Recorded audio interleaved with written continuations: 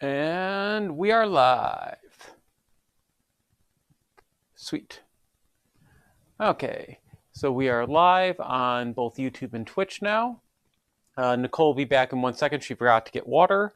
And Twitch is currently running its introductory ads so that we can focus on playing the game to start. It's an amazing concept. Oh, this is going to be a rough one.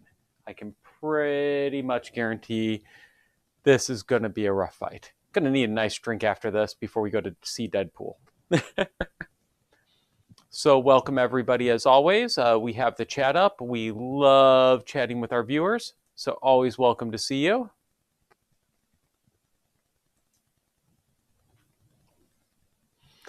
I wouldn't be surprised if we've got ties already sitting on here. Yep.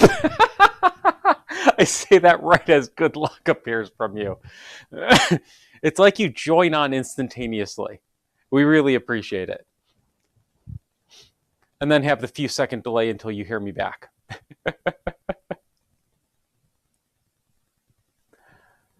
And I put up the Reddit post a little late today, so maybe a little laggy on getting people from our Reddit link in.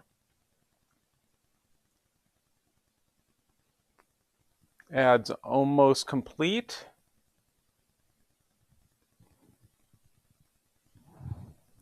And I can hear Nicole is almost done with the water. She'll be down here in a second. Whew, I am nervous about this one. He is one rough son of a bitch in good times, let alone right now.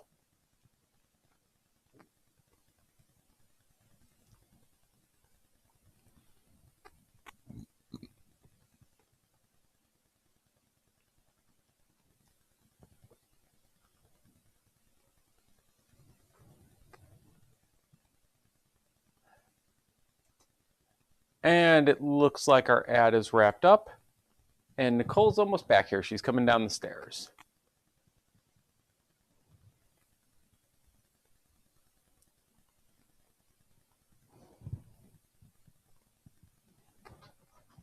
Hello again. I almost forgot to turn on the mixer. No, I remembered to get everything on the game board. Is your mic on? No. Okay.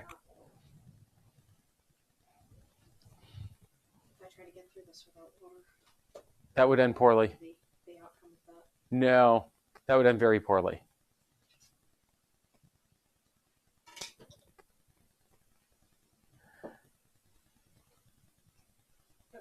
Okay, so your mic is on. Do a quick test. I am talking right now. Yep. Does that sound good to you? Yep, you're all good.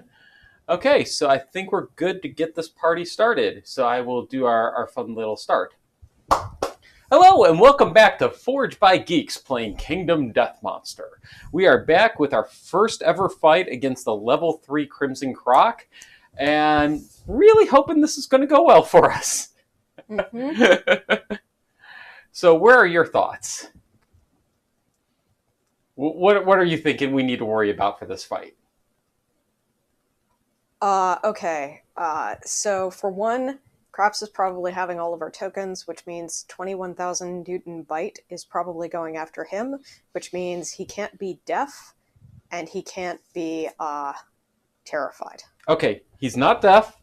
He's only blind, destroyed genitals, and a destroyed back. Yeah, Joker is terrified. Or, excuse me, Joker is deaf. Okay. So anything that affects deaf negatively, he really should not get selected, otherwise he will probably die. Okay. We want to make sure that we don't reach 0 insanity, which is going to be challenging with everything that he does. Other than that, like, he has 15 toughness. He has a fair amount of persistent injuries we can go after. Which will be nice using Craps. So yeah, that's the big thing.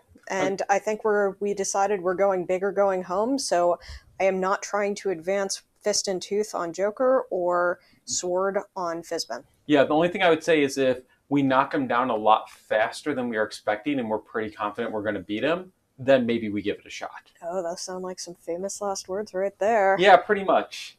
Okay, so we need hunt events. Yep.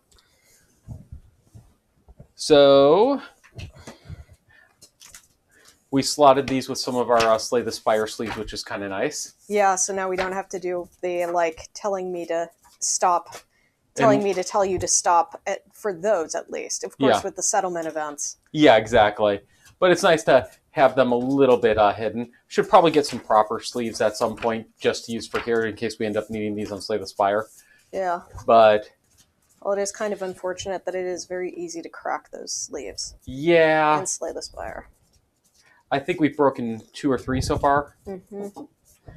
Okay. That's what comes with shuffling big decks. Yeah. Okay, so I'll let you get those placed down first, and then we'll fill in the blanks. Okay. I still need to shuffle, unfortunately. Alrighty. Whew. Yeah, this is going to be a rough fight. I think some nice alcohol afterwards, some Deadpool Wolverine even later. Yeah. That'll be nice compensation for having done this fight. Yes.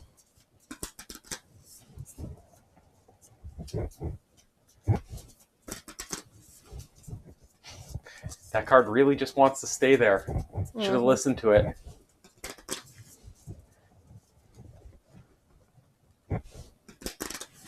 Okay, well, that's probably good. I have a specific number I am going for. So it's not like, apparently, like, I read that it is good to shuffle 7 times when you're doing a riffle shuffle.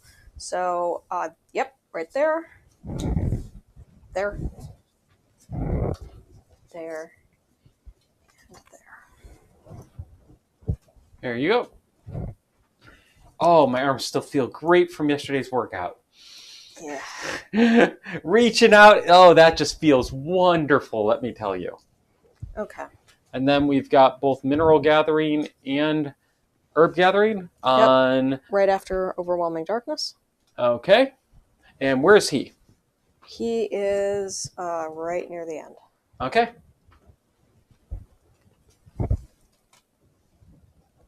Yeah. He's not on starvation. Yes.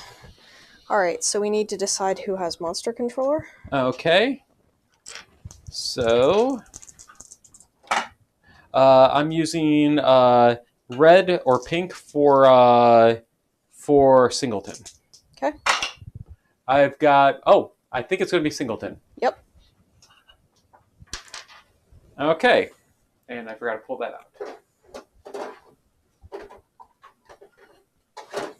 Okay, so Singleton's up first, and we start with Random Hunt Event. Okay, so roll a d10. And that is clear, right?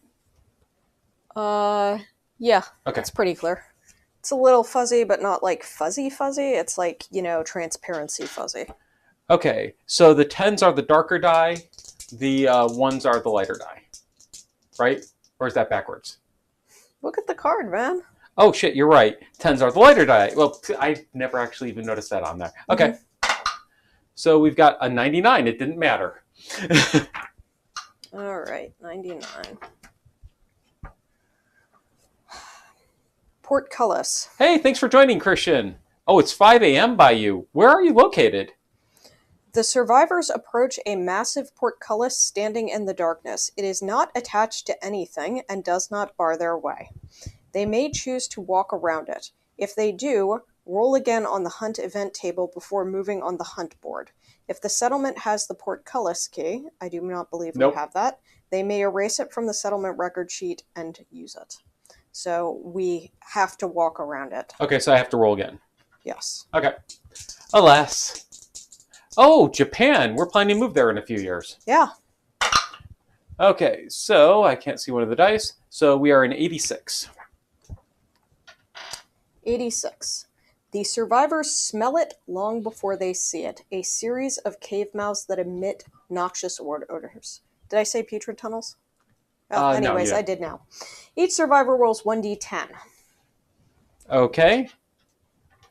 And I will roll for Scout. All right. Okay. Where do we want to start? Low or high? 9 plus. 9 plus. I've got that with craps. We do not want that. Uh-oh.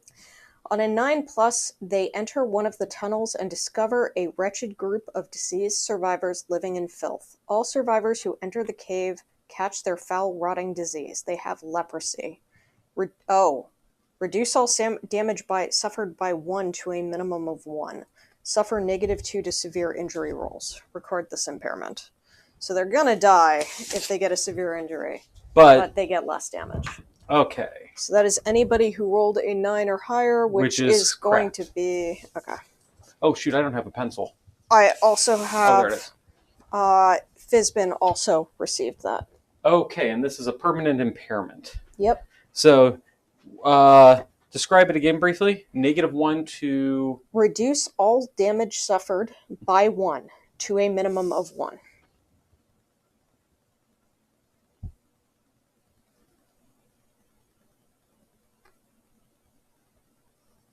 And it's basically 2 additional torment, right? No, it's basically 2 systemic pressure. Okay. So I'll put 2 systemic pressure because that's just easier to track than writing that further down. So that sucks. It has a nice little benefit. Yes. Hope you never roll on a chart. Yes. All right. So that happened.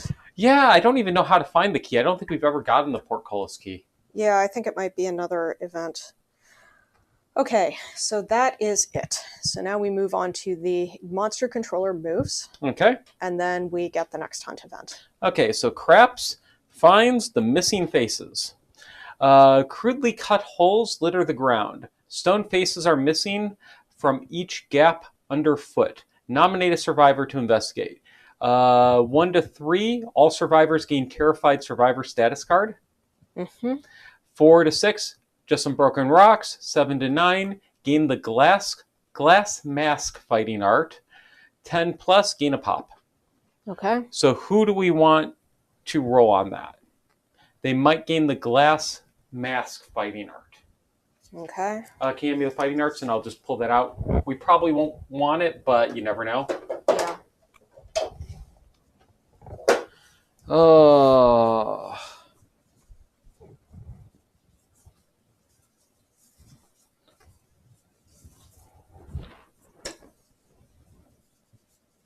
Okay, glass mask. When you depart, you lightly cut your ears. Rub blood all over your face and wait for it to dry. Gain +3 insanity. If you have face painting, you create a seal between the glass mask and your armor. Gain an additional +3 insanity. Interesting. One thing is, we departed on King. He completes Duty Bound 1. Oh. So we have to find out what Duty Bound 2 is. Yes. Okay. Give me 1 second. But the big question is, who's going to do that? Yeah. Any ideas or preferences?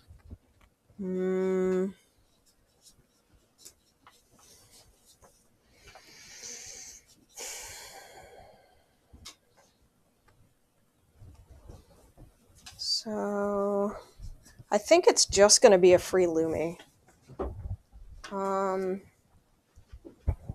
Maybe we do it on King? Sure. Okay. Okay, so while I get this set up, do you want to roll for him? Sure. Roll high! And maybe he has a reroll worst case. 1. Yeah, we don't want that. Yes. We really don't want that.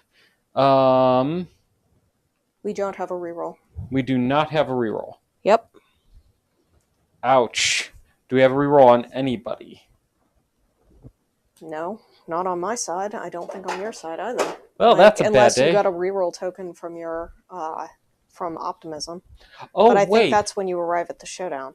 Let me check. On arrival, correct. Yep.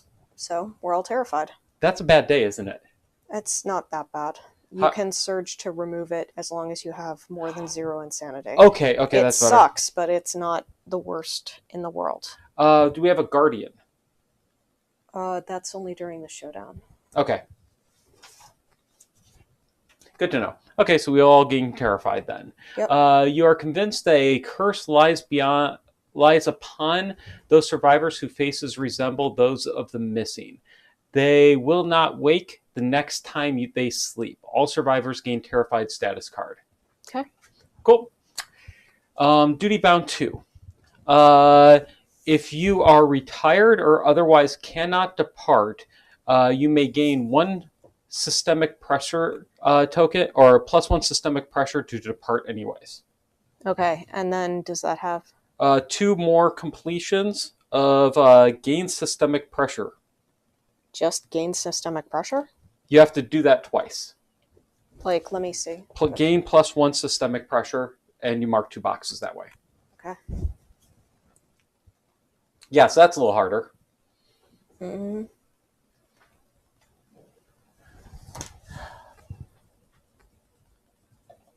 Hey, thank you for joining Arzuza. Really appreciate having a new commenter as well. So you may depart when retired, or If you are retired or otherwise cannot depart, you may gain a +1 systemic pressure to depart this Lanternier. okay. So we can actually, if he hits retired, we can still do that even with our Shadow Caesar. Is it a systemic pressure or a systemic pressure token? Systemic pressure. Okay. Shadow Caesar would not override it with how it's written. I think we could actually choose, to be honest. Was that? I think we could choose. Yeah, that's my thought, is with how it's written, we can choose to have him gain that as to depart. Yeah. Because it just says if retired. So you may do that, and so we could do that, and then the Shadow Caesar could, like, it doesn't matter because he's eligible to depart at that point. Exactly. But the only reason why we do this is to unlock Duty Bound 3 and see what it is. Yeah, and honestly, like, we want him. We want to keep him, so Yeah. I'm not sure that we'd want to do that. We may want to consider, like, putting that on somebody else, but... Yeah, you know, oh yeah, because now we can put Duty Bound 2 default on somebody else. yeah, and it's kind of interesting. Yeah, we'll need to figure out what we want to do. Okay, but cool. in any case, that is done. So now the monster controller moves. Yep. And now it is on Fizbin. Yep. And you get random event. Okay. So I got 83. Awesome. Let's see what that brings us. Flesh monolith. The survivors approach a 5-sided monolith made of flesh that stretches into the darkness overhead. Limbs and faces, both human and bizarre, protrude from all sides. The event revealer gains 1 courage. Oh. That is his first courage. Oh. It's still courage. We'll take it. He's an oldie. And investigates. 4.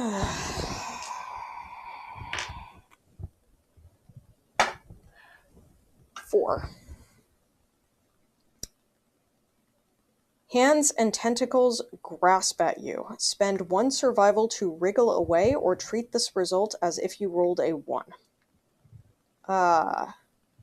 So... Yeah, so the Ultimate Showdown board, we overall really like the look and feel of it. The only downside is you can't roll on it. Rolling dice onto it is a bad experience all around. So that would be the negative from it. Yeah, we're gonna spend that survival right there. Like, there's a benefit in doing the other one in that you will suffer this dismembered arm severe injury, which definitely sucks, but you gain permanent strength, and then everybody else gains +3 insanity and courage. So I think we're still gonna just go with that. Yeah, it makes sense. Okay. Okay. So, moving monster controller. monster controller moves. And another rando. That would be a 42.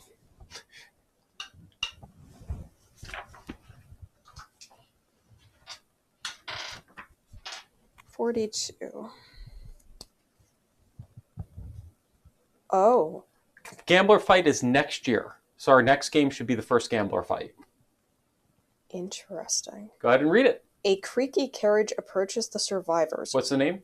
Surgeon. Okay. Richly appointed in red and gold, the carriage is carved on every side with lurid faces. A massive twitching eye adorns the front, while the door of the carriage is a waiting open mouth. Out of a small window, a gnarled hand beckons. One survivor with 3+ courage may choose to enter the wagon. They remove 1 impairment or severe injury and gain 1 random disorder. Wow. So none of mine have 3 courage, and neither does King. So it's up to the your... only person is going in is Joker. Okay. He has 5 courage. Okay. So we can remove his deafness, we can remove his blindness, or we can remove his we can remove his deafness or his blindness. I would say, given what we know about the croc fight, removing deafness might be good. Yeah. But he will gain a random disorder, correct? Yeah. So that is a trade-off. We don't know what that'll be. Deafness will improve. If we remove his deafness, he will gain an evasion. Okay. If we remove his blindness, he will gain an accuracy.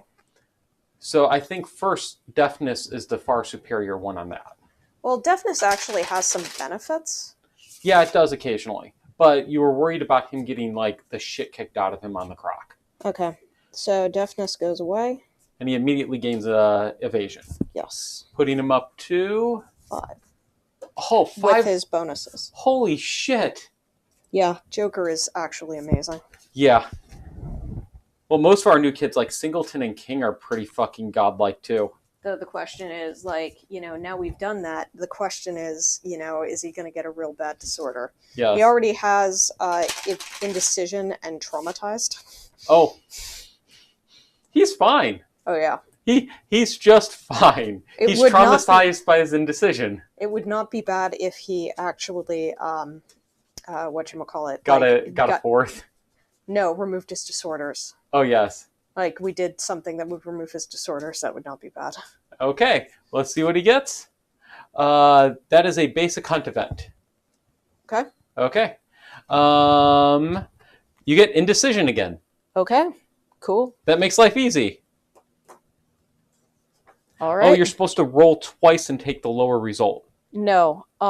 If you're the event revealer. If you're the event revealer of hunt events that require you to make a roll. So, like, that didn't require us to make a roll. Oh, yeah. That's a good point. Okay. The hunt event did not make us roll. So, Singleton gets River of Blood. A river of blood flows across your path. Strange eyes surface to watch you. Each survivor must roll to cross the river.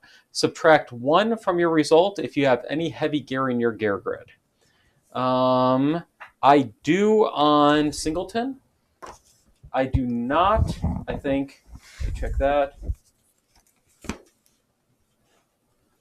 I do not on Craps. We do on the Scout. We do? Mm-hmm. Yeah, the Stoneface Cloak is heavy, right? Yes. Okay. Yeah, neither of my characters has heavy gear in their gear grid. Okay, so pink and yellow both are heavy, are -1. Oh, shit. Oh, that's bad. All right. Okay. All right, look up Prevail. I think it's spend all of your survival. Yeah. Spend all your survival to prevail or suffer the listed consequences. Okay, so both the Scout and Singleton are looking at having to prevail. Okay. Or suffer dismembered arm or leg. What do dismembered arms and legs do to us? Well, dismembered leg lowers your movement, so we ain't doing that. That would be bad. Dismembered leg, -2 permanent movement and can no longer dash. That's bad. Dismembered arm. Can no longer activate two-handed weapons. You will also gain a bleeding token if you do this. So either way. No other negatives? Yes.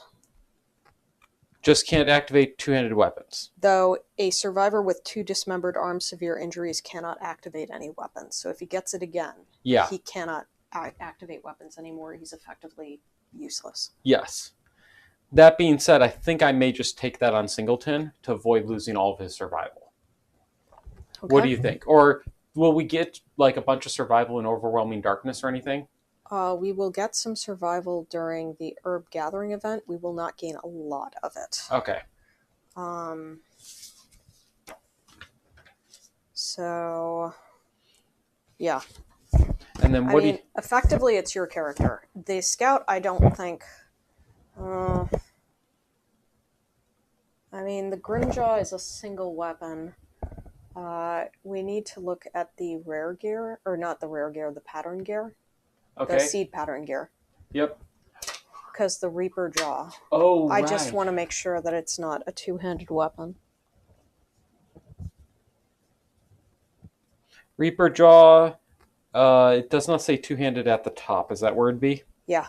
Okay, it says seed, weapon, melee, dagger, metal, scout, other. Okay, then yes. So we could technically take the dismembered arm on him. Okay. Oh.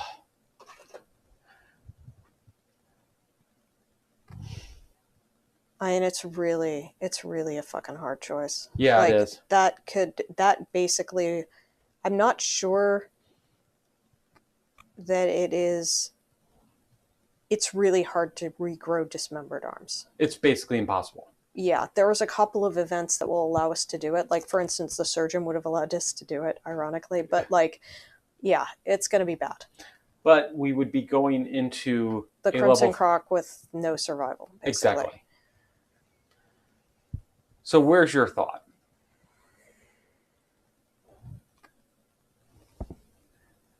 Yeah.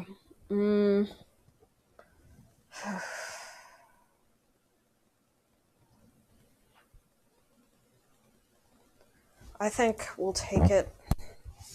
The dismembered arms? Well, there's... Okay, we will also gain a bleeding token. Yeah. So that's also going to be bad with the croc. You will gain a couple of survival from herb gathering and potentially 1 or 2 from overwhelming darkness. Okay.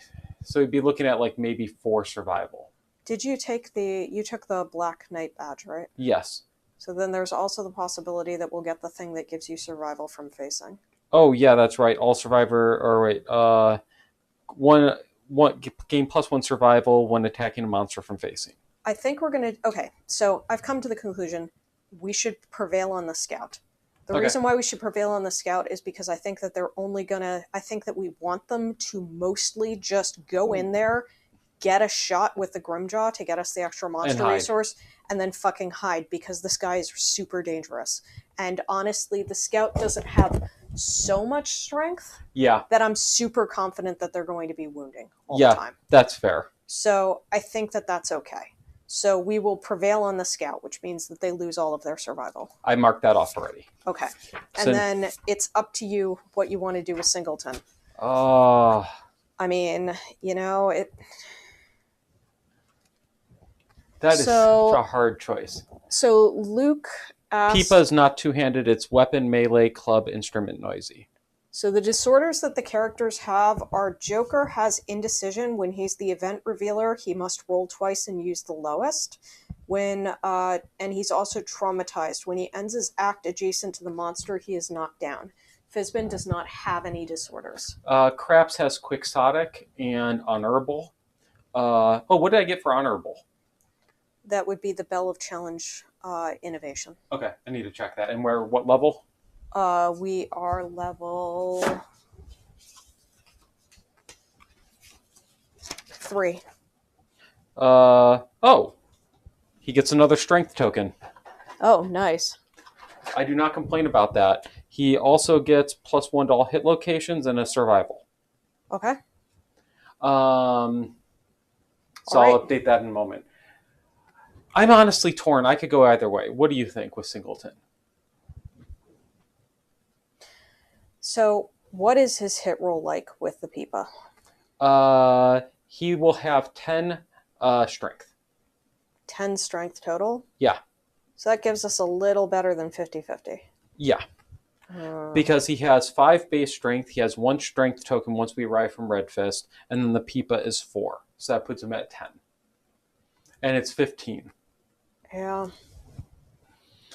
But I think that we, generally speaking, he has not been like one of our primary like hitters. Yeah, I would agree. So you're thinking let's just lose the survival. It does mean that we're less likely to finish positivity this time, but we probably weren't going to go super hard for that anyways. Yeah, because this is just too dangerous. Like, this guy's going to turn into a god. Well, this guy is going to turn into a race, likely. Where, I mean, eventually we're going to hit death count. And then we're going to need to do this. Yeah. Okay. So I lost the survival. Okay. So we have prevailed. Okay. And now now we have other shit. Yeah, so now we have craps at a 9. I have a 4 and a 5. You have a 4 and a 5. You swallow a mouthful of blood that teems with life. Your digestive tract is mangled. Gain a bleed token and vomit out your unwelcome guests. Okay, so unfortunately that starts me with a bleed on both of my characters. Yep. Which sucks. And I just tossed them on the showdown board. One of them tried to slide between 2 of them. Of course. And got a 9 on craps. You catch something perched on a rock. Gain a random vermin. Oh dear. That could be bad. It could be good. Are you insane? Of course. Yeah. He has. Better hope you don't get the bad one. He's got 15. I would argue you. Yeah. No. We're not making it harder on ourselves just for shits and giggles. It's not happening. Nope. Not going there. We're not that cruel to ourselves. Mm-hmm. Okay. We're cruel enough to ourselves just by playing this game. Hissing cockroach. Oh, frack. If you are insane, you must consume it. Archive this to lose all survival and gain 2d10 insanity. Yep. Fuck our lives. Yep. Oh, shit. So, let's hope Overwhelming Darkness goes well for us. Mm-hmm. Wow. We're going into this fight good. And then I don't even roll good there. Uh-huh. Okay. Duly noted. Tony sucks. Got it. Usual. It's my usual. Alright. And then 4 and 5. Yeah, we already did that. Okay. Yep. So, Overwhelming Darkness. we're very, very clearly a good hunt phase. We're doing awesome. And everybody starts terrified. Yep. Okay. So we are all walking the path of the brave. Good! So we have to all roll? Yep. Okay, so Monster Controller passed to Craps. I got a Lantern 10 and a 2. 7, 5, and 2. Alright, so the 2s. Yes. The 2s, which are Fizbin and Singleton, get a -1 accuracy token. Okay. It was between 4 and 6. That would be Craps. Or no, sorry. No, sorry. The 2 is the Scout. The Scout. Okay. So he gets -1 accuracy. 4 to 6. And I also get a -1 accuracy. It's not going to really matter because we're going to... 4 to 6 is Singleton. Alright, I did not get a 4 to 6. So 4 to 6. A massive whale swims overhead. Your guts quiver with its booming cries. You vomit in fear but keep a brave face. Gain -1 evasion token. After this event, all other survivors gain 1 survival from your bold display. Oh, hey! Alright, so 7 to 9. I've got Craps. 1 event damage to your arms. With your lantern held high, you cut a path through the teeming darkness. And then I got a Lantern 10, which not that happy about. Oh. Gain the leader fighting art.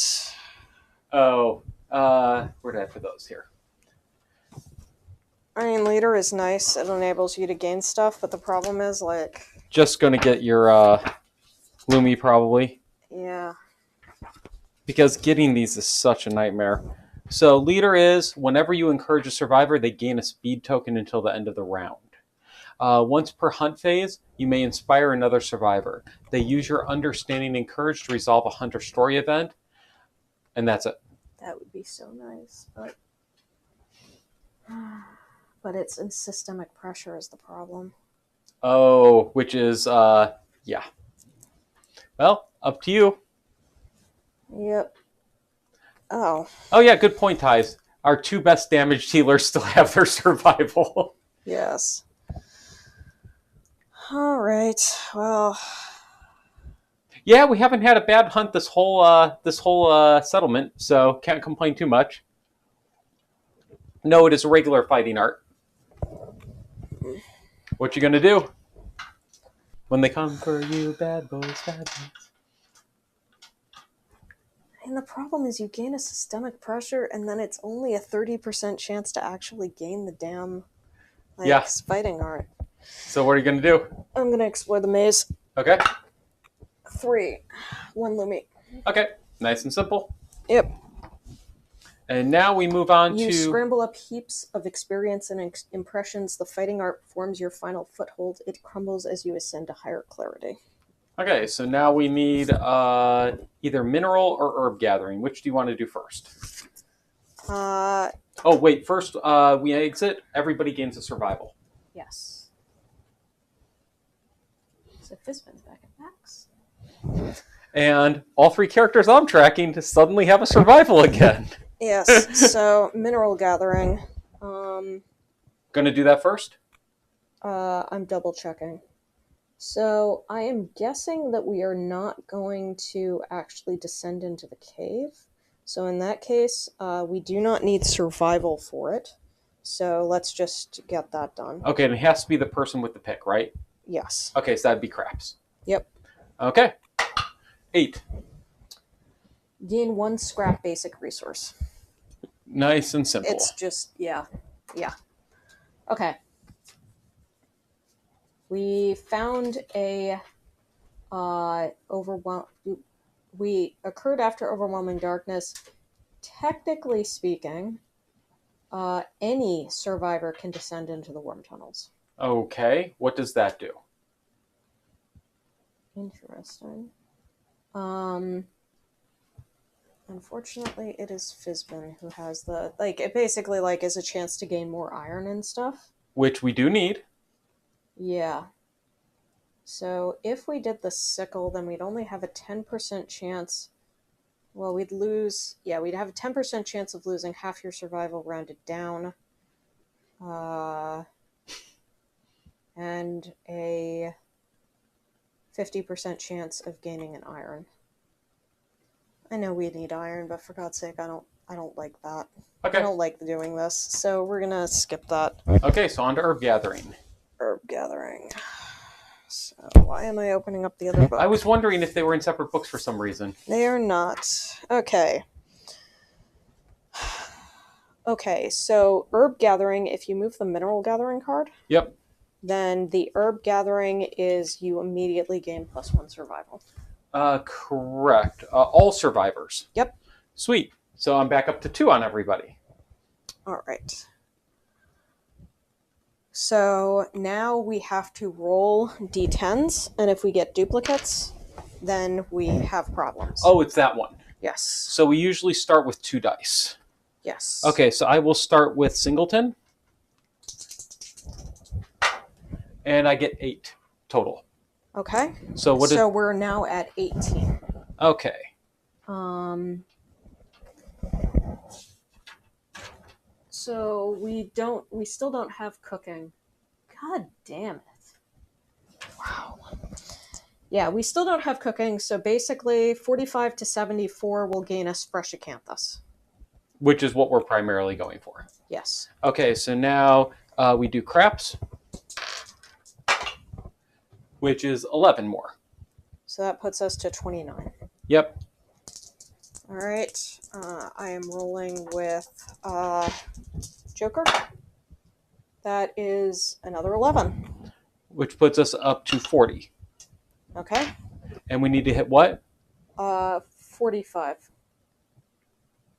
Okay, so 1 die for the next character. Okay. Is gonna be 42. Yep. And now, and we need to Last have. character should probably do doubles. Okay, that would be King. I mean, we probably have a good chance with 1 die, but like, what Doubles do you is think? probably pretty safe. Yep. Okay, All that we need. 17. So that's 59. Yep. Gain 2 fresh Acanthus strange resources. Awesome. Never gonna hate those. Yep. All right. Okay, and then now last one. herb gathering is complete, correct? Yep. And we're not going deeper or anything like that? Yep.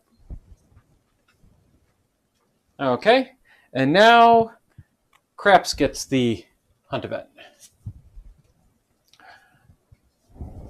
And we get Salty Reeds. Up ahead is a dense patch of rough reeds covered in sparkling shards of blood glass and sticky red dew. The survivors realize they have walked into a skin polishing glade. Disgusted, each survivor suffers 3 brain event damage. That sucks. That's really bad. Yep. Singleton and King are no longer insane. Okay, that's fine. They can be not insane, but They have 2. okay. Survivors with 3 understanding may investigate.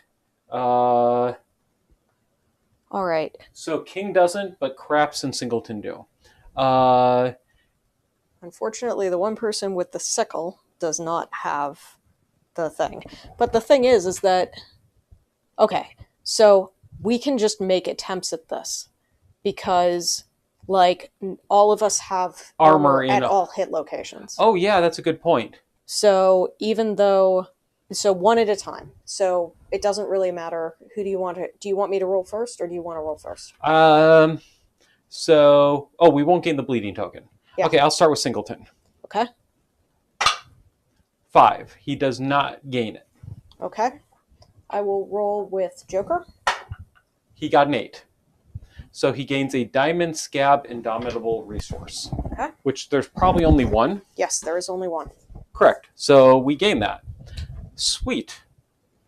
Which means it's also out of the deck for us to gain something else. So this is actually pretty good. Yeah. When you gain this, gain the Diamond Scab Qatar Pattern. Yeah, free Indomitable. I'm not going to complain about this shit. Yeah.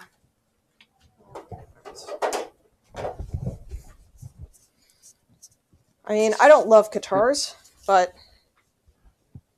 So the Diamond Scab Qatar requires the Diamond Scab's 2 organs and a perfect resource. Oh, and it's just a normal pattern? Yep. Let me see what it looks like.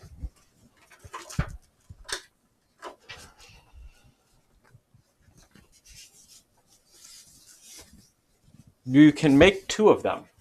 Oh, wow. Well, yeah, but we'd need a second Diamond Scab. Yes. It is a 3/6/4. Paired Sharp Clobber 4. I don't know what Clobber does. On a perfect hit, if we have it linked up, monster gains -1 toughness until the end of the attack. Interesting. Which means also people surging in between. Yeah. Also means that if you have them paired, then it's -2. And Clobber 8 at that point. Oh, Clobber, a gear special rule. Gain +X strength while attempting to wound a super dense hit location. Oh, okay, that's kind of funny. That's funny. And with how we can stack the hit location deck, that could be kind of cool. Yeah. Actually, it's not bad. Yep, so we automatically gain the pattern, so I have noted it down and put it in the patterns deck. Sweet. So we have already accomplished our goal of getting at least 1 Indomitable resource. Not the best weapon, but in some ways, I'm glad that that's out of the deck to get us a better one. So we did investigate. All right, so we're moving on. The monster controller moves. Alrighty, which goes to... Fistbin. Alrighty. And flip. Oh, shit. Uh-oh. Ark Survivor Hunt event. Oh, no. I don't think we've done that yet. I don't think we have. How does that work? It is a Ark Survivor Hunt event, if I can find them in the damn deck. Ark Survivor Hunt event. Hunt events 106. It's a narrative sculpture that's a murder victim. I just can't. Oh god, sometimes I fucking love Poots. It's just amazing. Alright. It is a D10. Alrighty.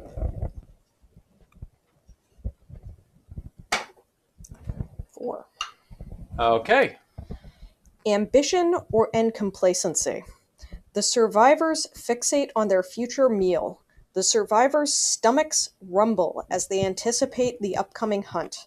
If the survivors' quarry will provide CC upon victory, the survivors savor their ambition. Otherwise, they suffer from complacency. We are ambitious. We are very ambitious. Your belly burns with desire. You fixate on a future where you stand ready to carve and devour. These invigorating thoughts pulsate through your veins.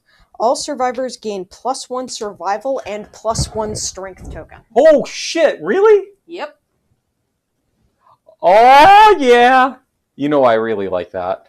The survival. I know what you actually like. I'm just laughing. I'm just calling out, you know how many strength tokens Craps has right now? So if you get complacency, all survivors lose 1 survival and gain -1 speed token. Fuck. -1 speed can have a benefit. Mm-hmm. Wait, weren't we supposed to remove a negative token completing? No. That's when we arrive. Okay. So it can do it for the entire hunt, which is nice. The gambler provides. Yes, he does. Okay, so that is that. We have accomplished our first Ark Survivor Hunt event, and that was okay. So moving on to the Joker. Oh my god. What? Bone Eaters! No! Oh, fuck us. The survivors' thoughts are drowned out by a series of pleasant-sounding notes. The Bone Eaters have returned to challenge the survivors again. If any survivor has an instrument, they play it in defiance. All survivors gain +3 survival. Okay, so our survival problems were solved. It's really funny because, 3 of our 5 characters just pull out our things and start an impromptu jam session. Yes. Which is a bagpipe, a drum, and your pipa. So it's kind of like a... Can you move the scout briefly? Alright. Wow. Okay, so this is going to be a long session. Thankfully, I'm not going to other board games after this one. And we don't have Deadpool until 10:30 tonight. I may die, though. Yes, this is going to be a really long session. Though, I mean, the Bone Eaters are supposed to be encountered in year 8. So, they're not going to be easy, but they're probably not going to be the worst in the world. Yes, so true. Nobody expects the Bone Eater Inquisition. And as our Luza pointed out again, the gambler keeps providing for us. Yes. The gambler's like, you ain't going to have a boring session on this. No, not at all. Okay. Lol. Wow. Okay, this is a complicated setup like usual with the Bone Eaters. Yep. So we got 4 Bone Eaters.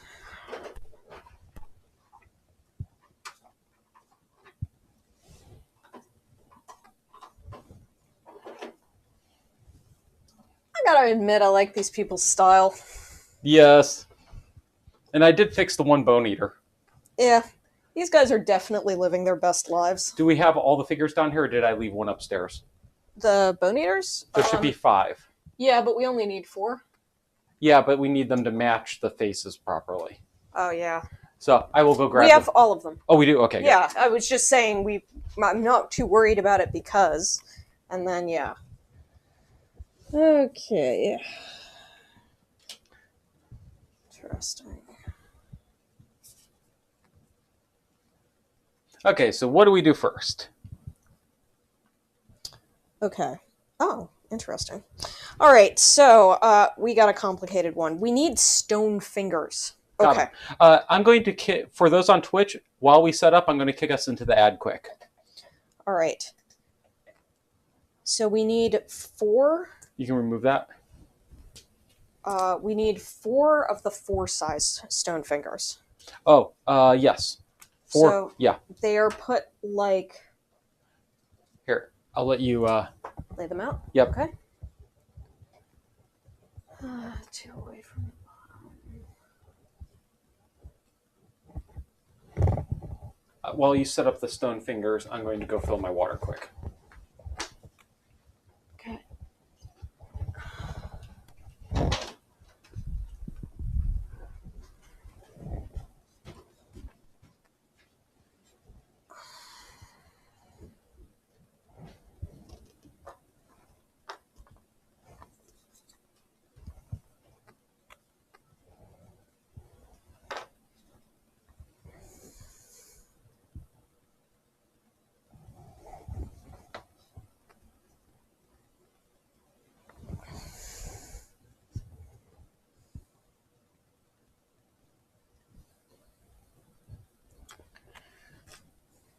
Joker.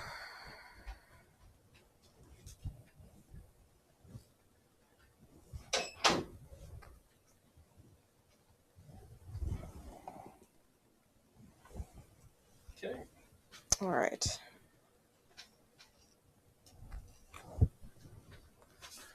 Counter. Oh, they set up very differently than last time. Yep. And the champion is Joker. So he starts there? He's there. That's cute. Oh, we need all the bone eaters for level 2. No, we don't. We only need 4. Oh, Tice was saying all of them. No, we get all 5 at level 3 for the first time. Okay. So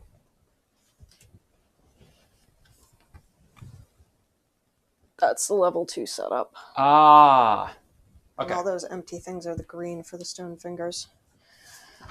89. Sorry, this is a little complicated because I wasn't preparing to set it up. No. Well, you never expect the Bone Eater Inquisition. Do we get CC for this fight? No. Okay. All right.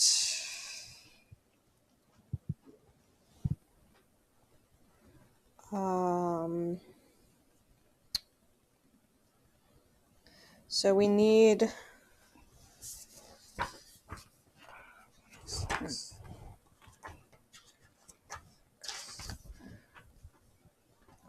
That's not right. Encounter showdown.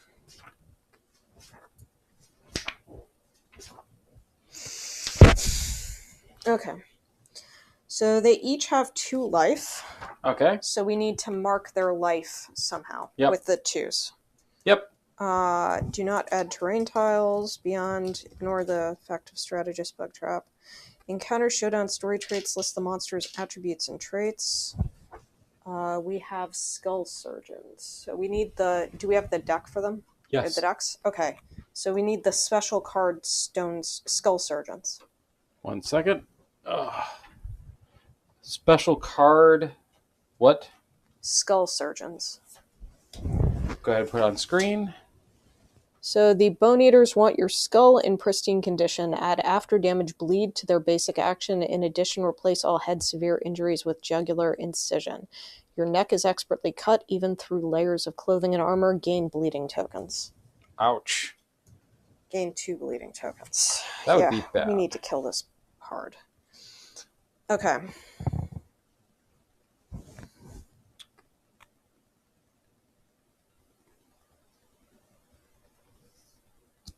So we randomly choose the 4 characters that we want, that we're going to have? I believe so, yes. Okay. So I will get that in 1 second.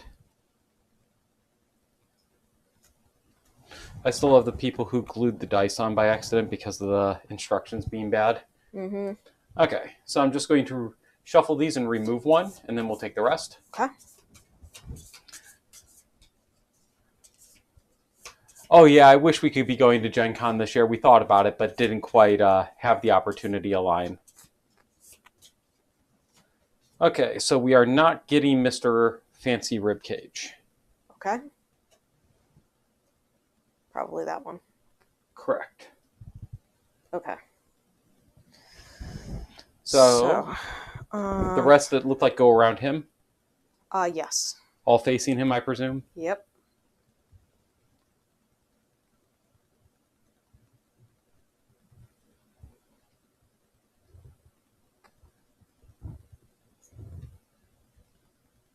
There we go. All right. So now we all get our arrival bonuses, which means that we can remove our negative tokens from Song of the Brave. Okay, so I remove my negative evasion. I remove my -1 accuracy, and the scout also should remove their -1 accuracy.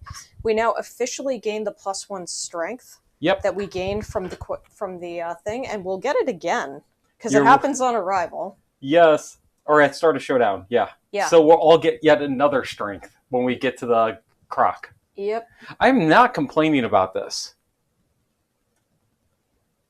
I'm moving Fizbin up by 2 because he gained a strength token that I forgot to add to the thing. Okay, so crap suddenly is quite strong. Mm-hmm.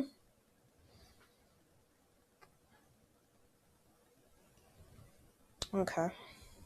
I am not complaining about all these strength tokens kicking in. So their movement is 6, their toughness is 9, and they have a +1 damage. Oh, that's not too bad. Yeah. So you need a +1 damage. Yep. All right, so... So we don't get preemptive party. All right, set down. So shuffle the deck, the opportunity, counter, and critical wounds deck. Okay. And set them nearby. Wait, it's what? The game's 15 years old. Yeah. Wow. Oh, as a release product, it's only 8. Mm-hmm. All encounter monsters act on the monster turn. No, we do not lose these during the aftermath, as far as we know. The tokens. Yeah, we don't. Okay, one deck is shuffled. And now shuffling up the out. Oh, shit. This is 2 decks. Whoops.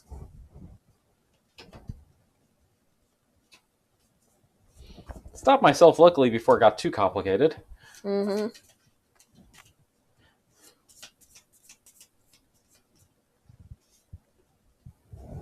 Okay, what's after that? After shuffling them? We set them aside, and then basically the fight's gonna start. Okay. And where do we go? We are at the base of these fingers. In between them, or? Yes, in between them or here. Okay. Like basically we can be next to the base of any of the 4 4 size ones. Okay.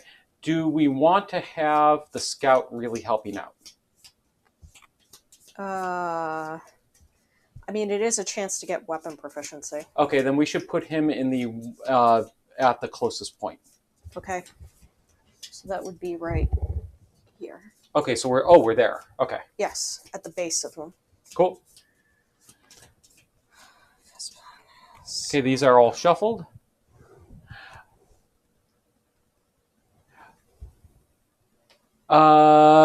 We are just going into the Bone Eaters before the showdown because they happen to pop in on us. And thank you for chatting. We really love it. Renarde? Or just Renard?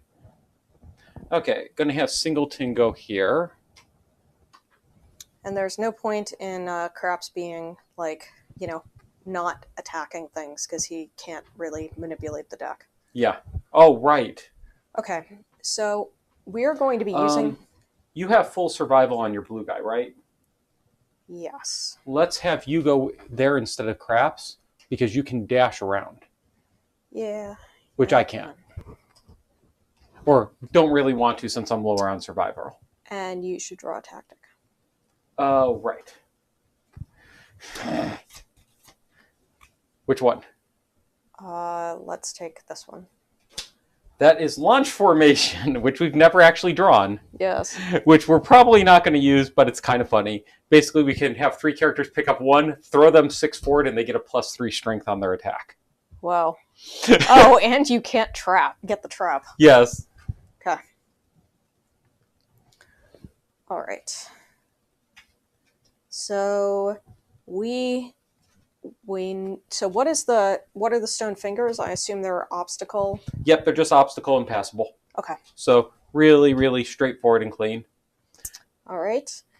So then we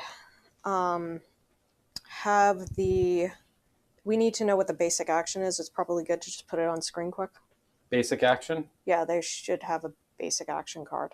Shit. Maybe at the bottom? Oh, there it is. Nope, that's preemptive party. Okay. I did not see one. I thought we had one. Maybe I'm wrong. Initiative cards, opportunity, counter cards. Oh, it's a large card. It looks like that thing. Yeah. That's the thing. reference card. Yeah. Okay. So, his basic action is closest threat in range, closest survivor, no target, 2, 3 plus 2. Bone Eater, if the Bone Eaters rolled any perfect hits in this attack, draw an opportunity card. Okay. During the monster's turn, all encounter monsters perform their basic action one at a time in order of initiative cards. Oh, so we need to have these ordered. Well. Okay. Correct? Yeah. Okay. Like they're important for the. Oh.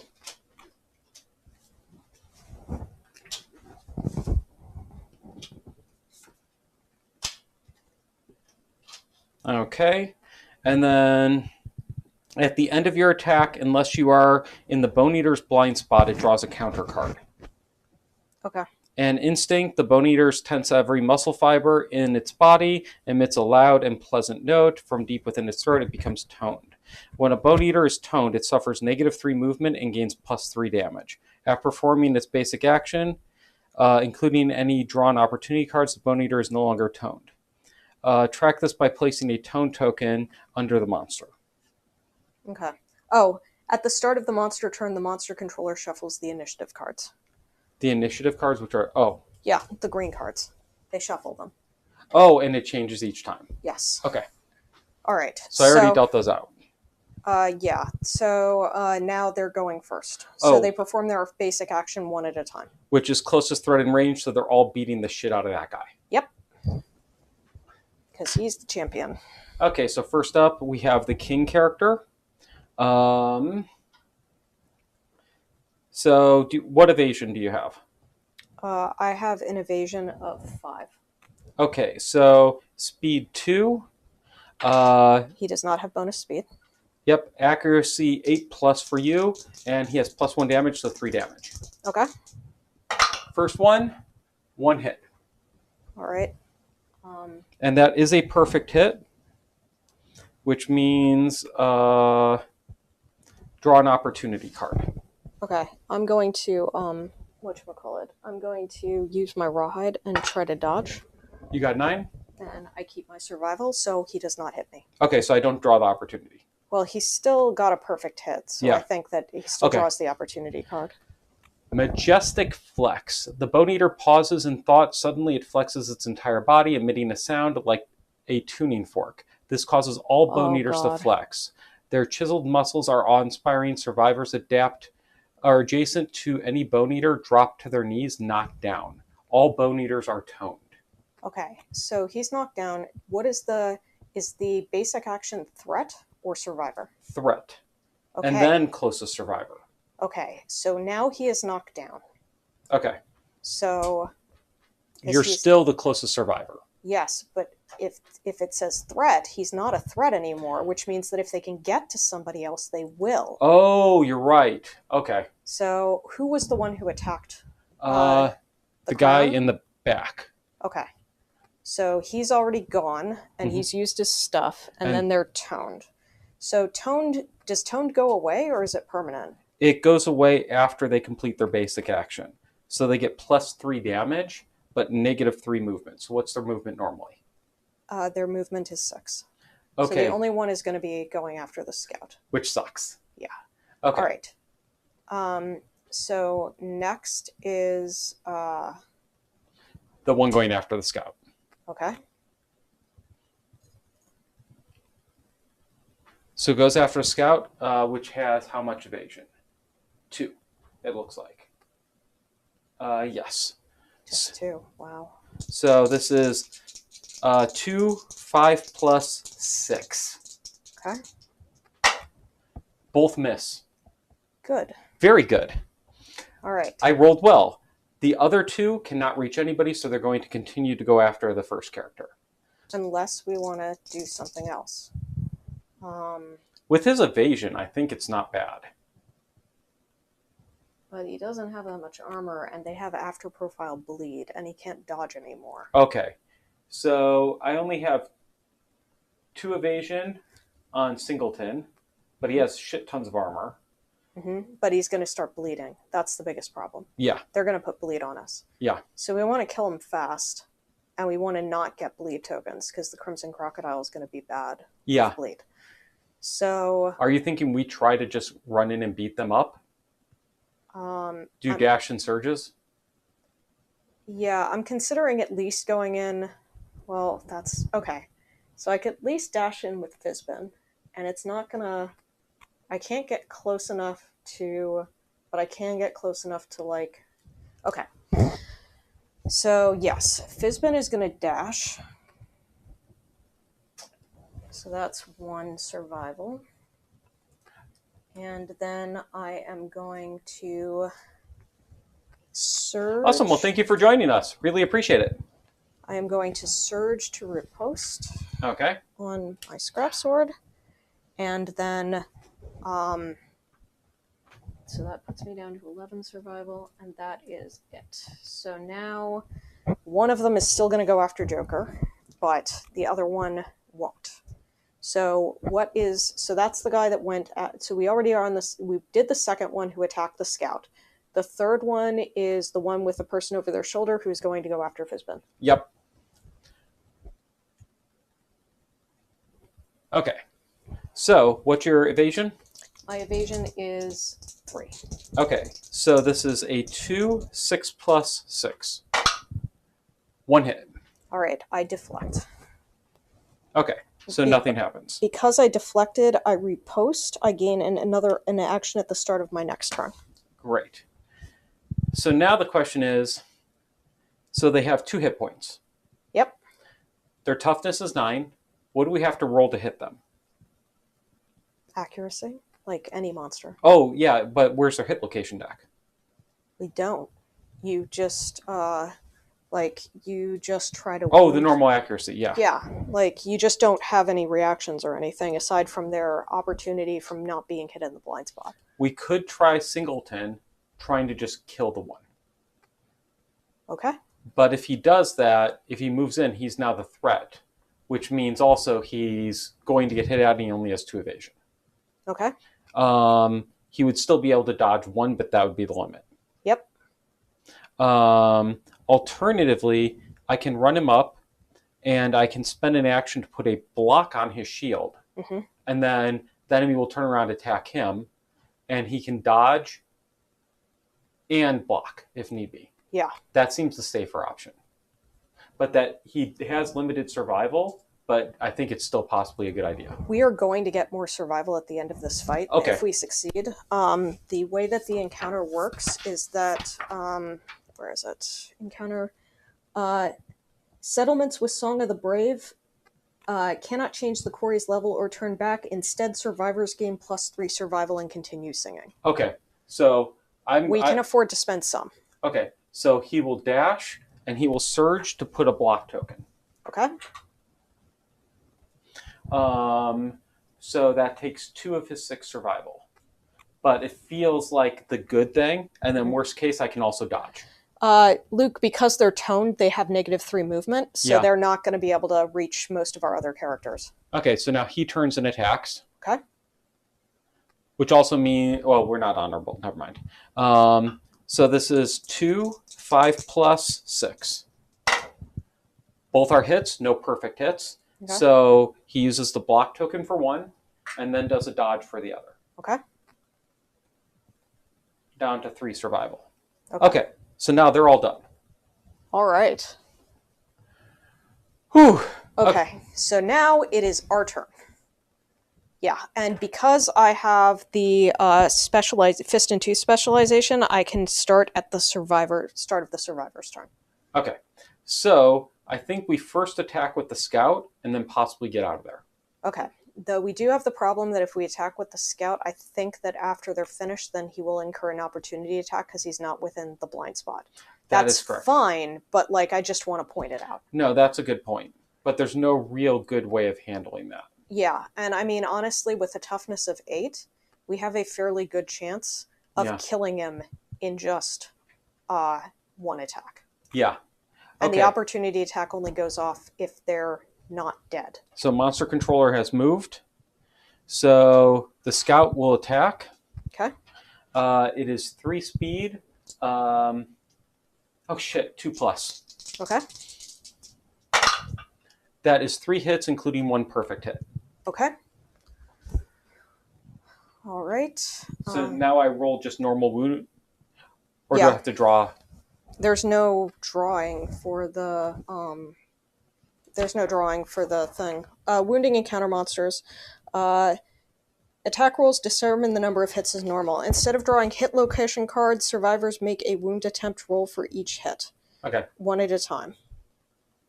Yes. Okay. On a successful wound attempt, the monster suffers a wound. Okay, so that would be 2 plus to wound, because he has 10 strength. Okay. That is a crit. Lantern 10's luck and other applicable rules may cause critical wounds as normal. When the monster suffers a critical wound, draw and resolve a critical wound card. That's one of these red ones. Yes. Okay. I think so. Okay. Critical wound. The monster cannot counter at the end of this attack. Your attack smashes into the Bone Eater's chest, breaking a pair of upper ribs.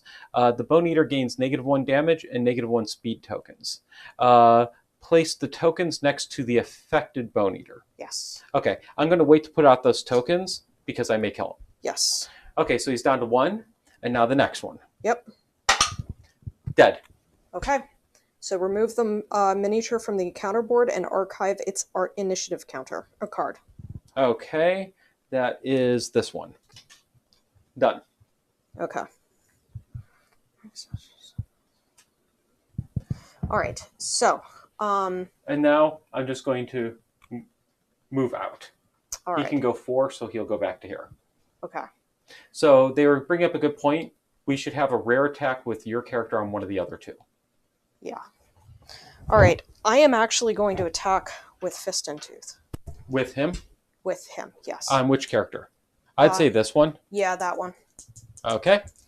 And I'm attacking with Fist and Tooth because this does give you weapon proficiency. Yeah, that makes sense. So it's kind of hard to argue with that. Yeah, it is. Okay, so what do you need to hit? Oh, I also have evasion training, and I was targeted. Oh. So that was the first one for that. Very nice. So for Fist and Tooth, it's 2 8 plus. I have 3. No, I don't. That's Fizbin. Where is Joker? Right here. I have 1 accuracy, so unfortunately I only hit on a 7 plus. Hey, we'll take it. You got a spare die in there already. Oh, thank you. 1 hit. Good, good. Okay, so that is 1 hit, and I wound on a 2 plus. Very nice. I did not wound. Oh, you rolled a 1? I rolled a 1. Oh, I've been forgetting to update. So I got 2 10s, and you got a 1. Yep. And I am going to search. Okay, and try again. I did not keep the survival, so I go down to 12. And then... God, man, that sucks. Yeah. Alright, so 7 You got plus. this. No, you do not. Wow. Okay. So that happened. Yeah. Shit. Alrighty then. And then I'm gonna move away from them. How far? Just at least some, so that I don't end my act adjacent to them. Okay. Alright. Okay, so that sucked. Yep. We should have your blue character run and attack the one from behind that he can reach. Okay.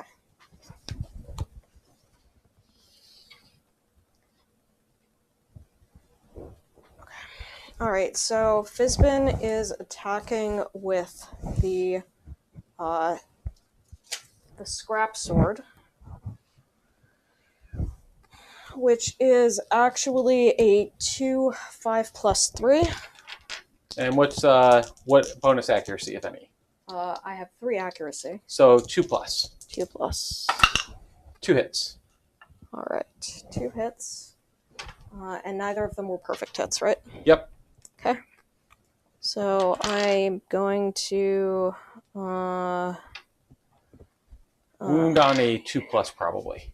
Yeah, I have 3 plus 5, so yeah, 2 plus 6. I wound. Okay. It's me at point and sword. And you did 2 hits, so you get another roll attempt. Yep.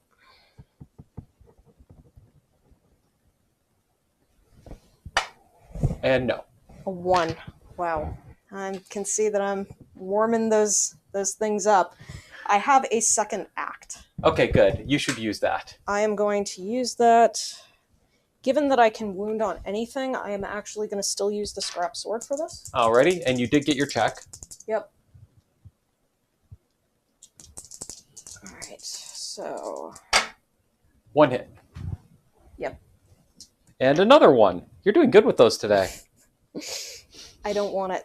Hey, wasting them on the bone eaters, and that's a wound. 8, yes. So he's dead. Yes. And that was not a surge because I used my riposte. That's this one. Okay. All right. We are down to 2. Yep, and But we would I have gone with both of my characters. So, there is the possibility of trying to bait them into attacking somebody else. Yep. And then, like, trying to get the fist and tooth again on them. Or we can just try to murder them. We probably want to kill at least 1 more of them. Yeah. And then try to get fist and tooth on the last one if we want to game it at all. Yeah. And so the question is just, like, which one do we want to go for and who do we want to go with? So I really don't want to dash up with Singleton if I can avoid it. That is entirely fair. So I thought yellow was Singleton. It is. Okay. But like if your character dashed out of the way, I could run around back. The question is, does your other character dash up and surge behind him? What? My character's... Oh, I mean, no. He already surged, man. He can't do shit. Okay. Fizbin still has his... No, Fizbin dashed during the monster turn. Correct, so he's stuck. He cannot dash. Yeah, that's a good point. So we literally cannot move anymore at this point. Okay. Counters, I don't remember how bad those are. I don't know either. Okay. So, who has the fist and tooth? Joker, who is back there. Okay. Right now, he would be baited to Fitspin. Mm-hmm. So that would open up for Joker to do the fist and tooth from behind. Yeah. Okay. So, and I am fine with that because Fizbin has the ability to, like, put deflect up. Yeah. Oh, yeah, yeah. Okay, then I will attack with Singleton. So this is a 2. I can't even surge, actually, because I surged with him to put up the deflect. So he's, like, Fizbin is literally out of everything. Okay, so this is a 2, 3 plus with the Peepa. And I get a perfect hit. All right. Which does nothing, I believe. Unless your character has something to do with perfect hit. Not Yes. that I'm aware of. But that is 2 hits. And apparently I'm trying to get my average up. Mm-hmm. And I'm trying to pull it down, yo! You're doing a great job of that. And then I need to wound 2+. I got a crit. Okay, so draw a crit location. The monster cannot counter at the end of its attack. Your attack sends the monster tumbling back. The Bone Eater suffers knockback 3. If this would move the monster into an impassable terrain, the Bone Eater slams against the terrain with a satisfying meaty sound, suffering an additional wound. It would not. Unfortunately, that actually screws you. Yeah, though, are they impassable? Because he's not terrain. Yeah, he's gonna slam into the other guy though. Well, it would be nice. Like, counters intensify. Collision. When an encounter monster suffers knockback, move it the indicated number of spaces away. Okay. Knockback can move an encounter monster through a survivor. Yeah, so he's not going to... He's just going to stop in front of the other one. Okay. And unfortunately, that means you only dealt 1 wound. He doesn't turn. No. Damn. That's bullshit right there. Oh, it very much is. Okay. Well, that's a bad day. And he goes down to 1. Not up to 3. It's too bad we don't have Relentless. Why would that? Oh, yes. Because he'd just pursue. Oh, well. Well, that's what we got, man. Okay. That's all we got. So, I don't think I run up with Craps. Because bleed tokens on him would be very bad. Okay. So I think Craps, I'm going to actually run away. Okay. Just because him getting more bleed tokens would be so fucking bad. Okay. So that means both of them are going for your character at this point. Not necessarily. They could go for Singleton. They did lose their strength buff. Yeah.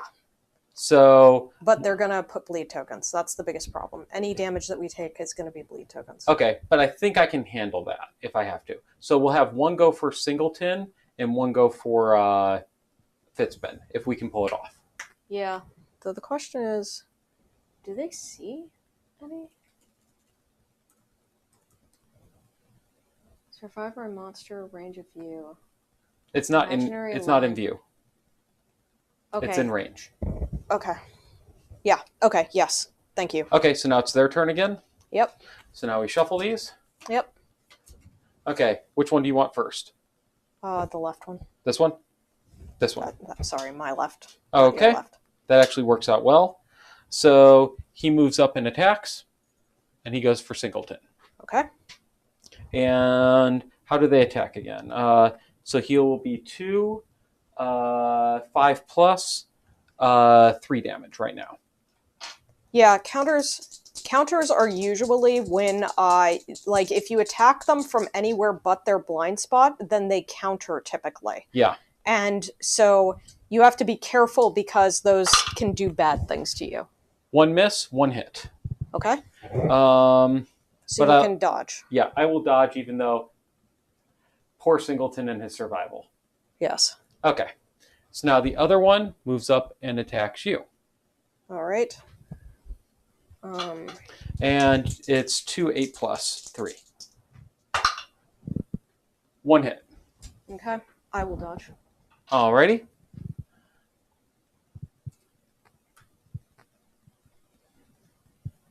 Okay. Okay. So now we want your fist and tooth. Yep. So I would go for the guy on Singleton. Okay. I attack the guy. Because you're likely to only get 1 hit, so if you do. Yeah. 2 hits. 2 hits, very nice. Or wait, no, 1 hit because it's only 7 plus. Okay. And what do you need to wound? I wound on a 2 plus. Alrighty. And that's a wound. So Wounded. he is dead. And you get your check. Yep. Singleton also got his check, which will means he hits mastery. Nice. And that'll permanently give us club specialization in the Correct. settlement. Okay. Yeah, the nice thing about Fizbin is that he just needs one more sword check, and then we can use that organ thing to raise him the last one to get him to maximum sword proficiency, which would give us sword for everybody in the settlement, and then we could use sword and shield style on anybody, and everybody gains shield specialization if they have that. Okay, so do you want to surge since you're behind? Yes, I can search. And are you going to use the other weapon instead of Fist and Tooth? It's kind of funny. Ranged, for some definitions of ranged. Yeah, I'll use the other weapon. Okay, what do you hit on? Well, for one, I need to roll for my for survival. So Okay. I surge. I do not keep the survival. So I go down to 11 survival. Oh no. So I use the belching bagpipe and I nail him in the I range attack him to the back. Thank God we don't have disadvantage. Yeah, what do you hit on? I hit on a 6+. Okay. Still kind of shitty. 2 hits. 9s. All right, so You wound definitely on a 2+. yes, I crit, Okay. which may be bad, but Yes. at least he can't be knocked back this time. At the end of your attack opens the monster's stomach.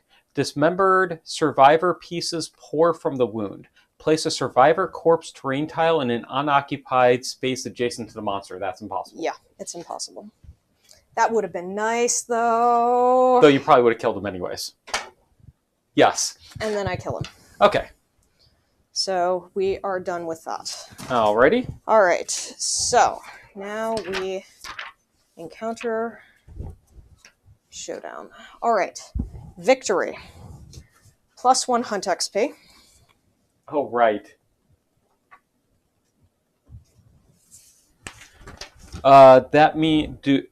I will get a rank up on Singleton. Okay, then we'll ponder when we get back to the settlement. Yep. Can you handle kings? Okay. Did we manage to wound with the dagger? Yes. Okay. So then he gets that. And then you get this. And then you get that.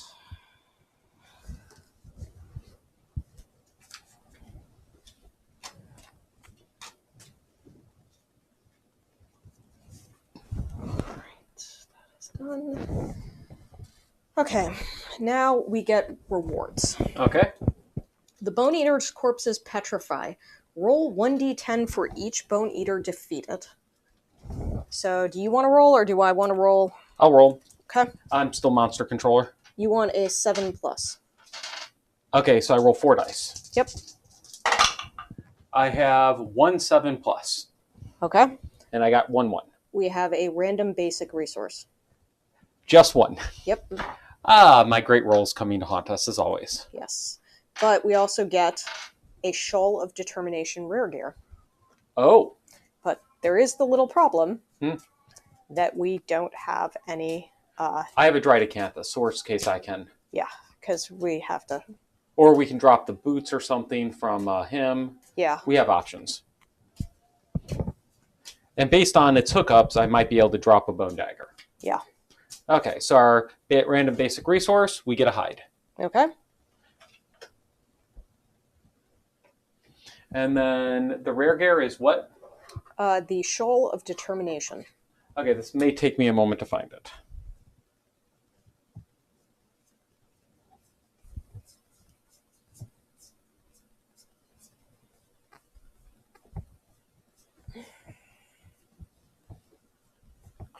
There is a lot of rare gear these days. Yes. Ah, there it is. It is a blue left, red right, item bone, while all gear in your gear grid has the bone keyword, gain +* insanity at the start of your act. Wow. I mean, that's going to be pretty rare, though. Yes. But wow. Okay. So, who do we want to... Do you have anything you can swap out? for a blue and a red. Okay. Yes, I could swap out the fecal self if we wanted to do that. Fecal salve's a lot harder to make than dried acanthus. Really? Oh, I mean, It okay. takes actual resources, right? Yeah. I think guess I'll so. ditch the dried acanthus because Okay. we did just get 2 more. Okay. Okay. So we lose a dried acanthus and we gain. All your gear has to have bone. Wow. Yeah. I'm close. Yeah. And I would like to take a break. Yeah, I was thinking the same. So we'll take a break to do some cleanup, and I'll run the next ad quick. Okay. Yeah, I want to mess with the bone build eventually. Yes. Okay, ads on. So this is going to be the show of determination. I need to move these into the book.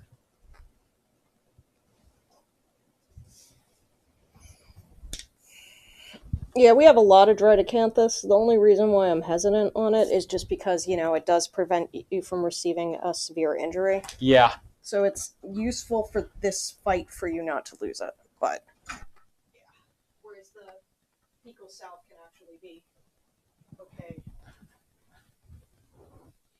Yeah, if you'd prefer to lose the fecal salve, I'd be fine with that, but... No, we can, you're essentially, dude, you're the one taking the risk. Fair.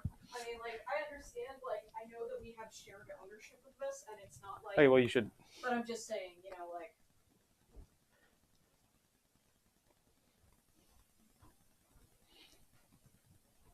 Okay. There's...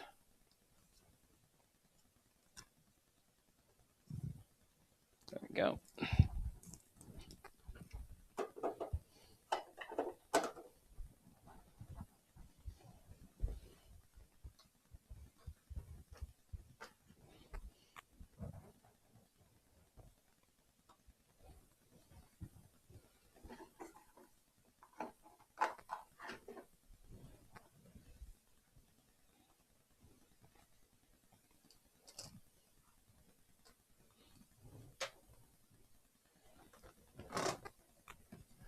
Ah, yes, People of the Skull. That's right. Okay.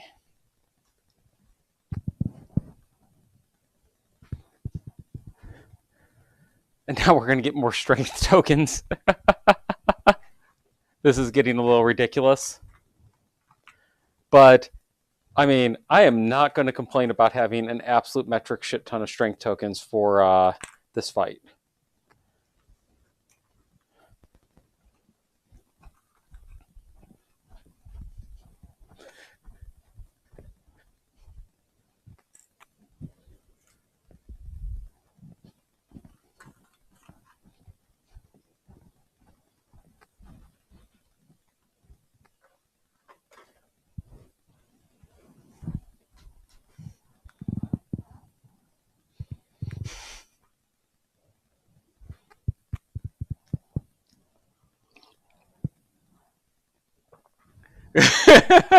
Yes, we do have many pretty minis.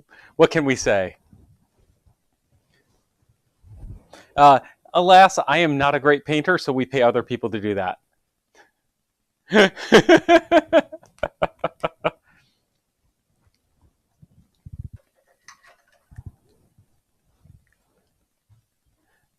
And the ad just completed. Don't forget to put mic back on if you haven't. Okay. Okay, so I got that all cleared out. And do not forget to add 3 survival to all of your characters. Ah, yes, thank you. I was going to ask about that. Because we have the Song of the Brave, which means that we cannot wuss out on our Crimson Crocodile Level 3. I gave us all an additional strength token, planning for Red Fist arrival. Okay. That being said, you have Monster Controller, and we have one more hunt event. All right. It's not going to be that, so... What are we gonna do? Oh, no. This is a bad day. How bad? The survivors rest under the glow of a lantern growing from a fleshy stalk. Each survivor gains 1 survival. One after another, they start to feel their hair moving at the roots. Small, hard-to-see insects burrow into their scalps, laying eggs. Each survivor rolls 1d10. Okay, and you have to roll for the scout. Okay. Should not be doing that. The scout is the light-colored die. Alright, I got 2 8s and a 5. I got a 9 and a 5. Okay. So we might have ended up good.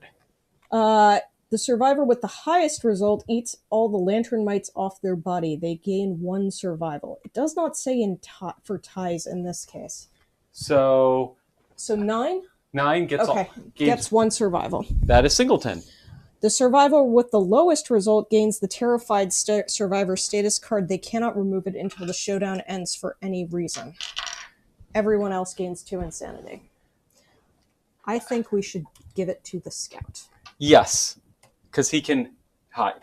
Yes. Yes, I like that. I like that a lot. So he's basically going to go in there, attack, and then hide. Okay, so we have arrived. Yes, we have now arrived. Oh, no, we have not. Because it's still roll random hunt event. Oh, really? Yeah, this is a real fuck you of an event. Wow. Like, seriously.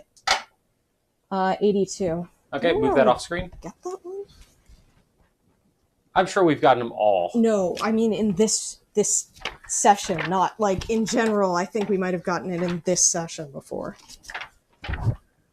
I'd love somebody to watch all of our videos and go, have they hit every possible number yet? Oh, we didn't, but screw us. Vibrant green grass grows in patches ahead of the survivors. Closer inspection of the delicate leaves reveals they are as sharp as any blade. Each survivor rolls 1d10. The lowest scoring survivor or survivors in the case of ties becomes a straggler. Oh. Well, I got a 1. All right, I did not. So Singleton is our straggler. How bad? As the survivors carefully pick their way past the verdant hazards, the straggler stumbles into the brush. They roll 1d10. If any survivor has a whip, a hasty tether is made. Add +4 to your roll, but just roll. Yep. 3. At least it's not 0. Okay. So this is unfortunate. You fall, but manage to interpose something between the grass and your bare skin. Either archive 1 gear of your choice from your gear guide to protect yourself, or treat this result as if you rolled a 1. So rolling a 1 is, during the showdown, you are never a threat. At the end of the showdown, your body blossoms into a whirl of immaculate green grass. Dead. That's bad. Yes. So I am archiving a piece of gear. Pick which piece of gear you want to lose. Oh. I know you're probably going to lose the bone dagger, and that'll unhook your peepa, but I have gained a shit ton of strength. Yeah. So he's got, without the bone dagger, I will have 8 strength for the fight. Okay. Or I can lose the scavenger kit. Or I can lose the round leather shield. But if I lose the round leather shield, then on arrival I have less armor. Isn't it on departure? Oh, you are correct. So I could, use the shield, but the bone dagger is cheap to replace. It just does mean much lower strength to try to wound the thing. Yeah, which does suck, I admit. So, or the scavenger kit. The scavenger kit is hard to make. I think it was. Yeah. I think we had to pay real materials for the scavenger kit. Yeah, let me double check. Go ahead and check. Do you remember where it was made? Oh, there it is. A scrap and a perfect hide. Yeah, no, we're not losing the scavenger kit. Okay, so the question is, do I drop an armor everywhere? Round leather shield, how is that to make? It's leather. Well, yes, but... I think it may just even be 1 leather, but...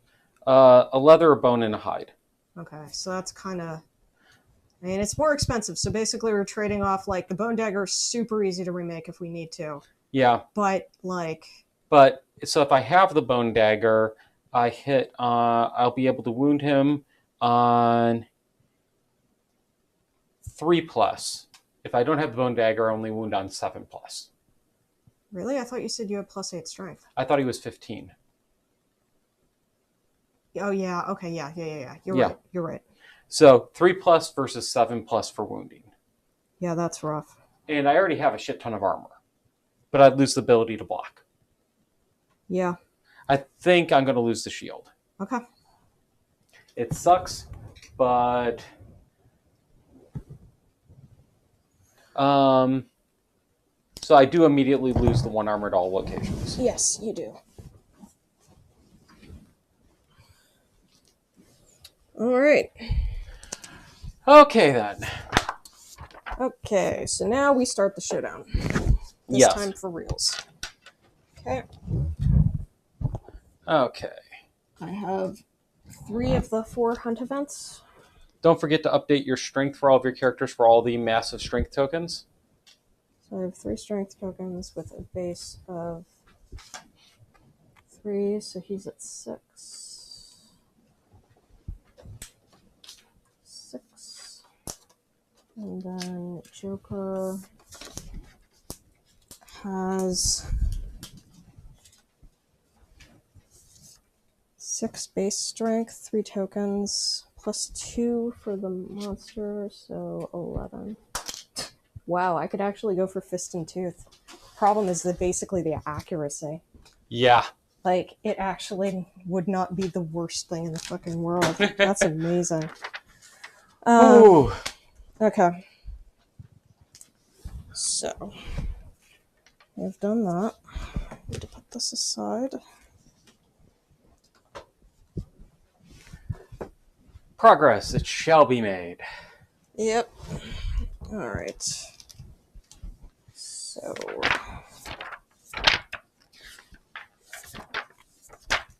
we need the blood pool. Oh, right.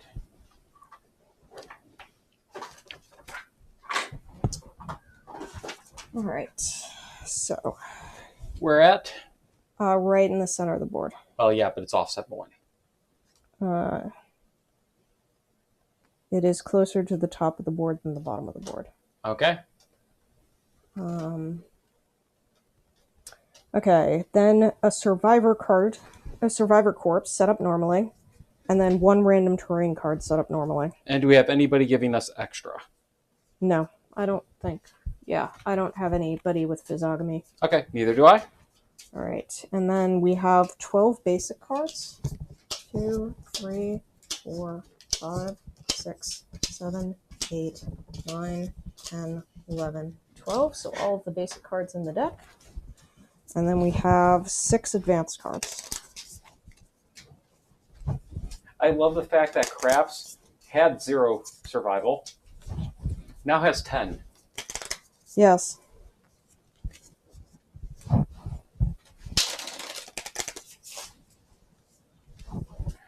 Your strength is irrelevant. It is a wound on 2+ with the best weapons. Yes.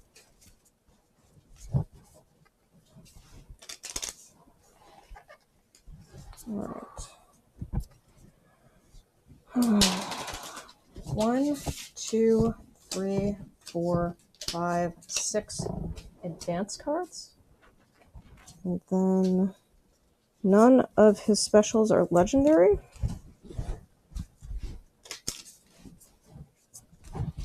So many cards. Okay, our bonus terrain is a nightmare tree. Well.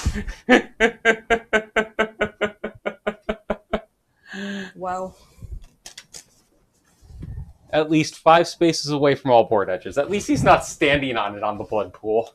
Yeah. A nightmare tree growing out of the blood pool. That would be creepy as hell. But it, like, kind of reminds me of the legend about, like, cherry blossom trees. Oh, like, yeah. Like, in at least, whatchamacallit? What's the name of that game? That shit thing? Tokyo Babylon. Oh, yes. I don't know whether or not that's generally a thing or it's just a thing in Tokyo Babylon. Alright, so 2 legendaries. Randomly chosen. And all these cards. So we have 20 AI cards. Yep. He's going to be a fun one. And it is Lantern Year 19, right? Yes. Okay, good. I set that right.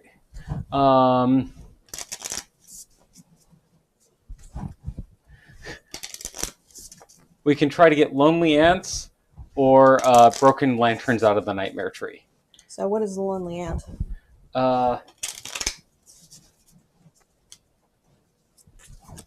Lonely Ant, archive this to swap your insanity and survival values. Not the worst. No? AI card. So now. Survival Corpse. Where's that? Survivor Corpse, not survival. Yes. Slight difference.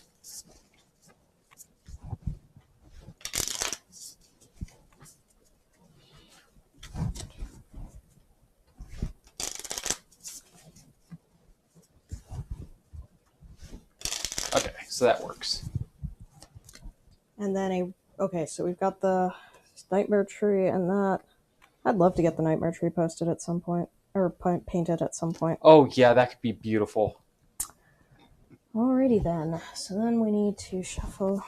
I'm not sure if we have an additional Nightmare Tree figure though. Yeah, we may not. Well, I don't know. I think we got everything, didn't we? Yeah, though we lost our Man-Eater, which still pisses me off.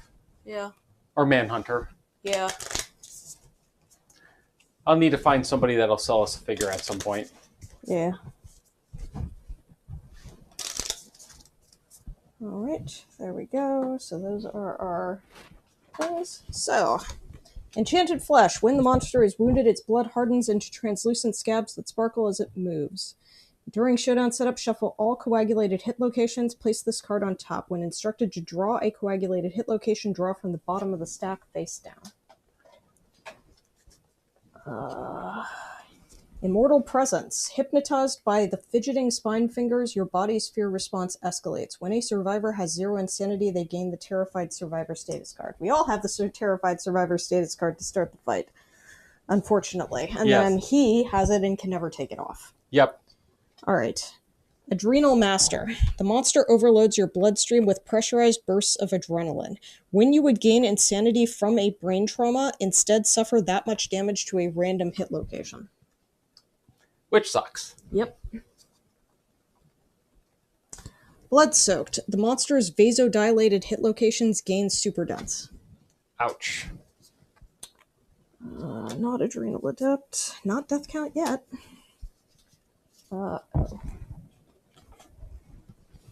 Indomitable.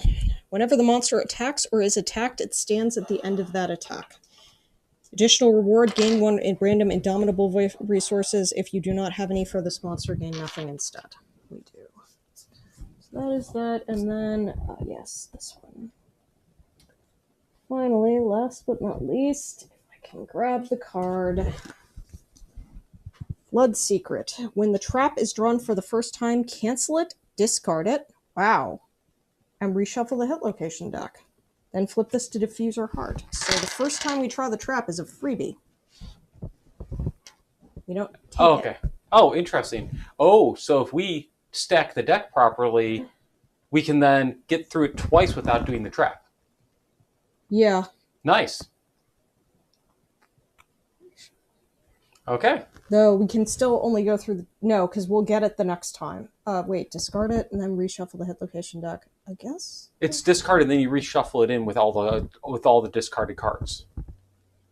So the thing is, if we keep pushing it down, get it to the end, and then keep pushing it down, get it to the end, we can basically go through twice without hitting it. Okay, so that is all of the specials on him. Okay. So now we have that, we have that, we have that.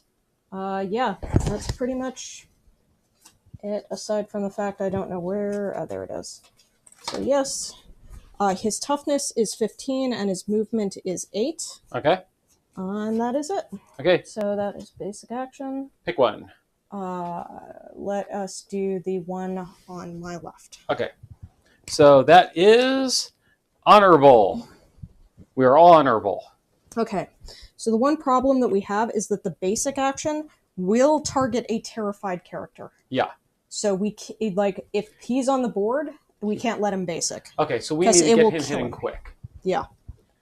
So, oh right, yes. Terrified, our favorite status.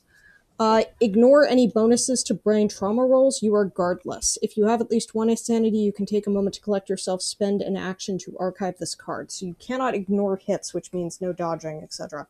I'm going to give you one of these, and I'm going to keep one of these. All of us are terrified right now. He's permanently terrified. Okay. Sounds good. So, now we set ourselves up 5 spaces away from the monster. Okay. So, he's going to just hide. The monster doesn't go first, right? The monster goes first. Oh, that sucks. Really bad. Yeah, but it's the basic action. I mean, no, it sucks, but like, yeah, we just can't do anything about it. Okay, so he's going to go first and charge down somebody. Who do we want him to go for? We want him to probably go for Fizbin. Okay. Like, so our choices are either Fizbin or Joker. Joker has high evasion, but Fizbin has the ability to block and deflect. Okay. And we do not want anybody who is near the character who is going to get charged. Yeah. Let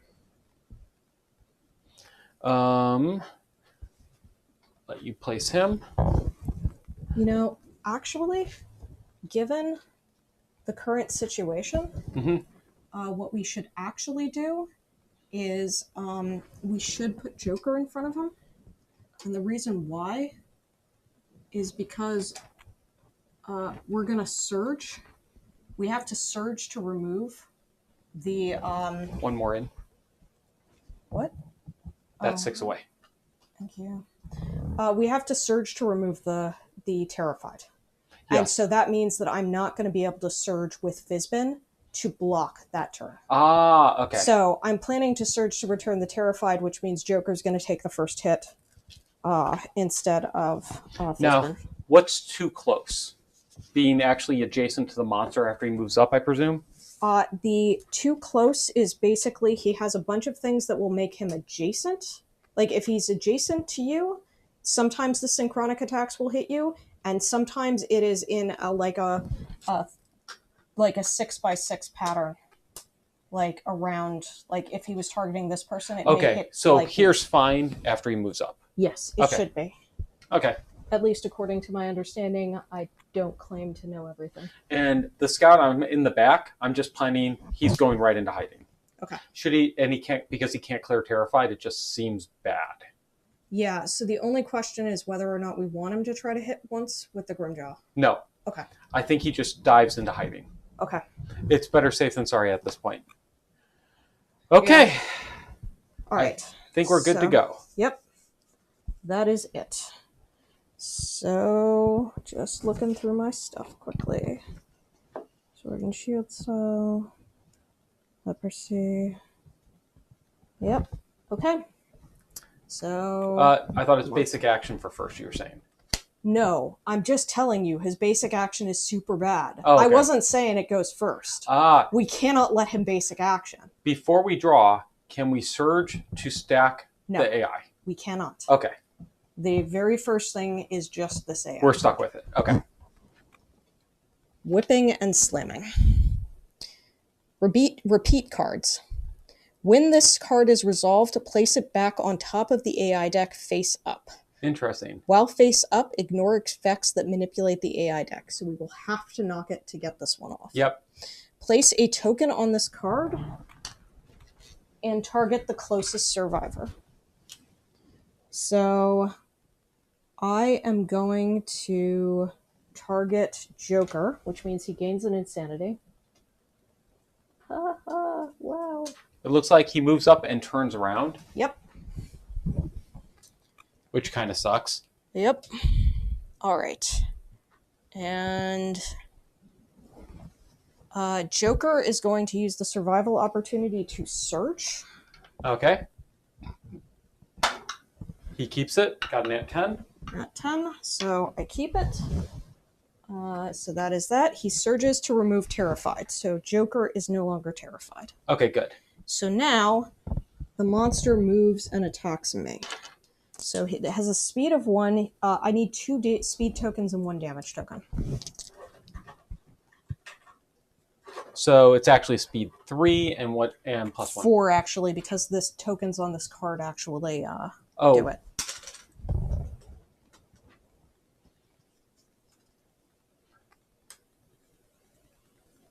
So this, because of the token on this card and because of his damage tokens, this is a speed 4, damage 4 attack. Oh, he gets +2 damage at level 3? Shit. Yes. Okay. So it's a, and what will he hit you on? So the accuracy is a 3+, and Joker has an evasion of 5, so he hits on an 8+. Okay. That is 1 hit. That I got 2 7s and a 4. 1 9. Nice. And a 4. Okay. So that is 1 hit. I am going to dodge it because I am no longer terrified. And I keep my survival. Very nice. So that is done. I take no bleed and I take no knockback. And I'm behind him. So we're honorable for the showdown? Yes. Okay, so I cannot hit him from his blind spot. Okay, so now it's our turn? Yes, it is now our turn. Okay, so to start, I'm going to have Craps Surge, and he's going to remove his Terrified. And then he's going to use his basic action to stack the deck. Okay. I have 6 Strength tokens, 2 Death tokens, and 2 Bleed tokens. I don't think I get any others right now. Yes, so that's 10 cards. 1, 2, 3, 4, 5, 6, 7, 8, 9, 10. That's including your bleed tokens? Yeah. Okay. 6 Strength, 2 Death, 2 Bleed. Okay. Okay, so what do you most want to hit? We don't. I can't. Joker is not very good at critting with Fist and Tooth. So if I wanted to do Fist and Tooth, like, he basically can't crit. So don't prioritize critical hits on him. He can't do it. Okay. I can attack ranged if I don't try to go for Fist and Tooth on him. We can get paint from this fucker. Wow. Well, he has a node 1 quarry, so you can get, like, ammonia from, like, the Gorm and shit. So I guess that kind of makes sense. Oh, yeah, and Joker was targeted, so he gets evasion training. Okay, I do not see any of the permanent injury spaces. Okay. So that's useful. Okay. Um, Oh, right, he rolls back and forth, so that's one problem that we have. yeah. So we probably don't want that high right now, given how our characters are set up. So do we want to take the risk with Fist and Tooth? Not at the start. Okay. So we're not doing that, which means that essentially I am going to be attacking with the Belching Bagpipe. It does not have a huge... Like, it has kind of 50... It's 50-50 for hitting him, but if I hit him, I am almost certain to wound him, but I will not crit. Okay. You're almost certain to wound, but will not crit. Yep.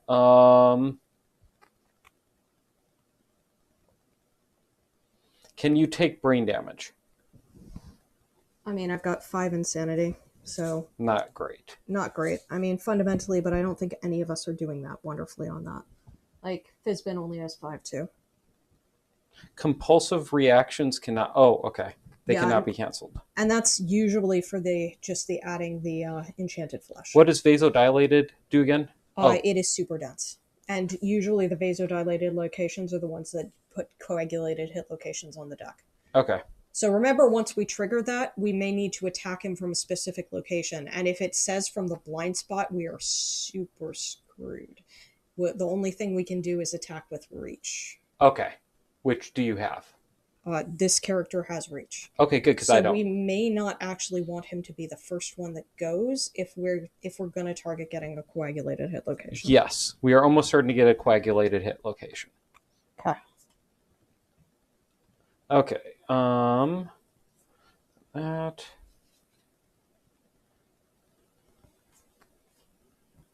His aren't too bad except for the rolling right now. Yeah. Like, the rolling kind of sucks.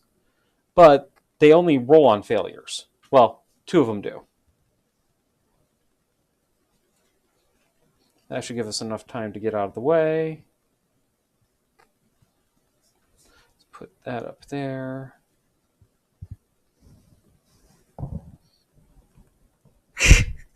Did you see Tice's comment? No. 2 hours in and the showdown's about to start. Yes. Well, the second showdown, kind of, maybe. No, the first one was not technically. Well, okay, it was a showdown, but they did specifically say that it was a showdown. Okay, may not be the perfect stack, but I think we got a good stack. Okay. All right. Thank you so much, Killer Bara. Oh, wow. That critical wound is nice, though. The second one? Mm-hmm. A lot of them are pretty nice. I do have a character. With luck? With luck. Okay, well, go for it. And a very high chance of hitting 3 things. So note, Craps is basically done. I'm going to actually move him out of the way a bit, so that if the monster rolls, he's fine. Okay, so I do have luck. Oh, with the scrap sword. Before we go, we're going with Scout. Okay. Okay. Just getting that done before we forget. Okay. Okay. Don't forget to get rid of your Terrified. Yes. Craps needs to roll 2+ not to frenzy. Thank you for the reminder. Thank God I rolled a 2. Okay, so basically I have one that has a high chance of hitting but will only get 1 hit and will almost certainly wound him. Okay. Or I can try with the scrap sword that has a chance, that has like, it will crit on an 8, 9, or 10. I say, is this a and good... this is a +9, so only wound on a 6+. But crit on 8, 9, or 10. Yeah. Ooh, that's a hard call. And how's the hit? How's the crit location? Just how good is it? The crit location could give him a permanent evasion. Oh, I'd go for it. Okay. Yeah, it seems like a wise move. And I forgot that I need the sword. Ah, yeah, and I forgot, because he's a sword specialist. I can also choose... I can make the wound attempt and then select the hit location. Very nice. So what do you need to hit? I need to hit... okay, so for to hit, I need a 2+. Do you have to move in? Yes, I do. So... and then we have the one where we get survival from attacking from the front, right? Yes. You gain Okay, 1 survival for your first attack from the front. I am surging to remove my Terrified. Oh no, whenever once per round. You Okay. get a... I am surging to remove my Terrified. Good call. And then I am getting a survival because I'm attacking him from his front. Okay. I'm attacking with the scrap sword. I hit on a 2+. That is 3 hits. Very nice. Alright. Yeah, except if I don't wound. 3. Alright. So you get to roll and then pick which one. Yep. So you need a 6 to wound, an 8, 9, or 10 to crit. Oh god, though. The pale underflesh is bad. Really? Oh yeah, like, don't want to crit with that. Okay. Oh, okay. You don't have to do it. Ah. Okay. Good. Okay.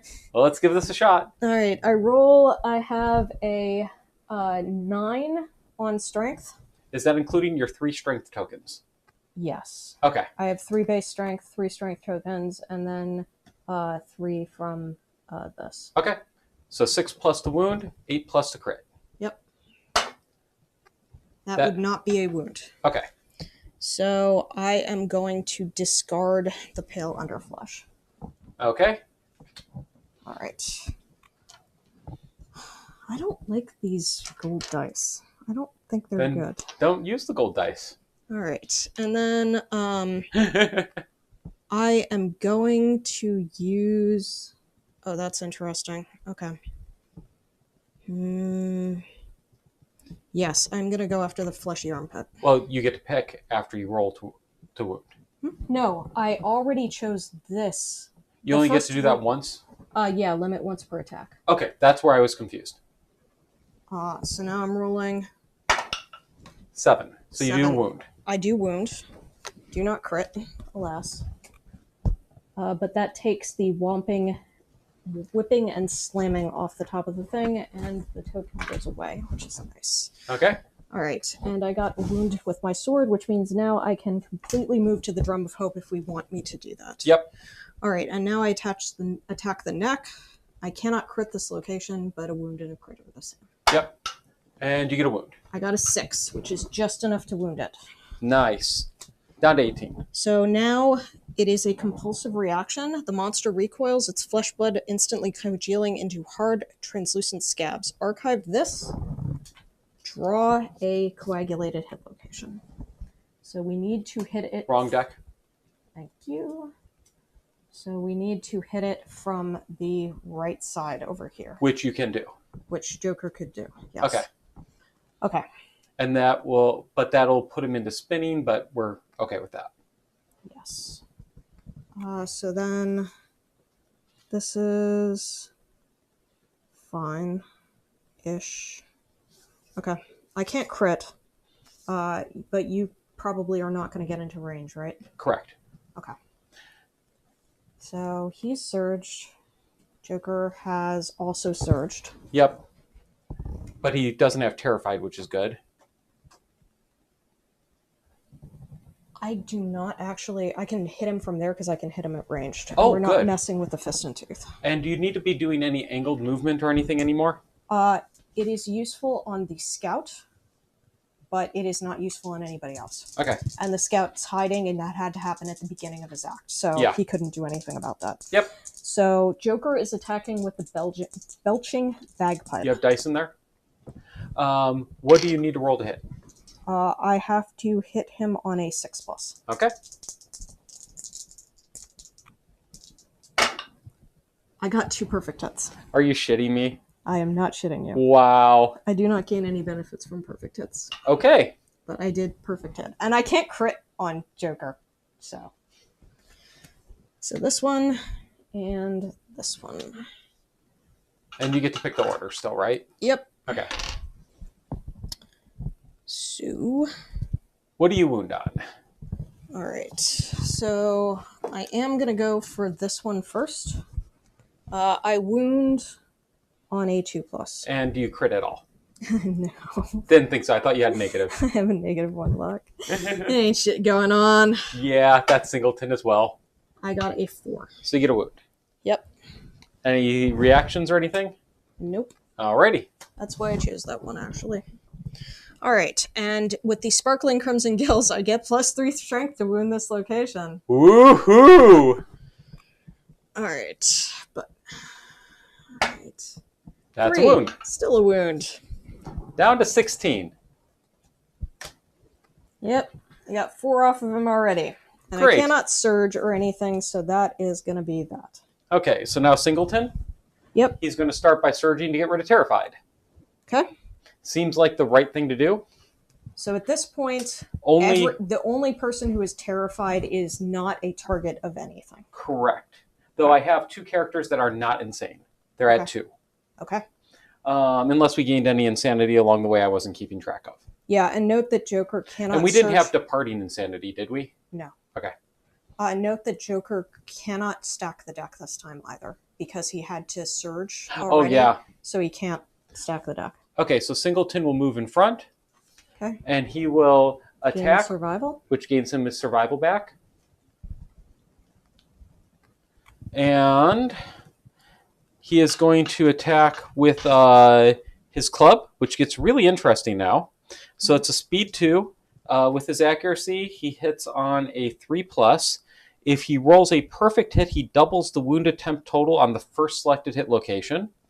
And if a successful wound attempt total is greater or equal to twice the monster's toughness, inflict an additional wound.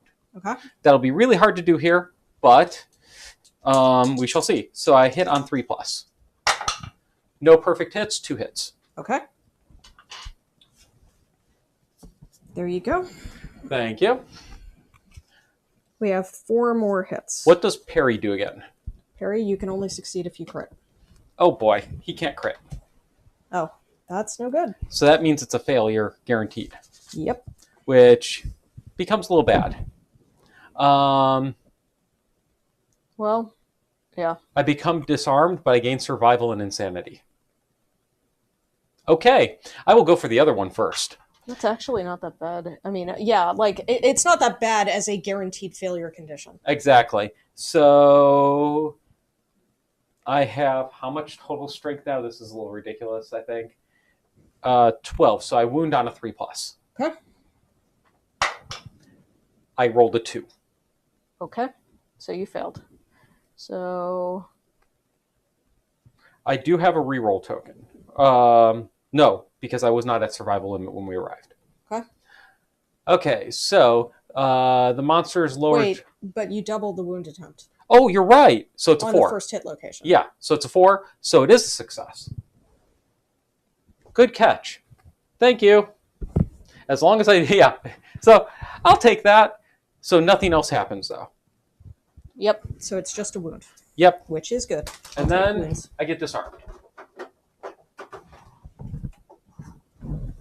Yeah, so you have a -1 luck. Yes. All right, and then you have don't you have this thing with your boots where you can move if you want to? At the end of your act, you may move up to 3 spaces away from the monster. Okay. Oh yeah, because I can hunt down this thing. Yeah. Disarm. 5 spaces away from me. I must move over the tile to pick it up. So 1, 2, 3, 4, 5. And then I'll use at the end of my act to move the 3 spaces away. Mm-hmm. 1, 2, 3. Okay. Okay. Oh, and I gain what? Survival and what? 1 is survival and 1 insanity. So he's now insane. And I'm technically only 5 off my survival limit. Yes. So we have now gone with everybody. Correct. All right. So that is the end of our turn. Mm-hmm.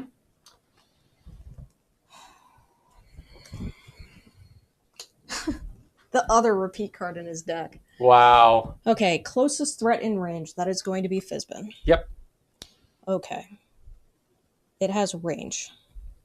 So, but closest threat in range. So, blood vessels first. Oh, toughness token. Yikes. He gains a toughness token? Yeah. Oh, okay. shit. So, he has a speed of 4, a damage of 3, an accuracy of 3 plus. He has 2 speed tokens, so shouldn't that be a speed 5? No, the other one was a +1 speed, and the first one is range, not speed. Okay, so I should be rolling. Yes, you should be rolling. So it's 4. He has 4 speed, 3 plus accuracy, which is going to go to 8. No, because this isn't Joker. Oh. It's Fizbin, and Fizbin has 3 evasion. So 6 plus. 6 plus, Okay. and then 3 damage. I left a die in. Wait. Before you roll, Mm-hmm. Fizbin is going to surge to deflect. Okay. Okay. So 6 plus. Yep. 2 hits. Okay. So, what I think, yeah, this makes sense.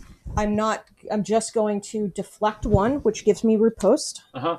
And then I am going to, I needed to deduct, and then I'm going to dodge. So that deducts a total of 2 survival.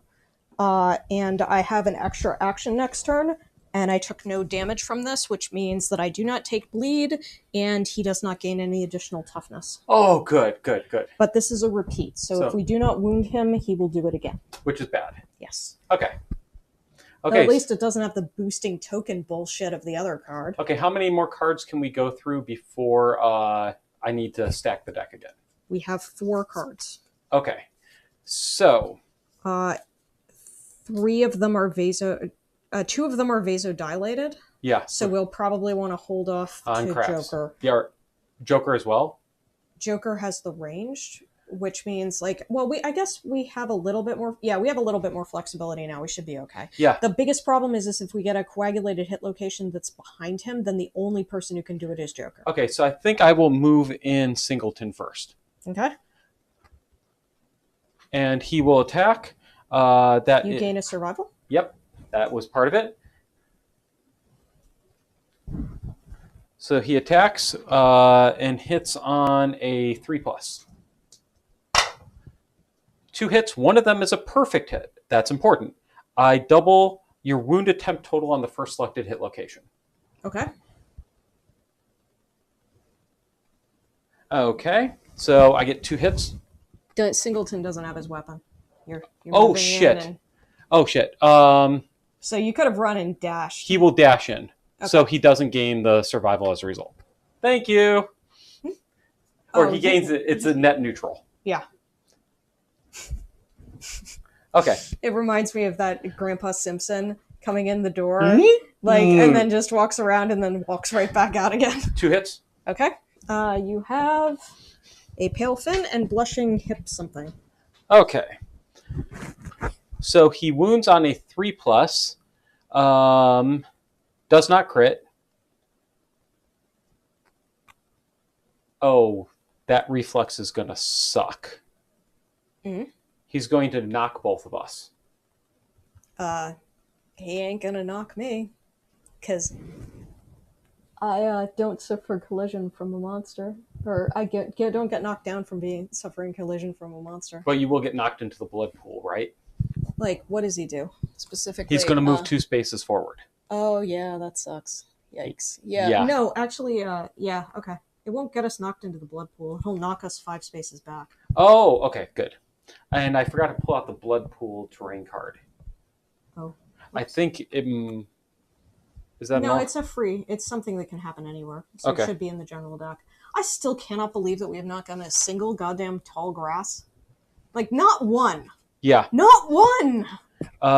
If you are standing... Oh, it's only a problem if you're standing in it. Okay. Yeah, there is one of his, like, cards that if you're not in a terrain, then it can be problematic. Yeah.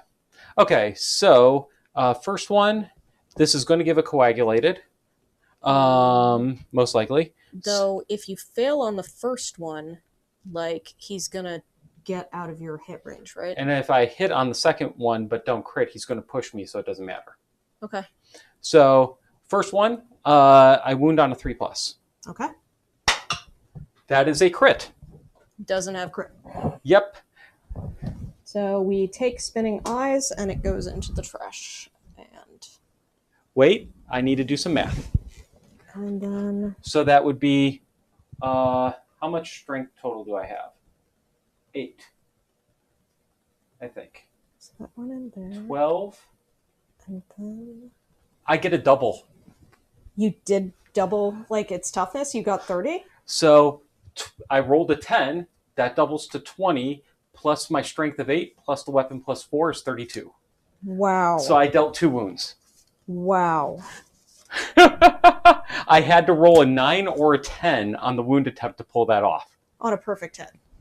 I had to get a perfect hit and then roll a 9 or a 10 on the wound attempt. Wow. So, yay! And you got the coagulated hit. Yep. Which is in front center. Yes, front center. Okay. So, that was a thing that happened. Yep. Did you get rid of the extra AI card? Yes. Okay. And that is just a wound. Okay. So he's down to 12. 1, 2, And 3, 4, 5, 6, 7, 8, 9, 10. the monster 12, flips yes. upside down and glides on its wriggling fingers, moving 2 spaces forward, then cranes its neck to wink at the attacker. They suffer 4 brain damage. That's bad. Yeah. Because I am now light brain damage. Okay, which means that you have 0 insanity. Yes. Which means you are now terrified. That's really bad. Yes. Okay, and I get knocked back how far? You get knocked back 5. Okay, and your character? Yeah, I'm thinking I might. And I get knocked down, right? Yes. Trying to decide whether or not I want to dash to avoid it. If you can dash to a spot, if you go to the center of the blood pool, you'll be right where you need to hit his coagulated hit location. Yeah. But okay. And there's no problem with standing in the coagulated hit. No, it's only drinking from it. Okay, then I will do that. Okay. I dash.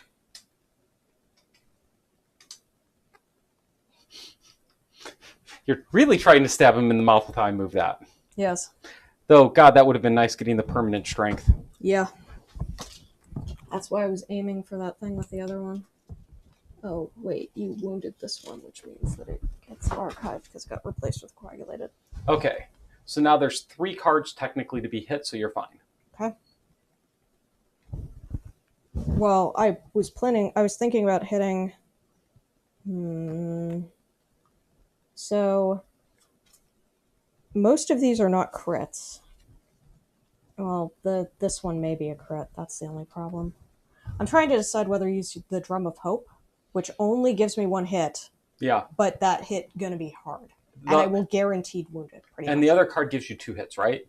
This gives me 2 hits, yeah. So I would do the drum followed by the other 2, by the sword, because that'll wipe the 3 cards possibly before I restack the deck. Okay, that seems reasonable. Attack with the Drum of Hope. A 3 with my accuracy of 3 is sufficient.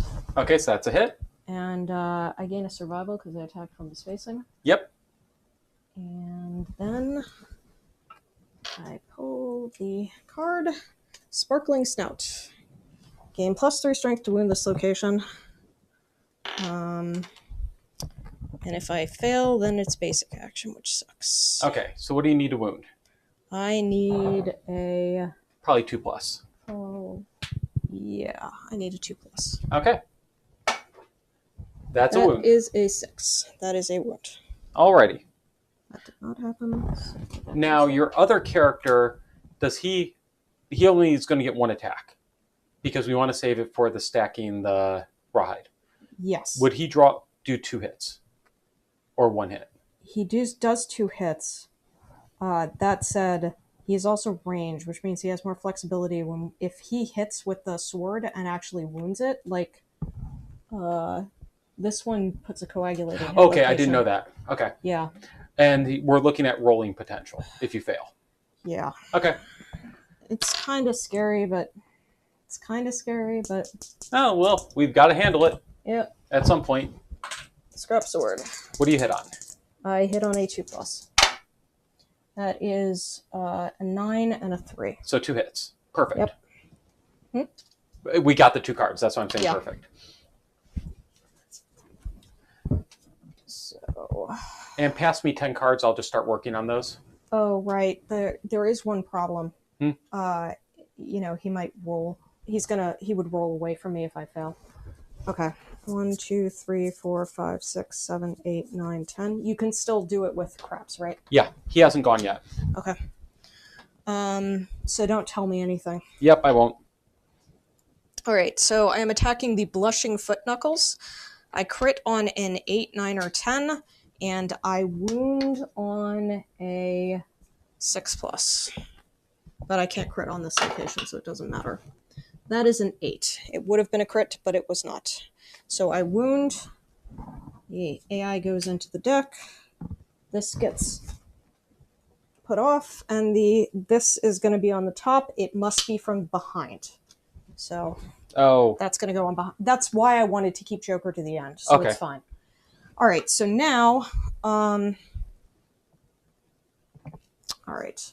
So now we are doing the Salted Snout.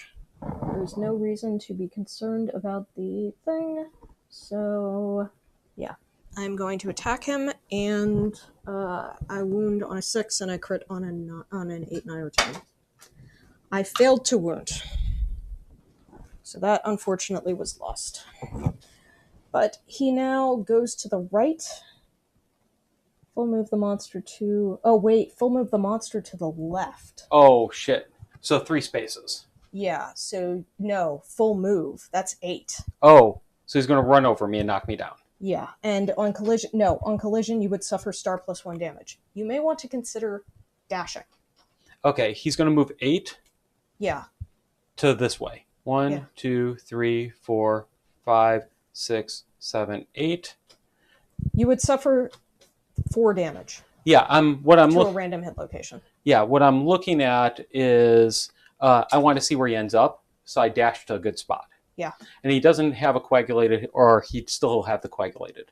Yes. Can you even get into range? I mean, if I dash. Okay. Because I have to get within 5 of him. No, without turning. Without turning. Without turning, so he's that way. Okay. So if I dash, I can end up towards his front. So I'll go to there. And that's a dash. Okay. Note that is probably going to make you the target. Yeah, I have decent armor. And you're not terrified? I am not terrified. Okay, so it's Singleton that's terrified. Correct. Okay.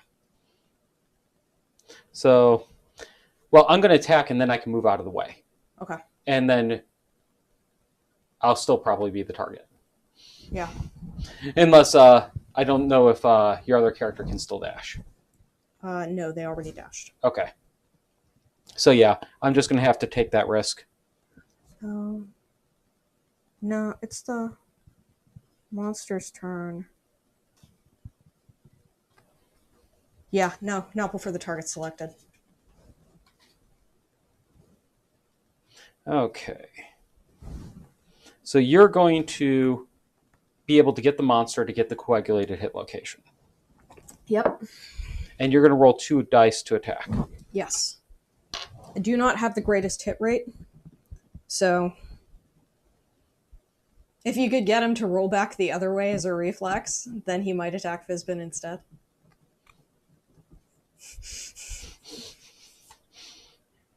But then I He can't. would also be closer to Singleton. Oh, then I could move and attack, but then I'd still end up closer. Because I'd have to move to attack him if he rolls back the other way. With where I currently am. No, you are not attacking. Joker is attacking because the coagulated hit location is going to be on the top. So what I'm saying is that if you had him roll back to the right when he was wounded by Joker... But then Craps won't be able to reach him to do his attack this round. Oh, you want to attack him. Okay, yeah. Fine.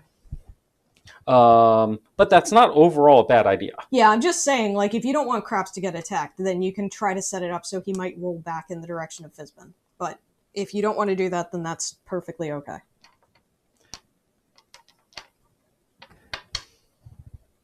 Oh, that's interesting. God, I'm trying to pick the 2 to put on top for you. Well, no, just put 1. Why? The only thing I'm doing, 1 is this, the next one is that. Just put 1 on top. Oh, you're only going to hit once. I'm going to hit twice, possibly, but one of them is going to be this hit location. So I'm only going to take 1 of those cards on Joker. Oh, right. Okay, thank you. That makes sense. Okay, that makes more sense. So, like, just what you want to do for that. And remember, I'm at ranged, so if it's like if you have a melee weapon, disarm, I don't care. Like, but the problem is there's no guarantee I'm going to hit twice. Yeah. I don't have that high of accuracy. Yeah, that's fine. I'm trying to set up the persistent hit injuries. Oh, yeah. Those are all here now. And how many hit locations under this? How many remain in the deck? 1? Okay, the trap is 1 above it. Okay. So that was just for my sake. Okay. Okay, cool. So now you're... Technically speaking, I think we were supposed to have 1 shorter and you were supposed to look at the coagulated hit location. But, oh well. Okay. So now you need to go hit the coagulated hit location. Yep. So Joker is going to dash. Okay. He needs to be within 5. So he has to dash and move. Yes. 1, 2, 3, 4, 5. 1, 2, 3, 4, 5. Will that work for you? You think? Yeah, that seems like it can hit that location. Yep. All right, so I'm attacking with the belching bagpipe. And that's 4 away from the spot. Yep, and I have, which my range is 5. Speaking of, by the way, we should Ty's just called out the coagulated, so I did screw that up, so sorry. Yeah. One other thing is we should be considering whether or not we want to use the pipa or the belching bagpipe or something, because we got a lot of hit cards in the hit location deck. Oh, yeah, shit. We may not be able to do it now, I'm just saying. If you stand up Singleton, he can use the pipa. And that'll give us Savage. Okay. Joker, he's not blind, right? No. Oh, I forgot to roll for Joker's. Okay, so he actually kept the survival for the dash. Okay. And then he's going to try to fist pump. That was a 6. That is good enough to keep it. So he fist pumps Singleton. Okay. So and then, he gets up. And then Singleton surges and gets rid of 5 cards to give us all weapons have Savage. What does Savage do for us again? If we crit, we do an additional wound. Oh. So that does have the little problem that, like, you know... No, that could be really good right now. Well, except we've got 2 people who basically can't crit. Except I might be getting 3 crits. Yeah. Oh, yeah. Yeah, except you only get 1. You only get... Savage only goes off once per attack. Okay. But still. Okay, Belching Bagpipe. Hit on a 6+. No hits. Oh, fuck. Can you surge? No. Because I can surge, but we would not get the hit location search. I'm almost tempted. But... If you want me to do it. But we can't...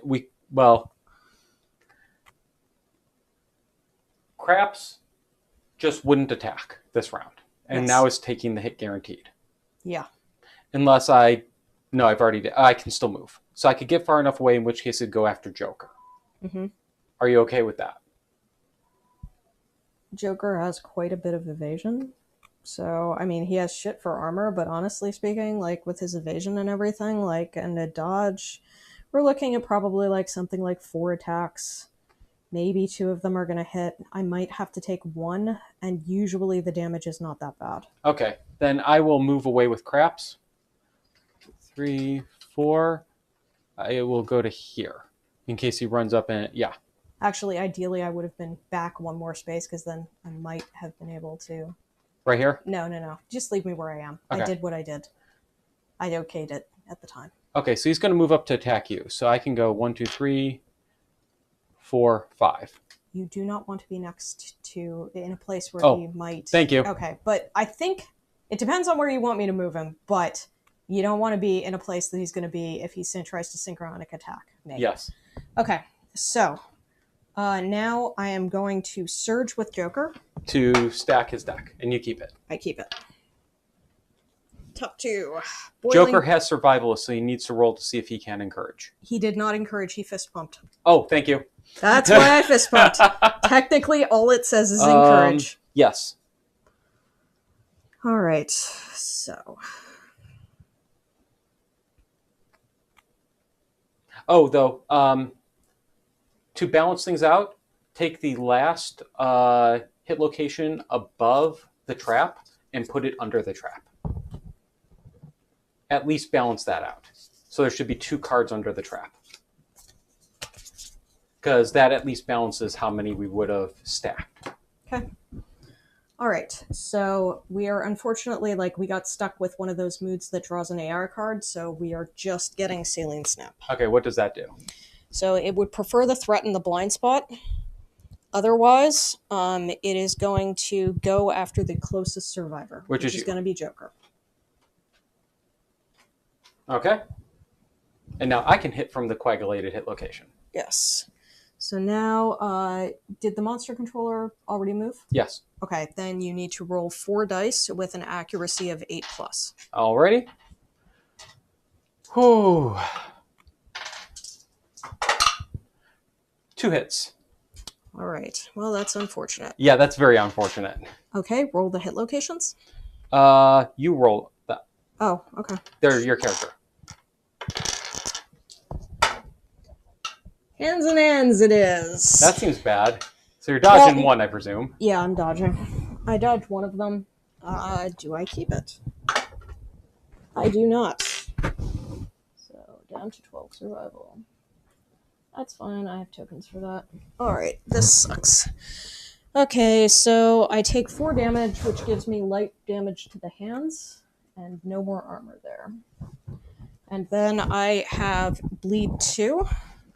Oof. That puts me up 3 bleeding tokens. That's not great. Nope. Salty saliva runs into your wounds. The pain is terrible. Suffer brain damage equal to your number of bleeding tokens. So that drops me down to 2 insanity. Oh, boy. Yeah, well, that's the way this shit goes. Yep. That's the way that survivors crumble. Okay, and that is it. Okay, and that is discarded. Yep. Okay, so now our open question. So you can't attack from behind him. Correct. So what I'm gonna do is I'm gonna start with the dash. Mm-hmm. And oh wait, No, because I can't attack behind him. It doesn't matter. So you're going to move and attack. Yes. Yes. And now I'm you're okay with attacking that. from behind him. Yes, and I'm not in his blind spot. Correct. All right, I'm attacking with the belching bagpipe with a 6+ to hit. Oh, for fuck's sake. We Okay, have to. we have this to point, surge. Yeah. All right, so I am going to surge. Where were you? Yeah, no shit. Okay, so I keep the thing, and then I attack him again with the belching bagpipe. 1 hit. 1 hit. Good enough. Exactly. So, sparkling tail base. Gain 3 to wound this location. So wound on a 2+. Yeah, this is a persistent injury, unfortunately. Alas. But you couldn't have gotten it anyway. And you can't crit. Yep, I cannot crit. That's, that's savage. 8, that is definitely a wound. Awesome. So I wound him, and that's it. That's all I got. Okay. I can walk across terrain, right? Unless it's an obstacle or impossible, yes. Yes. I think the survivor corpse may have something when you walk through it, though. Take a brain damage. Brain damage equal to monster level. Mm-hmm. That would be bad. Okay. So I can attack from his side. Okay. So I'm going to move up to here, and I will attack. Attack! Yes. So Craps is he has no accuracy. So hits on a 6+. 3 hits, 2 are perfects. Wow. Where were those dice all my life? There you go. Have some persistent injuries. Okay, so double check on Savage. How Savage activates and how frequently. Because that could be very important suddenly. Yeah, you only get 1 extra wound, man. After the first critical wound in an attack, Savage weapons cause 1 additional wound. This does not trigger on impervious hit locations. Okay.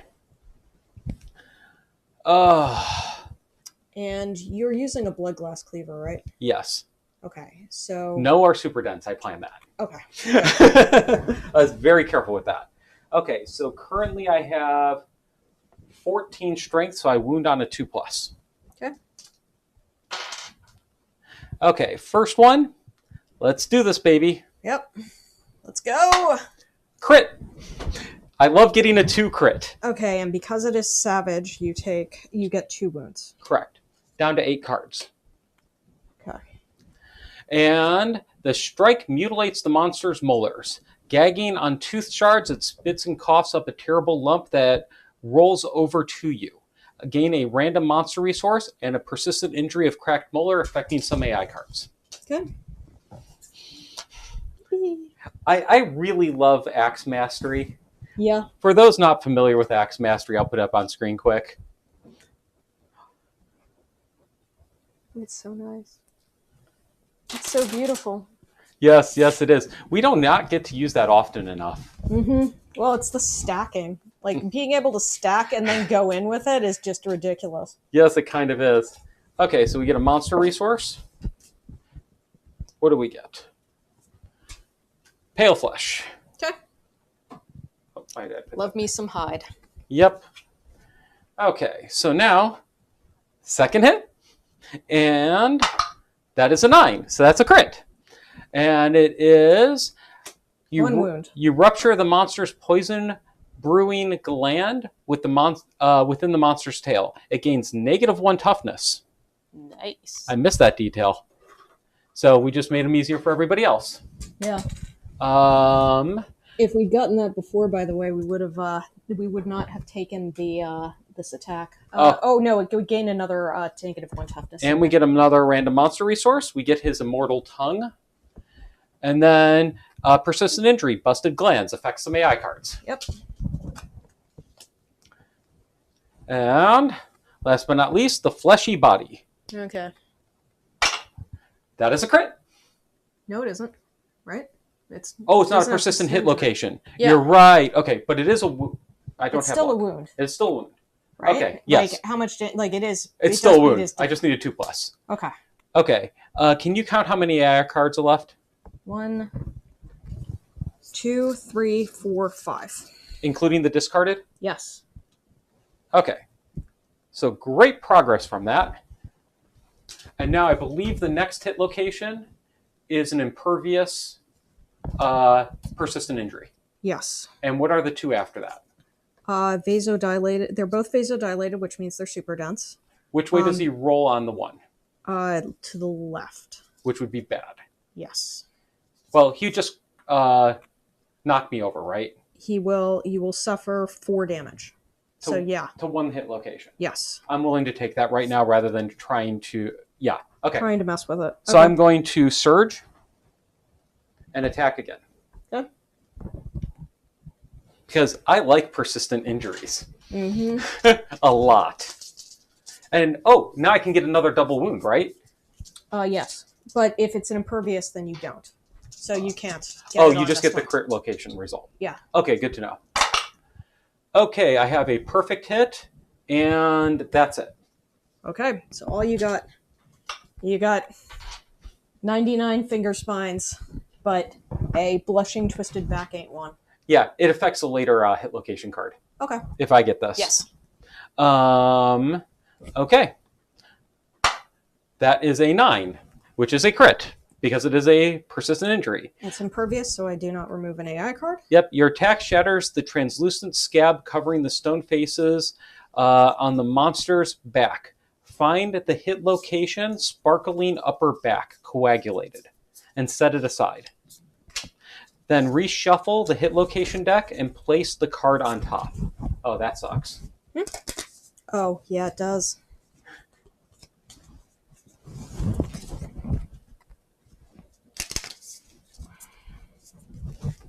Does it reshuffle the whole hit location deck or just the remaining?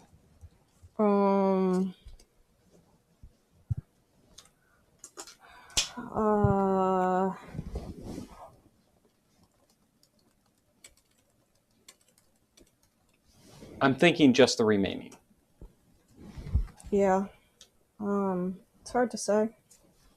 That's what makes the most sense to me. Yeah. Okay, so you need to shuffle those.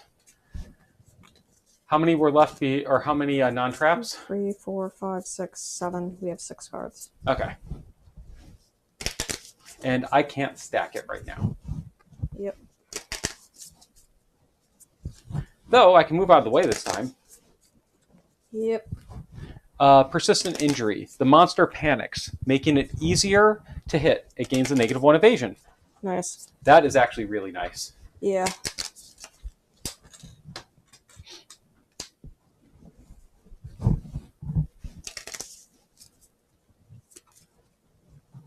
Okay. And that is done. So I will relocate. 1, 2, 3, 4, 5, because I'm betting he's coming that way. Yeah. Though we now have a problem. We need to hit him from that side. Oh, fuck. Yep.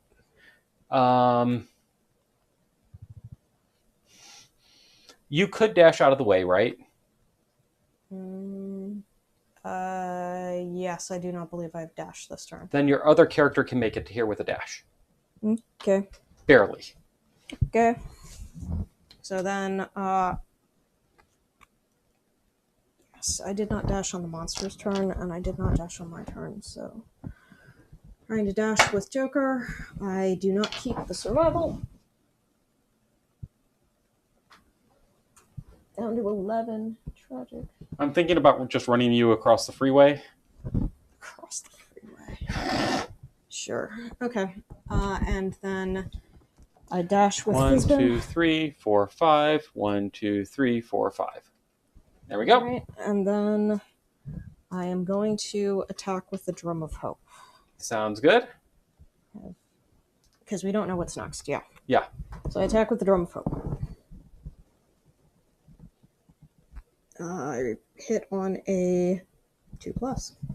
Nice. Because he has a -1 evasion. That is a wound. I Or, hit him. sorry, a hit. We hope it's a wound. Yes. So now, because this is the Drum of Hope, I have plus 15 plus 3 from the thing. So wound on a 2+. 2+. And do you crit at all? Yeah, I can crit on a 9 or a 10. Okay. You crit! I crit him. Okay, well, your attack smashes through a layer of stone faces the monster is hoarding on its back. One stone face bounces to the ground, gain a founding stone starting gear, and +1 survival. Oh. Are you going to get rid of anything? The fecal salve, maybe? Though it will break my hookups, but we're almost done with the fight. Yeah, it's up to you. Founding stones are nice. I will leave the fecal salve and gain the founding stone. Okay, there's one in the stack. Okay.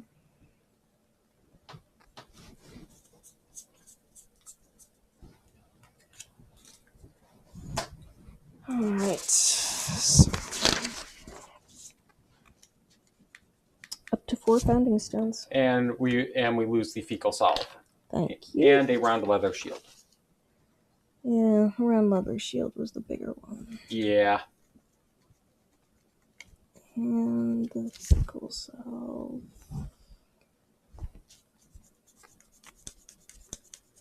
There we go. Okay.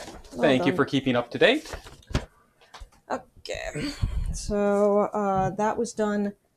I crit him. He was at 5, so he takes 2 damage. Oh, right. And then my survival goes up by 1 because of the founding stone plus the survival. Okay. I think it's safe to try to hit him again. Yeah, I mean, fundamentally, like, yeah, I can hit him again. I mean, it's a... I have to surge. Yep. So I surge. And I go at him. I hit him on a 2+. Perfect hit. Alright. So I perfect hit, and then our hit location is going to be the blushing lower jaw. So no crit opportunity. No crit opportunity. And he's going to go to the left, which means he may roll through this group. Unless you wound. Yep. Which you wound on a 2+. Yep. And you wound. I wounded. Alright. So this is now to the side, and we take another coagulated hit location. Which is going to be the front, which is fine. Yes. Alright, so that is that. I believe that is all of our characters except for Singleton. Yep, Singleton's just going to run that way. Okay.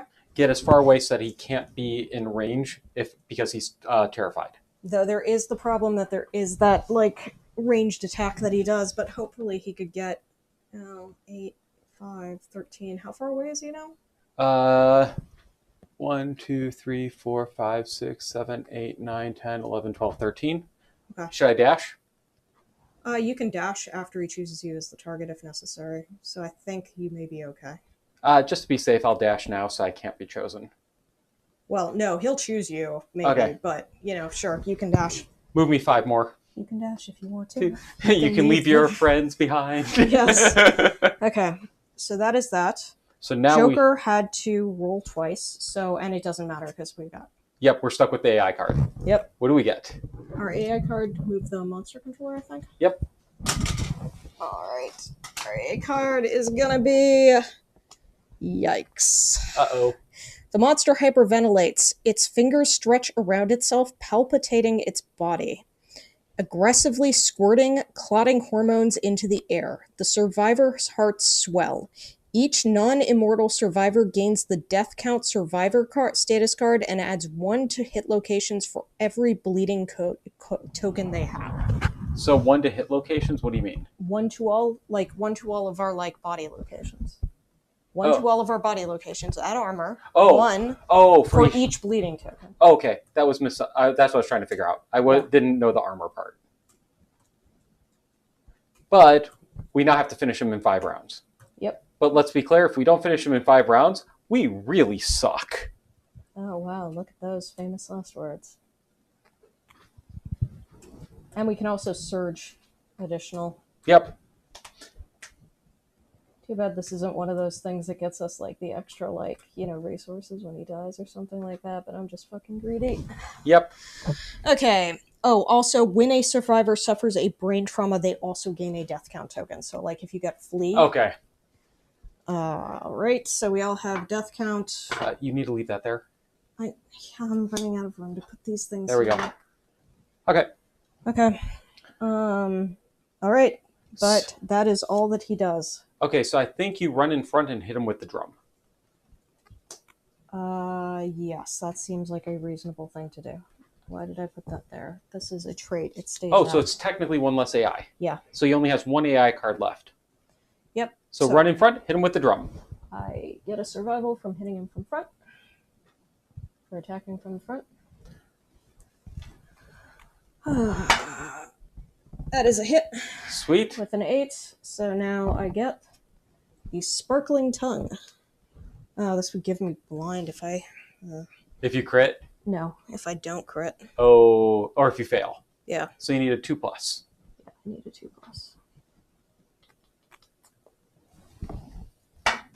That's a hit. Good enough. There goes his last AI card. All right.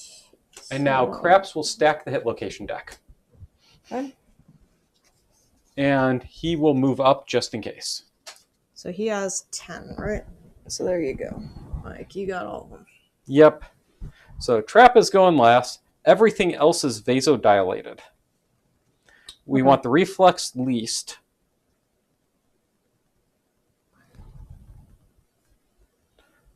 So looking for the least damaging failure. Okay, so we may want to make a go with the... The Fist and Tooth? Yeah. Agreed. Which character is that? Joker, who is right there. Okay. So he'll have to move up to the side to attack. Mm-hmm.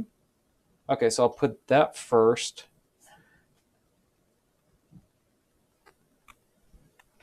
Don't want that. Don't want that at all.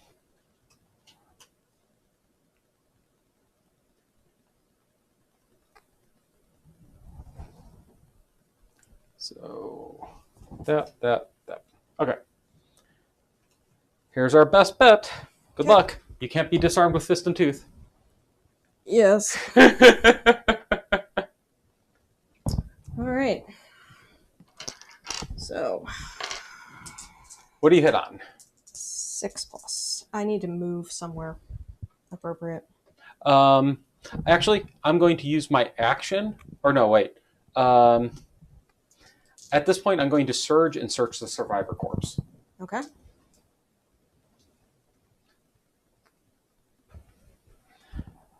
And let's see what I get. A 4. That gets me 2 insanity and a random basic resource. Okay. Just kind of wanted to use that. It never hurts to get another resource. Yes. We get an organ. All right, so now I am rolling with Fist and Tooth on Joker. So 6+. 2 hits. Yay. It's at least not terrible. And what do you need to wound with Fist and Tooth? With Fist and Tooth, I have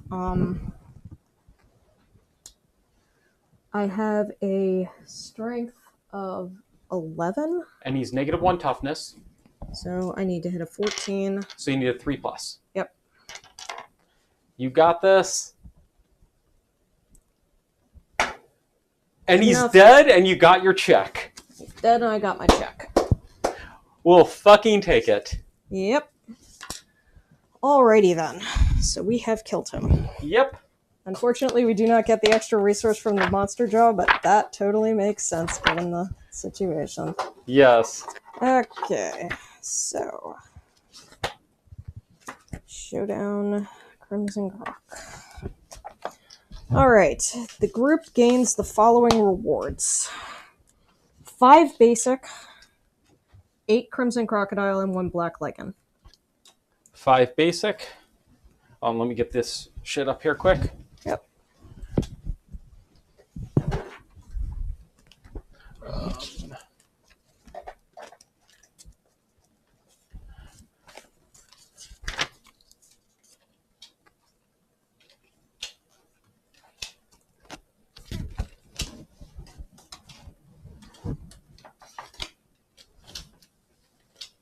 So 5 more basics. Hold on. Yeah, I was really surprised. That wasn't as bad as I And thought we it was get a going to be. bonus monster resource from the scavenger map. Okay. Okay. So 5 basics. We get a bone. Hide for 2. Bone for 3.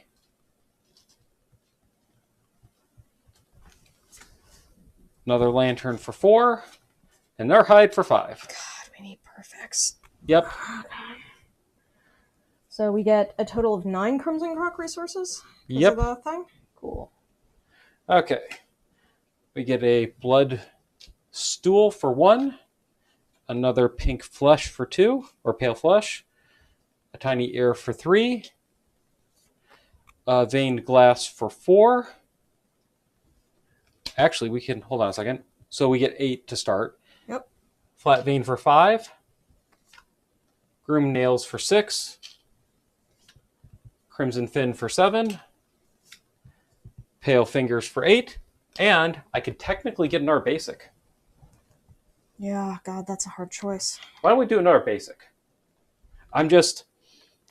We need the perfects. Yeah, okay. Okay, let's see. An any. Okay. Still, that's not bad. Okay, so we got that, and now, Indomitable. Oh shit, yes, we get an Indomitable. A second Indomitable. Okay, I'm going to shuffle these up. Sounds good. You tell me when to stop. Now. Okay. We get a secret stone. Gain the Dome Buster pattern.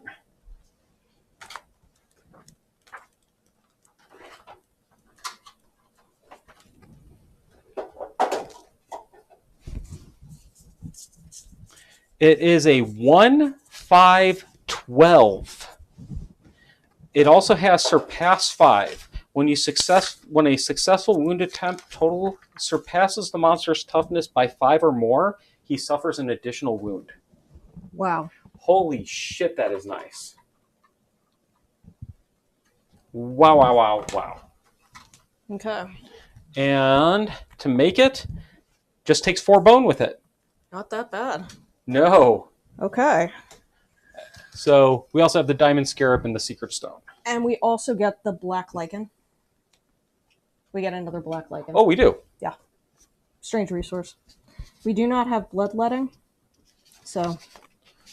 The Black Lichen you can consume to gain a courage and understanding, suffered to destroy genitals, severe injury. Yep. You also gain 2 Hunt XP. Only 2? Yeah. Oh, for some reason I thought it was 3 for a 3 level. Nope. 2. On 2 plus. Okay. And there we go.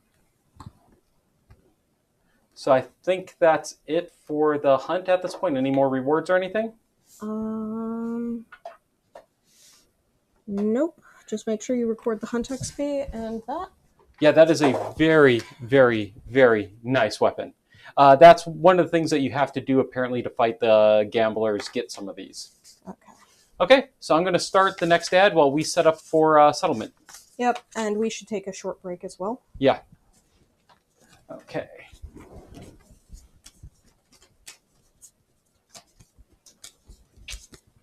Oh, wait. We don't need that more.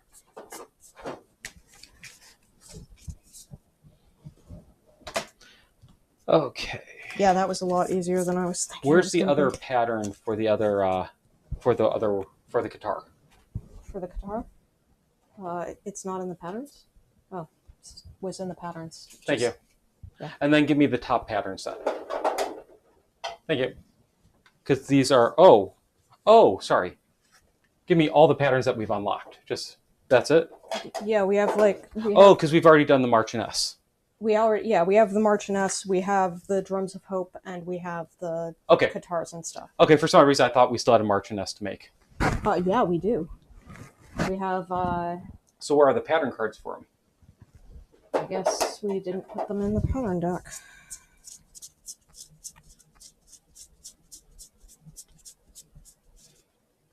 They're not here. That is weird.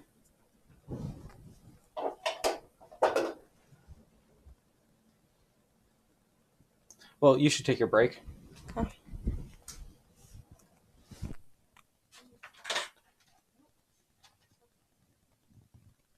Okay. Get this stuff out of the way.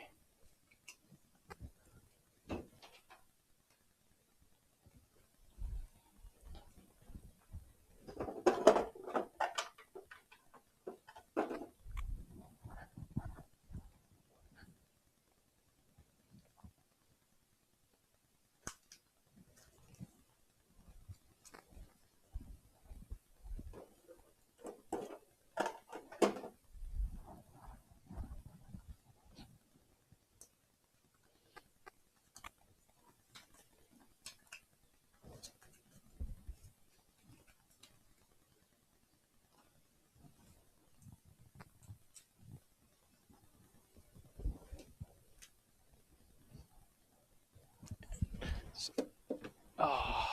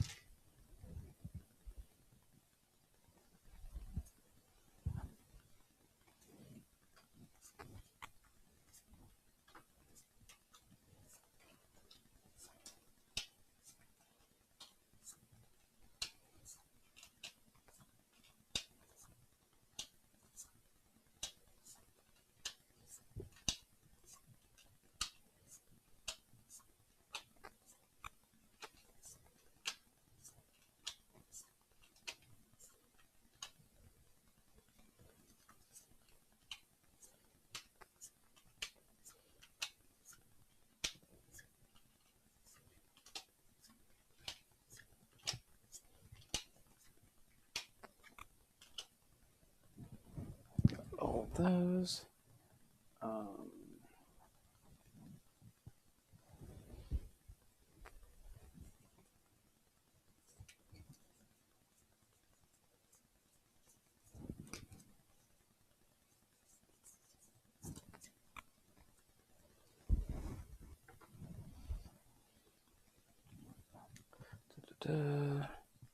Okay.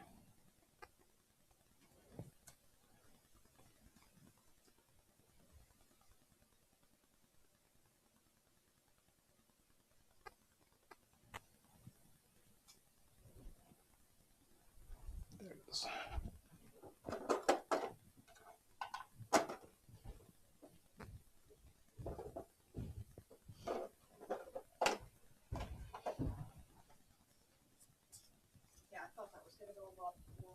So did I. I was kind of happy it didn't. Kind of dangerous, but excuse me. That's trying to look for the patterns. I know, but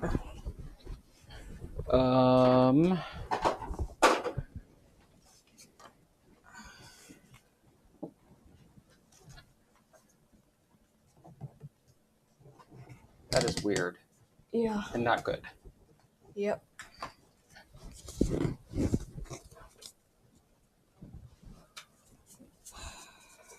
Got those.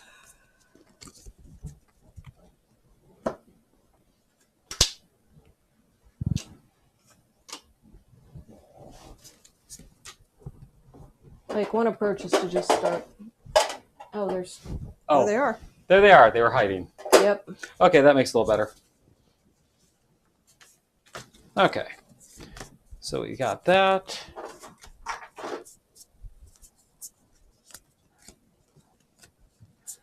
Almost set up.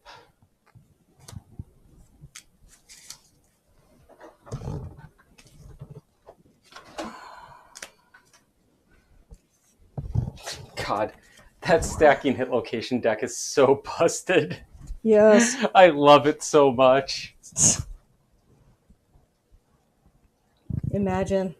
We might have to live without that in the future. I know. I don't even remember which thing we got Ghost Circer from. It's from the Lanternism. which is Not guaranteed. which is so bad. Like I hate Lanternism. Like its tenant knowledge is just awful. Yeah, it kind of is. It's just fucking bad. But like, I gotta say, that Berserker combo is pretty freaking broken. Oh, it is. It's very, very broken, and I am fine with that. Yes. I mean, as we've talked many times, the game cheats so much you have to cheat back. Yes. Also, at least the one that gets us the Caesar is the default. You mean no, the Divergent? Yeah, the Divergent, the Caesar. Yes. You That's said default. it's a Divergent. Default. Oh yeah, It's yeah. a default philosophy. But you do have to get to 25, like into full H Hunt XP without ever departing the settlement. I am fine with that. That's just so hard, though. Okay, I think we're good. Yes, I think we are good. Okay. Hello, and welcome back to Forged by Geeks with more Kingdom Death Monster. We just beat our first level 3 Crimson Croc. It wasn't as bad as we were expecting. It wasn't perfect. No. And it does help that we stacked the deck so far that we never drew the trap going through the deck once. Yep. And Savage helped. We should have kicked that in earlier than we did. Mm-hmm. But overall, I'll take it. And we started that fucking hunt. I know, but we got 2 weapon proficiency points for most of us. Yeah, that's a fair point. And we did get the Clubmaster. So that's good. So what are we up to in this settlement phase? So we are going to start with Perfect Punt. With what? Perfect Punt. What is that? It is first we have to do the settlement event. Yeah. Oh, settlement event first? Well, okay. So Survivor's Return, Yep. We gain endeavors. Okay. So we need endeavors for all of our characters. So that's 5 base. Yep. And then I have a, what's it called? The thing that gives 1 endeavor returning. Yes, Tinker. Tinker, thank you. So that puts us at 6. And then we get 4 more because of our population of 40. Oh, we hit 40. Yep. Very nice. So we did the needful when it came from that. So we have all 10 endeavor tokens we have. Yes. From 2 copies of the game. All right. So additionally, so that's like that. Let's see. Man, what a weird thing. And then update timeline. Update timeline. So yeah. Also, when we're a returning survivor, you are a dream architect. Or stone architect. Stone architect. Yes, I have 1 stone architect. Joker also has a stone architect. So what are we up to? We are up to 13 on Build the Dream. That just feels good except for that number. Yes. All right. So update death count. Nothing happened. Yeah. Okay. Timeline. Okay. And when do we increase collective cognition? We increase collective cognition when we defeat the monster. It is part of the aftermath. Okay, so that will put us up to 37. Which does unlock the next thing. So we should do that first. Okay. No, we shouldn't. No. We get the collective cognition rewards when we hit milestone, which is step 6. Okay. So now we need to do the update timeline. So we need to draw a random settlement event. 2 random settlement events because we have the Scouts Lantern. Oh, thank God for that goddamn Scouts Lantern. That's all I'm saying. Is fuck that noise. Yeah, I want that hammer bad. We need to make that hammer today. Yeah. That is a top priority. Tony is eager to get hammered. Yes. I will be leveraging my nice app, Mixtails.ai, to make a nice drink. Yeah. Yesterday we made a drink that was based off of defeating our rivals with lime juice, and it suggested a Caipirinha, and it was really surprisingly good. I'd had them at Fogo de Chao before. Yeah. But we made our own Caipirinha, and I actually, just a plain Caipirinha is actually pretty freaking good. I would agree, but there's so many options on it that I'm looking forward to it. Okay, tell me when to stop. Stop. Okay. We get Jousting and Haunted. Okay. So, Jousting. The bell's lofty presence inspires a competition of righteous skill. You nominate 2 survivors with at least 1 hunt XP, roll a d10 for each survivor. The higher result is the winner, the lower is the loser. Use the difference to determine the result. If no difference, they each gain an understanding. If 1 to 3, the winner gains a +1 strength token. If they depart this lantern year, the loser skips next hunt in frustration. 4 to 6, the winner gains +1 accuracy permanently. The loser suffer a concussion, severe head injury. So I need to look that up. And then 7 plus, we gain 2 endeavors. The loser suffers a random severe head injury with -2 to the result. The winner is duty-bound to change their weapon specialization to club immediately. They gain +3 club proficiency and add Sir to the start of their name. Okay. Haunted, we do have Song of the Brave. Returning survivors may join and gain a D5 insanity. We do not have Memento Mori. The survivor paints their blood in patterns all over the settlement. They permanently gain 2 strength, 1 accuracy, and possess. They cannot use weapon specialization, mastery, or fighting arts. Okay. I feel like jousting maybe are better Yeah. approach, and then we'll want. I mean, some of those are kind of nice, but I wouldn't necessarily like. I think we're going to use like characters that are good but not great. I would agree. So I would say let's use 2 of the characters that may become main characters later. We have enough babies that are really powerful. Let's just take 2 of them, and maybe we get lucky and one of them gets even better. Okay. So 2 great babies.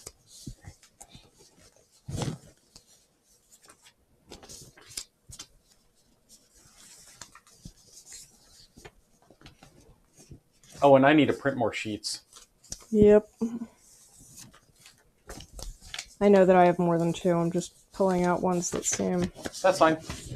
Okay. So who are we looking at? And are they all the same, or? So we have Ladbroke Clubs, who already has club proficiency. Okay. But then he would gain club proficiency. Yeah, and he would get 3 marks. Okay. He has 1 strength, 1 accuracy, 3 strength, and 2 evasion. Okay. So that's a good possibility. And then probably either Hoyle Clubs, who is our championism, who also has club proficiency, or Jack. Let's do Hoyle Clubs. Okay, so sounds good. 2 clubs characters. Okay, so Hoyle will be pink, and what's the other guy's name? Ladbroke. Ladbroke will be blue. Dual 3s. No difference. Okay.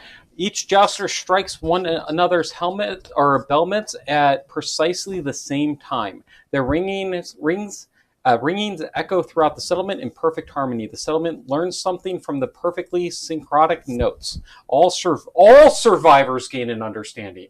Oh, fuck our life. Oh, fuck. Okay, that's a bit more. Need to throw me the seed pattern deck suddenly? Yeah, we're gonna have to do a lot of these? Yeah, we may just get this entire fucking deck. There you go. Alright. Holy shit! Oh my god, 40 characters. Gotta mark extra understanding on all of them. Okay, so everybody, all survivors. Wow, okay.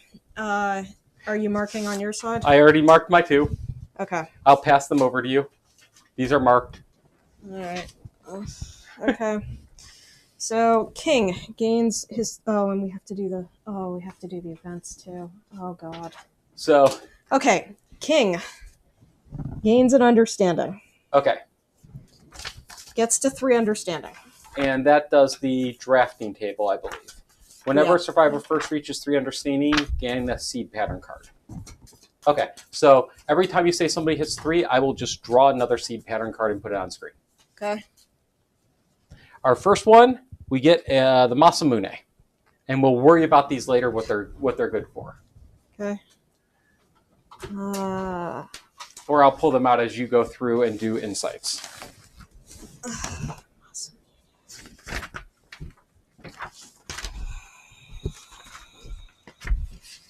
Oh, I still know. I have the patterns in here somewhere. Oh, I don't have the seed patterns. I've got okay. the seed patterns. Okay, so you're just going to handle those. Okay. 777. Deadly 2, deflect 2. That bleeding tokens. must remove 2 of your bleeding tokens to activate. That's interesting with the Yeah. the blood armor. Yeah. Okay, Blood so armor. now King is having an insight. Okay. He is settlement phase. So 1. If you innovate this phase, draw 1 card. Draw 1 additional? Yeah. Okay. Draw one card. +1 innovate. Yep. Alright, so, and he is now a tinker. Alrighty. Tinker. Alright, next. Fizbin gets his first understanding, so he does not actually hit 3 understanding. Alrighty. Joker does not hit 3 understanding, he hits 5. Oh, wow. Ladbroke hits 3 understanding and needs a pattern. And needs a what? Pattern. Okay, he gets a hyper sight visor. Okay, and his insight is 4. Gain an additional endeavor this settlement phase.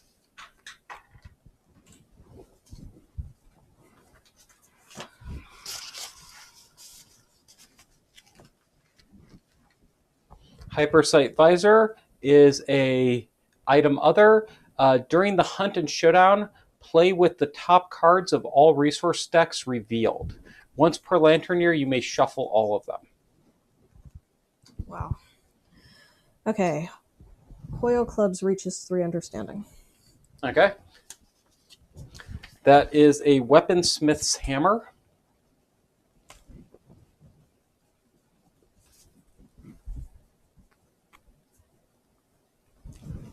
And he is going to get a Lantern 10. So Hoyle Clubs gains 1 permanent strength from his event. Very nice. Weaponsmith's hammer is a 2/5/2, cumbersome, grace of power. This gains 1 strength for every red hookup you have. If you get all 4 sides hooked up with red, you spend a move in action.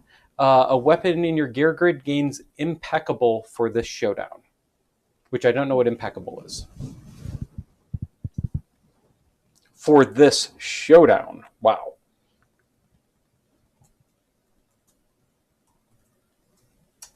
During your wound attempt with this weapon, reroll any natural ones. You must keep the new result. Holy shit, that's nice. Okay. Jack gains a seed pattern.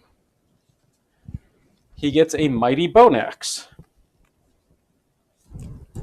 which is a 2/5/6, savage, heroic. During your attack roll, reroll any natural ones. You must keep the new result.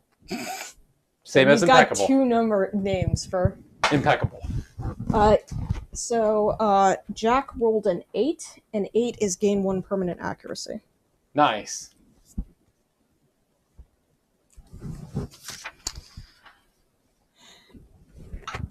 Betfred gains a seed pattern. He gets a clasping shield. I like new shields. Yeah. This may be something we try to make. 5. We gain another endeavor this settlement phase. Oh, fuck us. We're going to have a lot of these, aren't we? Mm-hmm. Clasping shield. 1/7/5. Block 2. Wow. If another survivor would collide with you due to knockback, instead end their knockback and place them standing in the nearest unoccupied space to you. That's interesting. That's with the Black Knight pattern. Interesting. Block 2. Wow. Yeah, okay. we want that. Bismarck Diamonds. Only needs an iron and 2 scrap. Oh, wow. And we have to have sculpture and an insane survivor with tumble. Oh, fuck. That's a problem. That's a problem. Okay, so SP, we get another seed pattern. Okay. For Bismarck. And it is a rawhide bandana.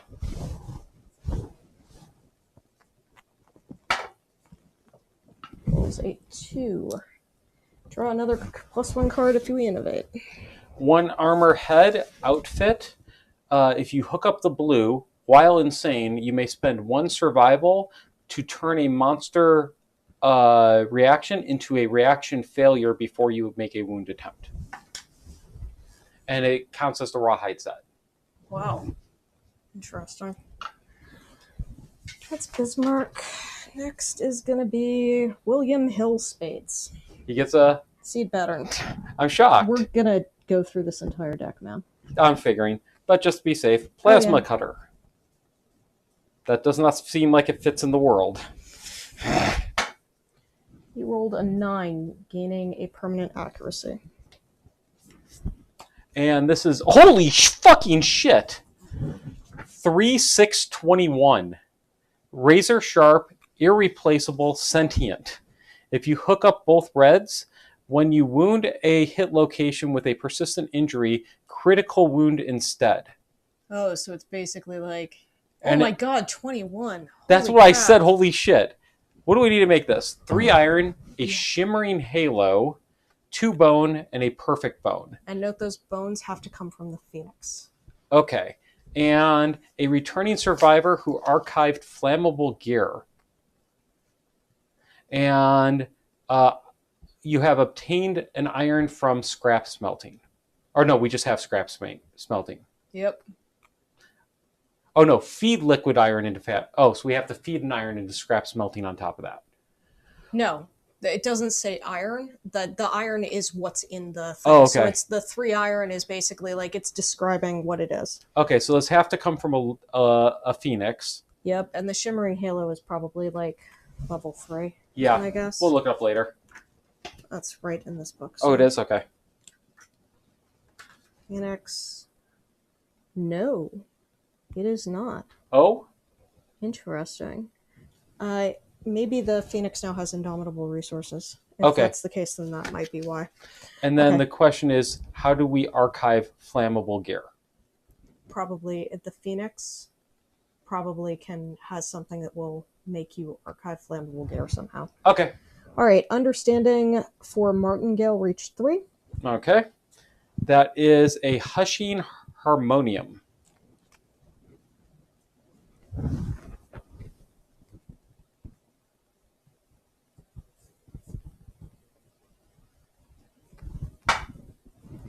Uh, 5 is gain another endeavor. Okay. Hushing Harmonium 170. Ballad of Silence. Takes 12 AI cards. Spend an action. Archive the 12 cards from the wound stack to perform. All other survivors are hushed and not threats. Okay. So that makes just that character the only remaining threat for the rest of the fight. Okay. Trixie. Gets a seed card. Yep. Heartseeker. And 7 is another endeavor, the settlement phase. Okay. I'm understanding to bingo. Heartseeker. 2, 5, 11. Razor sharp, impeccable. Ignore first strike while attacking with this weapon. Wow. And it's a grand sword. You need death metal and a Pylorix, which comes from a tier 4. Okay. And a survivor who was sucked into kingdom death lies across the anvil. Oh, one of your initial survivors. Oh. I think. Okay, next. Oh, wait, we gained another endeavor. Yep. And then another special pattern from Mahjong. A Elder's Aegis, so another shield.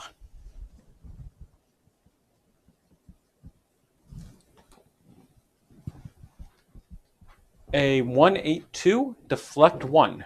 If you hook up both greens, when you depart, if you have the most hunt XP, add 1 to all locations. For every 4 XP, you have more than the youngest. Wow. 4 is going to be another endeavor. So it's a deflect, not a block. Yeah. Okay. Yeah, we hit mostly like characters that don't have this understanding, so we're starting to like burn through. But boxcars gets a seed pattern. Armor Smith Tongs. Grace of, it's an item. Grace of Valor. When you depart, add 1 to all hit locations for every 2 greens you have. If you hook up all 4 green sides, you can move in action to reduce damage from hits by 1 to a minimum of 1 this showdown. Wow. Alright. Die gains an understanding. Okay. 3-card brag. Gets a pattern. Yep. Okay. Piercing Claws. These are paired. So 2, 5, 7 paired. Barbed 2. If 3 or more of your attack rolls hit, remove a token from the monster before drawing a hit location. Wow. That's interesting. Oh, wow. And with paired, that would remove 2 tokens, wouldn't it? No, probably not. Yeah, I'm not sure. Okay, 3-card brag got a didn't get a new seed pattern. That was his seed pattern. But he got another draw another card during the innovation. Okay, so we're up to 6. Yeah, maybe. Okay. Like we're up to plus 3. Oh, so 7. All right. No need there. No need there. Need there. We have 2 left. Need there.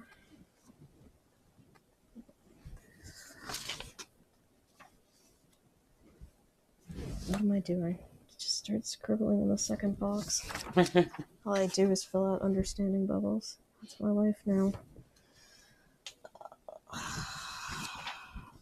Queenie. Gets 1. Yep. Fingernail Whip. You could use a whip. Whips are fun.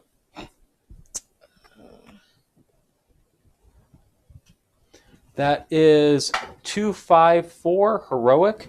This weapon gains razor sharp against super dense hit locations if you hook it up. And it only requires a tier 1 monster. Yeah. Interesting. Yeah, Queenie got we got another endeavor. We could actually make this. Well. Okay. Okay. All right, Crush gets a seed pattern. And that's our last seed pattern. Okay. Tithe Box. 6.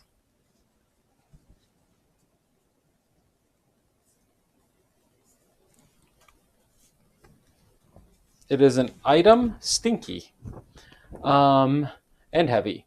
-1 movement. When a seed weapon deals the killing blow, you collect the monster's ear in this box.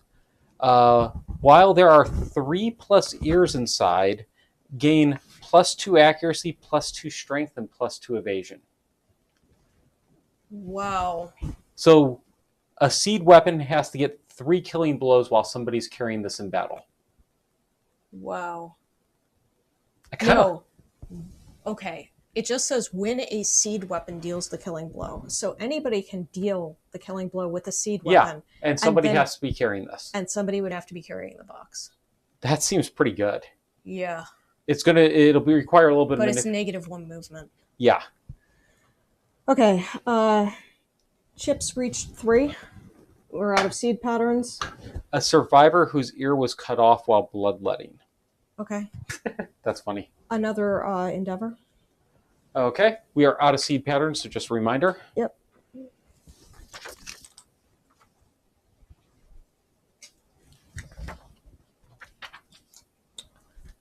Pair reaches 3.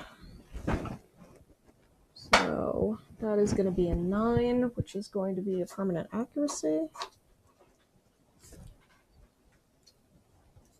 And Tinker. Oh, 40 characters. Oh. That is so many characters. Failed. This gains 4 understanding. That is such a major freaking thing. So, yes, we have everything. Good on you for using the doubling, man.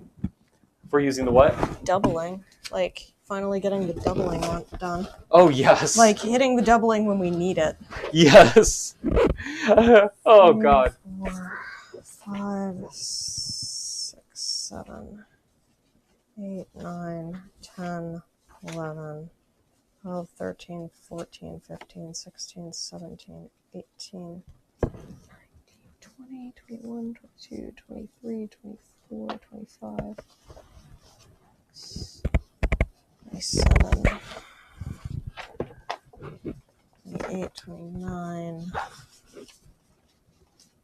30, 31, 32, 33, 34, 35, 37, 38, 39.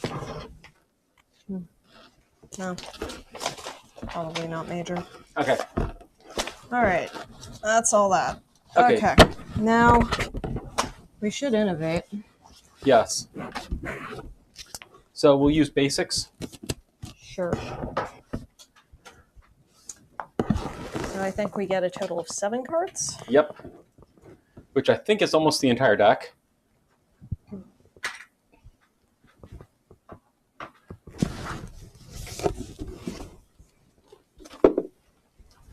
There's 9 in the deck. Okay. So we don't get everything we want. Mm-hmm.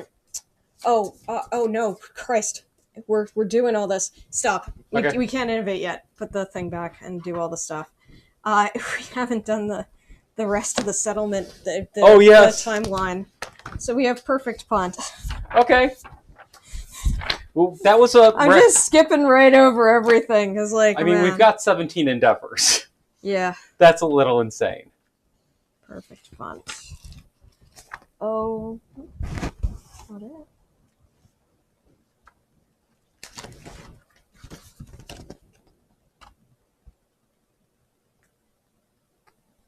Oh. That's part of the finale. 169. Perfect punt? Yeah. It's in the finale section. Perfect punt. The settlement gathers in awe around their finished project. A collective sigh ripples through the gathered survivors. They have been building the chest for Lantern years. The Dreamkeeper takes a handful of limp dreamers from its sphere and carefully places them inside the construction. The settlement may archive up to 4 founding stones to adorn the chest, earning a bonus construction point for each. Archive the Dream Schematics Innovation. The Dreamkeeper lowers its face closer to consider its investment in the settlement. Review the settlement's handiwork. Okay, so we have 4 founding stones exactly, I believe. Yes, but we're gonna, so we have, our Build the Dream progress is 13. Okay. What's the max? 15. Okay. We roll 1d10 and add the results. So, modest construction would not be perfect, but yeah, we may want to archive 1 founding stone To guarantee 15. to guarantee 15. Okay, let's do that. We'll archive 1, and then I'll just roll for the sake of argument. I get a perfect 10. Wow. I'll take my 10. Loves you. What? The gambler loves you. Yes. As Ty's was saying. Yes. So we still have 3 founding stones. All right. So what happens? So okay. Excellent construction. A near perfect replica. The Dreamkeeper opens the chest, allowing the settlement to make preparations before the chest is sealed and punted. Then, with a swift kick, it soars in a weightless arc, rocketing into the unknown. The Dreamkeeper is thrilled. This lantern year, departing survivors gain +1 strength and +1 luck tokens, survival up to the settlement limit, and a reroll token. Wow. The Dreamkeeper nods with finality. With the chest gone, the Protector lumbers towards the settlement edge. Its massive footfalls leave dusty, craterous tracks. The survivors' awe reinforces their determination as they prepare themselves for the Dreamkeeper's final trial. So, make preparations. The settlement can archive and record any gear on their next Ark campaign settlement record sheet. Start with that gear available during the prologue battle. Oh, shit. So we get rid of stuff now to help our next game. Yeah. Oh, fuck us. Yep. Wow. We cannot craft anything else. This is it. But we can craft stuff coming out of this. Yes. Wow.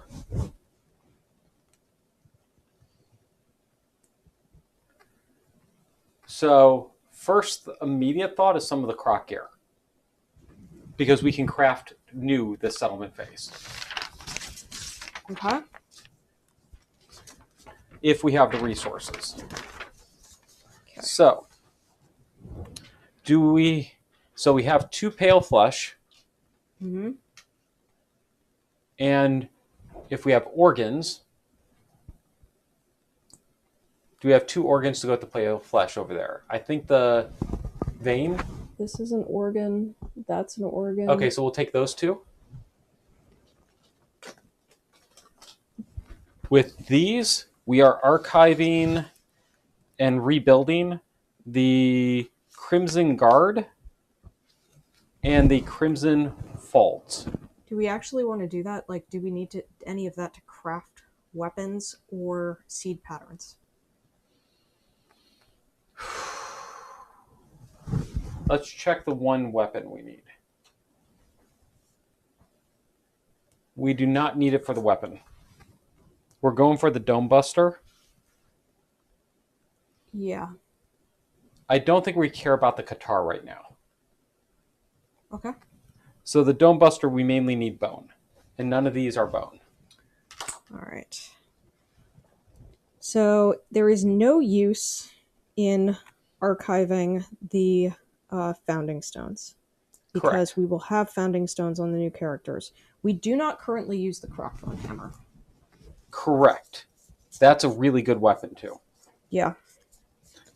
So the Crockbone Hammer is, it is going to be a nice starting weapon, and are we okay with losing those hookups? Yeah, and pass me that stack because I've got a couple more ideas. Okay. So we'll archive the Crockbone Hammer. Okay. We will archive the Crimson Guard and Crimson Folds. Do we have another organ? Yes, this will work. And I mean, this is part of the finale, but I think we're going to have some post game, so we don't want to lose too much, you know? Yeah. Okay. So the Crimson Guards and the Crimson Folds? Yep, and also the Crimson Dress. So we've got 3 of the pieces. Okay. I don't think we have a Crimson Bone in town.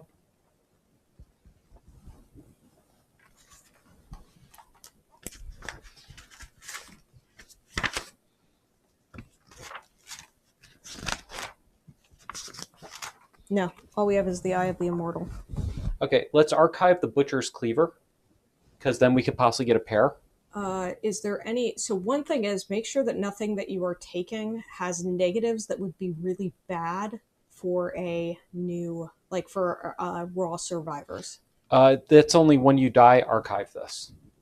Okay. And you're figuring we're gonna... Get a second one and have them paired for a character. Okay. Which is normally really hard to do. Okay. Optional, the Spinning Sword. Yeah. Spinning sword makes sense. Okay. There's no limit on what we can... How many? Doesn't say anything. Archive and record any gear on their next Ark campaign settlement record sheet. We cannot face the Smog Singers anymore, right? I think we can't, because I think we got the thing.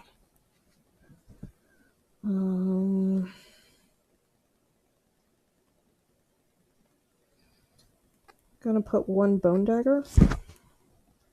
Then we should archive the Smog Singer's tablet. I'm not sure we can do that. I don't think that's gear, really. It is. Item Scout Heavy Stone Tablet. It's It, scout. it We goes don't in. have a scout. We can't do any scout gear. We're not going to have a scout in the initial thing. So it Oh, has to. it has to go on. So okay. Yeah, it has to be available during the prologue battle. I don't. I Okay. mean, I guess maybe we could do it, but I don't think that No, because we really. can't equip it. That makes sense. Yeah. Um, I don't think we want to archive the Spear of Life.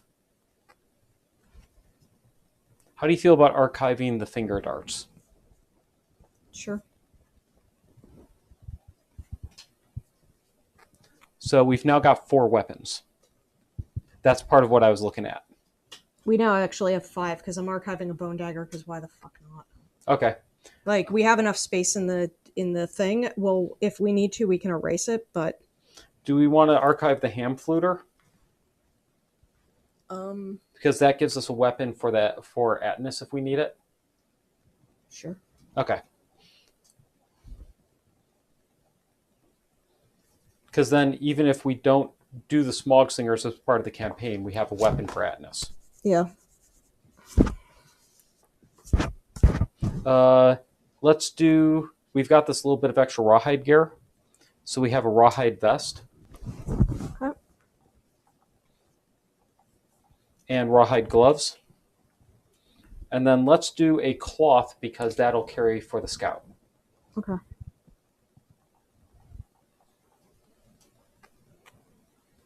What was it? Cloth. The cloth? Yeah. Rawhide vest, rawhide gloves, and a cloth. Okay. All right. We have 2 new acanthus. Do we want to send 4 of our dried acanthus? How many do we have? We have 7. Yeah, and let's 2 send fresh. 4 dry acanthus. I like that. Because we're not guaranteed to get acanthus.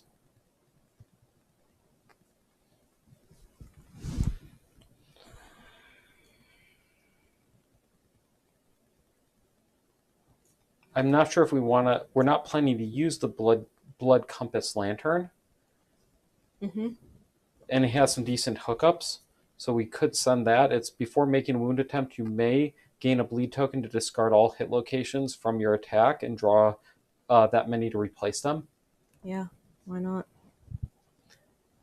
I mean, oh, but it has to be for a wound attempt, so it won't get rid of the trap.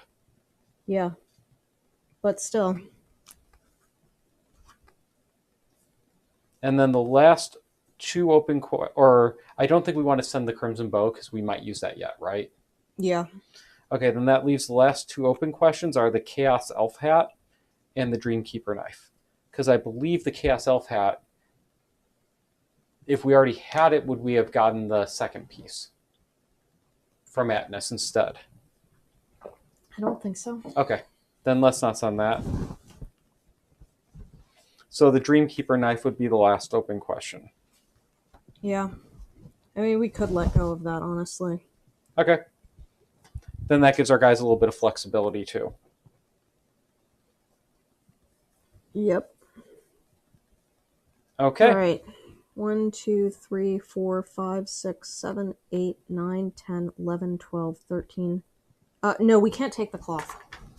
Okay. It has to be in their gear grids. Oh, okay, good catch. And we already have cloth, so that's the same argument why we can't take the Yeah.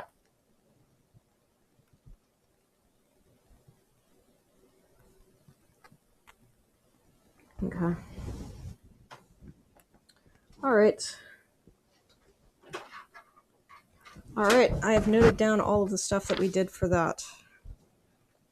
And I will sort those later to put away. Okay. All right. So departing survivors gain +1 strength and +1 luck tokens. That's pretty awesome, actually. Mm-hmm. Also, we now can remove the Dream Architects, the Stone Architects. Oh, we no longer need that. I think we can get rid of them. We have other characters with them, and of course they're in the deck, so we can take it back if we absolutely have to. Yeah.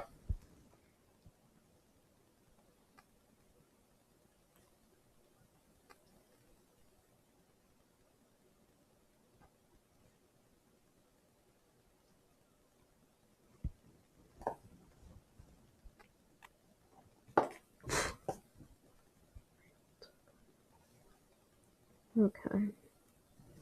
And you gained club mastery, right? Yes, I did. All Thank you right. for keeping such diligent notes of everything. All right, so that is the end of that. Okay. So now we prepare ourselves for the Dreamkeeper's final trial, and we will be facing the Gambler in the next fight. Like, our next fight is the Gambler. Okay. However, the thing is that, like, the thing after the Gambler is the Lantern Festival, and then the Awaited, and then some other stuff. So I don't think this is actually, like, this is part of the finale, but it's like the Start of it. exhausted Lantern Horde. Yeah. Okay. All right, so now we know that what we need to target for the thing. We have archived the dream schematics innovation, which means we no longer have to build the dream, which is nice. Yep. And then okay, so now we are in the develop phase, I think. Okay. Which means, or we're in milestone events. So now we get the collective cognition. Okay. So we get 36, which is King Cuisine. Attain the Relativity King knowledge card. Nominate a survivor to gain it, then share it on the forum with a Lumi token. Yeah, and we also ought to put the forum. Yep. I think I put the card over there. Yeah. So how many do we get down out there? Just the 3? Or do we have bonuses? We get an additional one, I thought, because of one of the abilities, one of the things that we have. That's what I thought too. Okay, so we'll get 4 plus this. Yes. And this may go to Singleton because he had Stone Architect. Okay. If it's good. What the fuck? +1 Torment, +1 Systemic Pressure. In the aftermath, each survivor must gain an observation in a knowledge of their choice. Holy crap. Oh, fuck. That's high risk, but high reward. Like, yeah. I'm tempted to put it on Singleton. Really? Yeah. Because he's going to be with us for a while. He has such high armor values. Okay. Yeah. So wipe the Stone Architect and give him that. It's high, I like high risk, high reward. Yep. And our next one is at 46, and that's the last one. Okay. So we need 9 more collective cognition to finish that. Wow. All right. Singleton gains gains his first systemic pressure and another torment. Yep. Oh wait, no. He loses a torment because losing Stone Architect drops his torment by 1. Okay, good. So this moves him to just 1 and 1. Yeah. He's not that much worse off. Wow, though. Each survivor gains a progress. That's fucking huge. I know, but that means that we might need to switch people out if we want, or switch out things. Yeah. But he also gets 1. Mm-hmm. Oh, which means he can launch positivity. Uh-huh. Oh, yeah. Yeah, no, there is so much good to be had from this. Holy shit, this is insane. I bet a lot of people would be scared of it, but the power here and what it'll do for us is huge. Yeah. And we can give this to another character. God, if we had 2 characters going out with it, that would be really insane. Yeah. All right, so somebody gained it and it went into the forum. With a Lumi token on it. So just pop a token on it. Okay.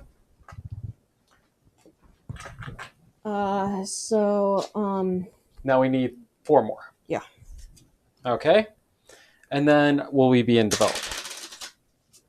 Then after that, milestones. So we got that. Yeah. Now then after that, yeah, we have the develop. Okay. The first thing I'm going to do is just rebuild all the gear that I dumped. Okay. I've already set aside the cards for it. Okay. Whew.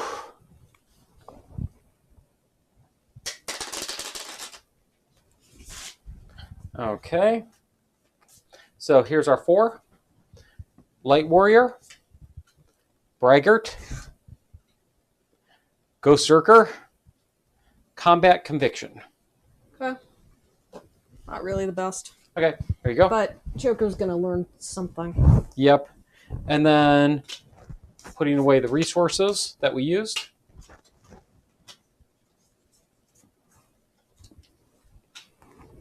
And fixing this deck, which I shuffled wrong, which drives me nuts.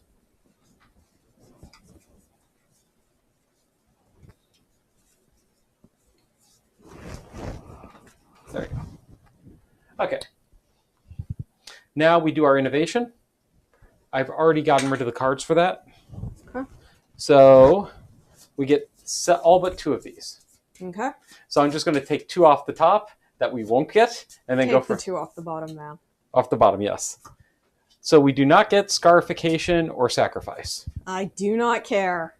So Does not bother me. our choice is Memento Mori, Bloodletting, Forbidden Dance, Cooking, Nightmare Training, Records, Partnership. Okay. My default is Cooking because we keep running into problems with it. Yeah, the biggest thing is we either want... I think we either want... bloodletting, cooking, or nightmare training, pretty much. Though Records actually has some benefits, but I'm, honestly, like, cooking... Yeah, cooking's hard to say no to. We can do cooking. Okay. And it gets us 1 additional endeavor at the start of the settlement. So we don't get it right now. Yes. You do not get a Okay. Alrighty then. Okay, so... What the fuck are we going to do? Alright, now... We could do a lot of protein training. Well, we also have things. Oh. Singleton reaches rank 3 of Optimism. Oh, yeah, we need to take care of that shit, don't we? Yes. And, yeah. Okay. So Singleton hitting rank 3 of Optimism.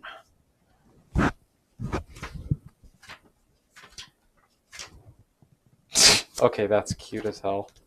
Yeah, the Optimism is actually kind of cute art. Your unflagging positivity and determination to share it with others lightens the settlement step. Even cancer pigeons flock to peck contentedly at your feet. Easy smiles spread wherever you go. You awaken with cheer, but if they knew about your dreams, gain a Lumi and roll a d10.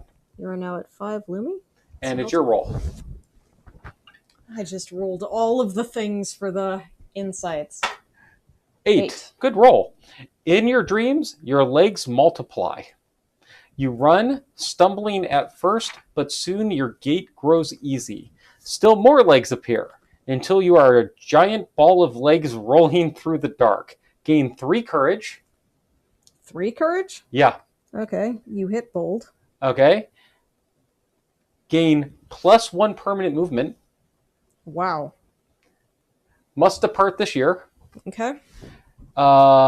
Without the gnaw of hunger in your belly, you dream longer. In the distance, you see the destination you were barreling towards. Gain a luck. And gain a knowledge. Yeah. So, probably going to lose something I just gained. I don't know. Maybe we'll take off serial code too. Oh, yeah. I mean, I don't love it, but... Gain better than this. It's a final one. Okay. Even though it's not black. That's what threw me off. Oh, no, it's a dangerous observation. Oh. You turn negative thoughts into positive energy. During your act, you may spend up to 5 insanity to gain that much survival. Limit once per showdown. When you suffer brain trauma, gain a mark. Okay. Lose this knowledge and gain a random disorder. Okay, let's put that over the relativity, and then we will pay the Lumi to give it back. Okay. So just, I wouldn't erase it. Okay. We'll just keep that in mind. So we will need to... That will drop them down to 1 Lumi after taking relativity. and gaining the 1 back. Okay, good. So you'll just take care of that immediately. Yep. And that'll go into our deck. And then you are the best thing anyone has ever seen until they see the next better version of yourself. Gain a permanent strength. You are now at 6 strength. Holy shit. Okay. So optimism rank 3. So that worked. Yep. All right. Who else? Perhaps no.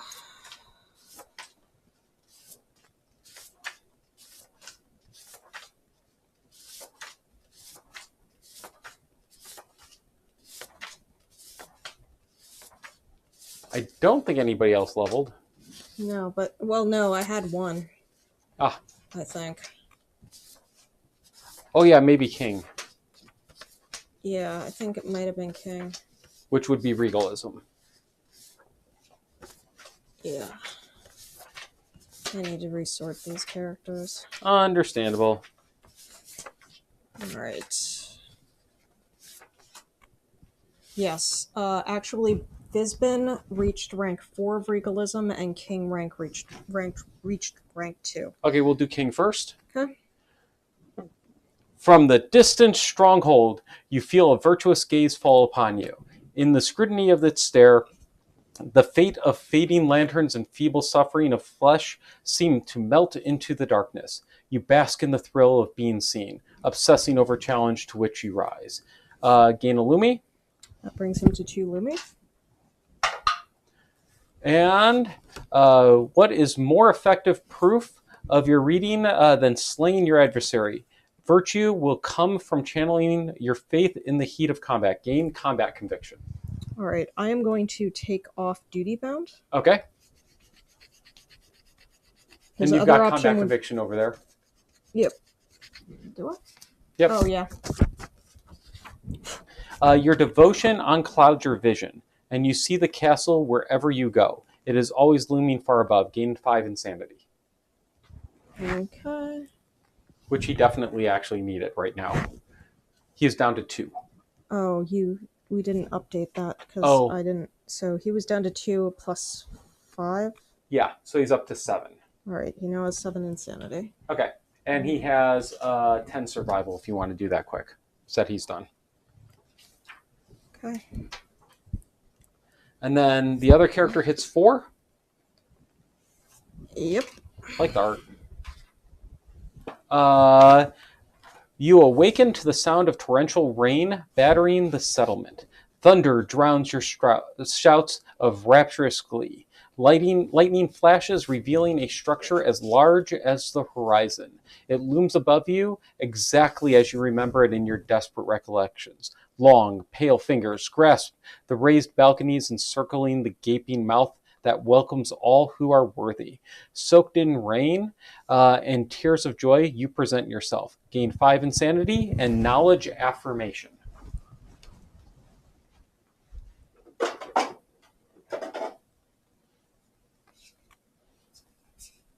This is a final. Okay. It is all real. You can spend insanity as though it were survival. Holy crap. And now your turn to roll. Okay, so this kind of gets complicated. Yeah. I think What does he have? Serial code 2 so much, but like it's the one that doesn't matter unless it matters. You know? I'd drop it for right now. The other one you've already made progress on, I believe. No, it's permanent. Like that's the final one, but it gives me shield specialization when I have a sword. Yeah, which you need. Yeah. So affirmation, you can spend insanity as though it were survival. And then roll a die.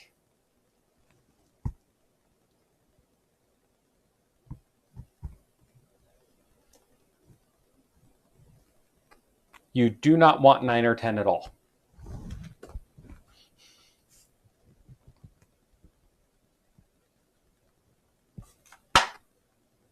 Two, standing tall in the pouring. Oh, you gain sword and shield style. Yep. You are effectively nothing else. Yep. You are the spitting image of your exalted brethren. Gain sword and shield style. You wander the stone-faced plains as a herald of the castle's might. Okay.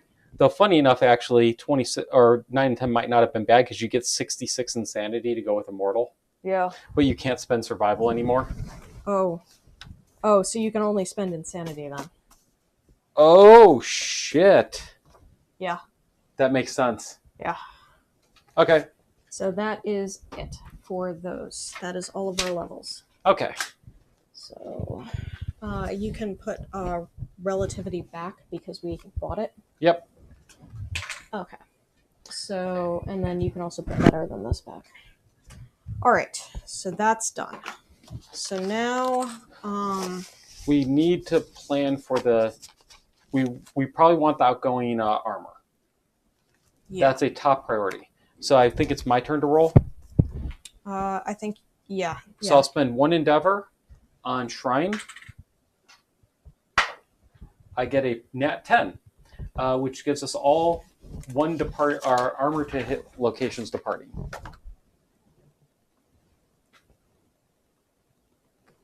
I like my new dice. Yeah.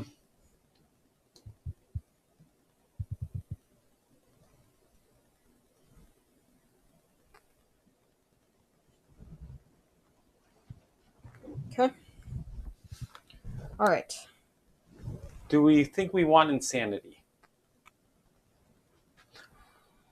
Actually, any of our main 5 characters not have nutrition yet.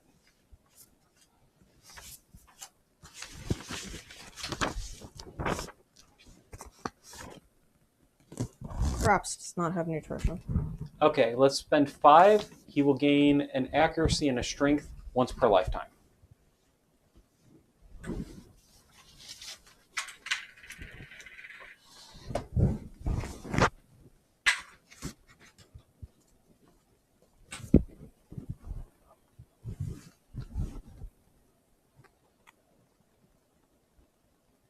Okay. All the rest are good? Yeah, they all have nutrition. Okay.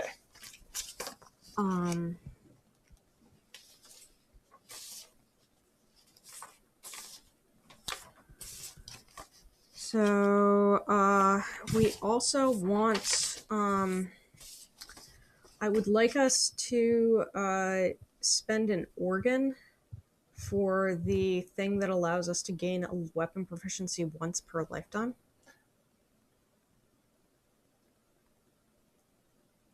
I think it's like butchery or something. I don't remember what it is, but it's basically like spend an organ and a thing, or spend an organ or something for I'm one looking for it. lifetime.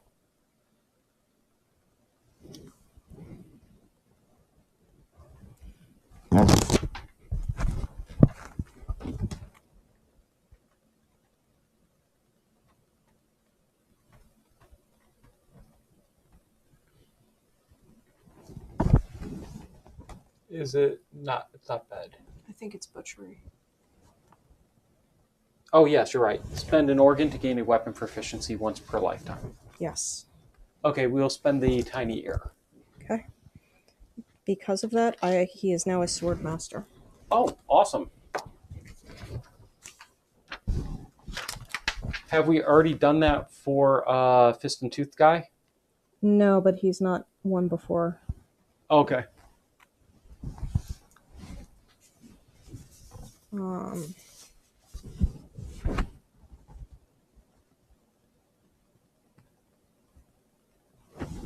Okay.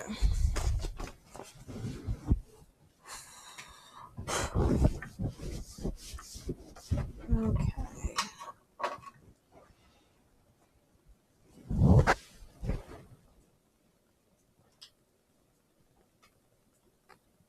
So I think we want to look into our seed patterns. That's what I'm doing. Sweet. I'm looking for the ones I think would be most interesting for us to make. Somebody is, that's the second time that I think somebody tried to spam us. Yeah, they're just, I didn't know if that was legit at the earlier one, but it's, Yeah. bullshit. Now that I see the same thing twice. Yeah, I banned both of them. That's easy enough to do. Reaper Jaw is the other Grimjaw thing, right? Yeah. I'm looking for weapons we might want to make primarily. Mm-hmm. And then we also need to make the club with the pattern. Oh, right, yes.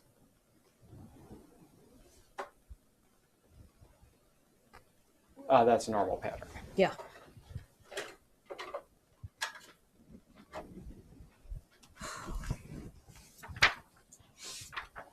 And we've got all the Marchioness, or no? Yeah, we have all of the Marchioness patterns. Okay. Oh, we are in an ad. Okay.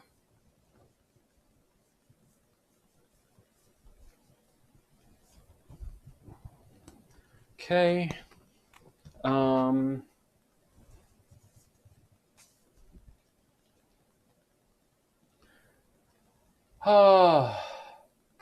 How are we doing on Bone in Town?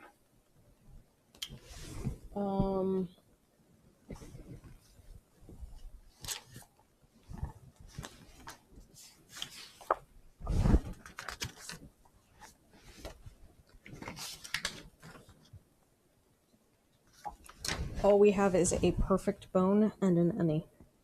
Okay. And then we have a bone resource from the Phoenix, but only one. Which we don't want to use. Yeah, unless we're using it for a seed pattern. Remember that if the seed pattern has a quarry on it, then the materials that are bone must come from that quarry. Or that tier. No, quarry. Oh, yeah. Okay, so we will use the fingernails. Is the pale fingers a bone? Yes. We'll use the groom nails, the pale fingers, the veined glass, and the normal bone. Can you hand me those three?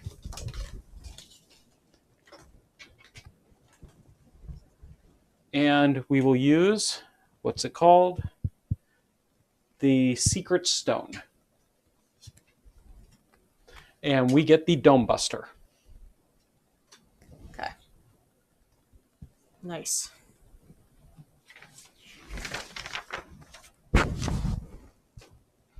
And that's a club, so it very well may swap out on Sinclair.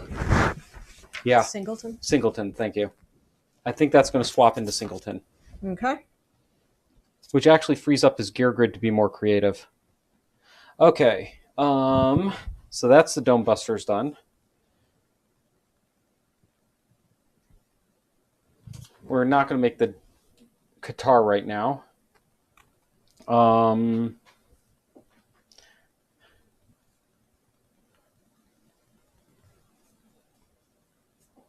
Pulling out the ones here that fit with what I pulled.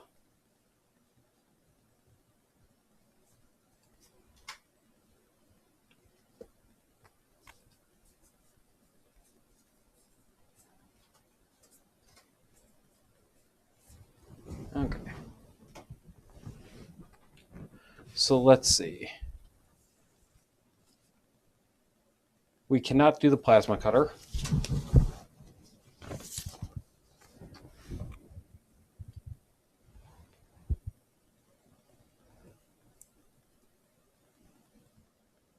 We do not have a perfect organ, right? No. Oh, wait. So would we have to have a perfect organ currently for that to work? I believe the answer is yes, even though we wouldn't have to spend it. Yes. Okay. So we cannot do the Reaper Jaw. Okay.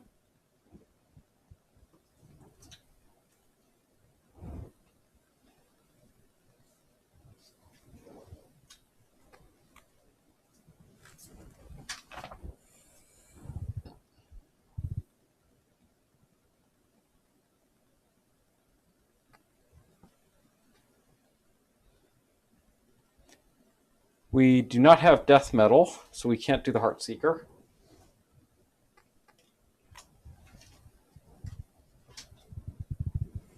We do not have Death Metal, so can't do the Death Defier. Did you say we have a perfect hide? No, we have a perfect bone. Okay.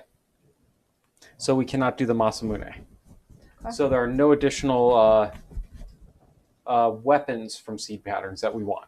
Okay. Alas. Yep. It's tragic. The one last big thing that we might want is the tithe box. That horrible piece of equipment. Yeah, though truthfully speaking, we probably won't bring it out this time. Yeah.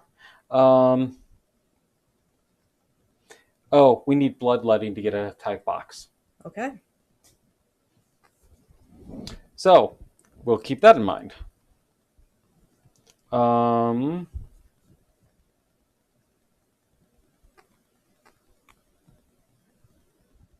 That's interesting. Let's see that one. Could you hand me the knowledge check, please? Yes. Thank you. God, we've gotten big.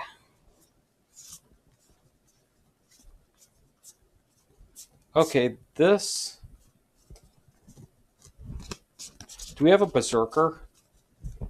A berserker? I don't know what a berserker is. No, I think it's a, I think it might be a fighting art. Okay. Alas. Because those are paired, that could have been a really good set of weapons if we made two. Mm-hmm.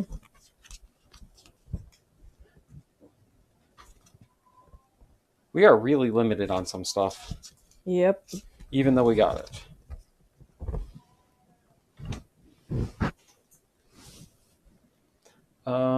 This might be worth it from a shield perspective. Let me see if we can make that.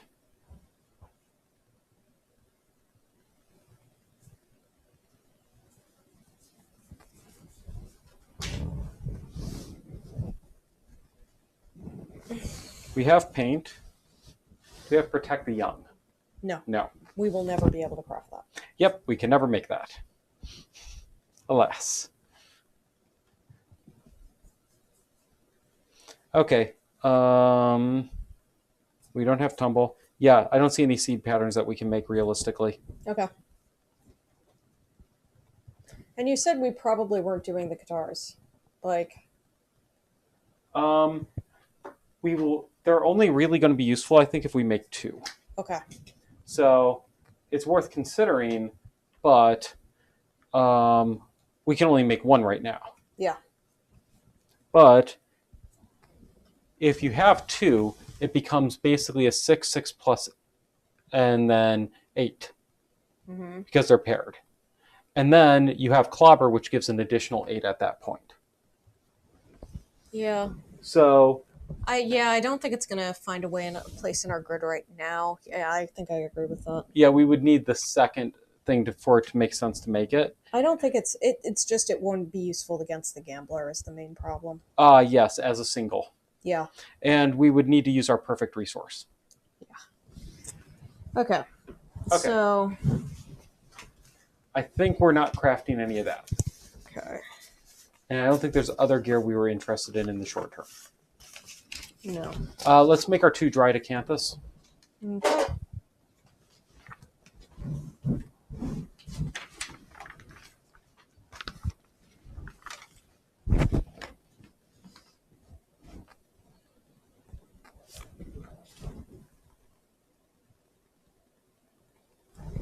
All right.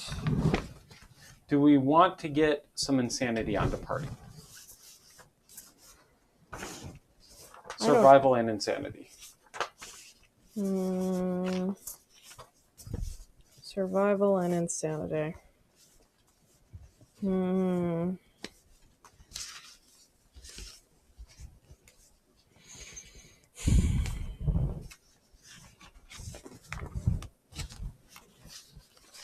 We don't need survival. Survival's useless to Well, us. it gives us both. I'm just saying. Yeah. Survival is useless to us. Yeah. I mean, brain damage is pretty common. Usually, like, you know, if something's gonna screw you by being insane, like, then usually it just screws you by being insane. Yeah. So, yeah, we could do some additional insanity. So we can roll on this as much as we want. So we have 2 options. We can spend an endeavor and give one person 2 insanity, just straight out. Mm-hmm. Option number 2, we can roll on face painting with a 4 plus. All departing survivors get 2 survival and an insanity. Hmm. I feel like Singleton is low on insanity. It might be worth just pumping him up like 3 or 4. Yeah, So if maybe 3 tokens push him up to 6 because he has none. sure. Okay. Do you think 6 is good enough or? 6 is a pretty stable number. Okay. It's like that nice thing where it's in between good and bad, Yeah. essentially. Do we have another character we want to do nutrition on? Do we have anything else that we want to spend on? Like anything that's a contribution to our later situation? Like, for example, Scrap like, smelting. yeah, like, do we want to craft another Marchioness piece? Uh, For example, that would be a problem with Singleton, but which pieces are we missing? we're missing all but the blouse and the gloves. Okay, so we need the gorget, trousers, and solerettes. Yes. Okay. How much iron do we currently have? 8. And we have a perfect bone, right? Yes. Okay, so we can't do the trousers.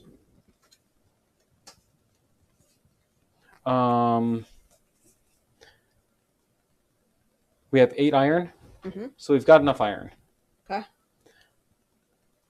Our shortage will be bone and leather. Do we have any leather? We have no leather. Okay. We only have 1 hide here, but we have 2 ennies. And do we have any other random bone other than the phoenix bone?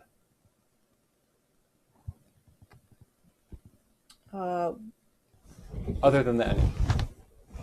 Oh, the lichen. I forgot about that. Yeah, lichen counts as everything. Oh, it does? Yeah. And we weren't planning to use it for its main purpose, I think. And we have 2 black lichen in town. We do? Yep. Then we can make either the gorget or the solerettes. Okay. But probably not both. Okay. So here's the solerettes, and here's the gorget.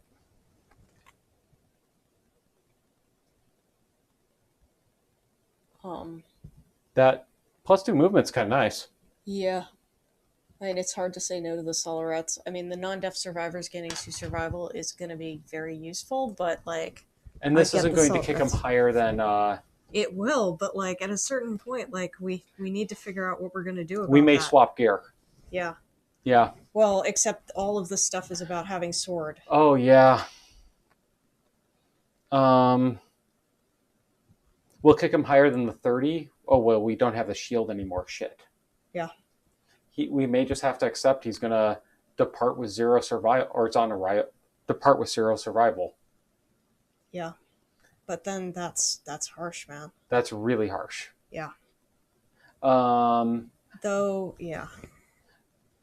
We can put the Adridocanthus to give him 2 on arrival. Yeah. There's also the stone noses, but like that's probably not gonna. Yeah. Well, isn't Adridocanthus? No, that's depart. Okay. So the stone noses would only give 1. Mm-hmm. Oh, if only he was honorable. You could make him honorable. We can? Yeah. Look at the bell. I think we have to make him honorable because that'll give him an armor to all locations. Okay. We can do that. Okay, we'll spend 1 endeavor. Make Singleton honorable. Okay. And then I think before we make the solerettes, we need to... Can we make a round leather shield replacement? Because I don't think we have one still, do we? We have one on Fizban. Okay, but we would really like another. Yes.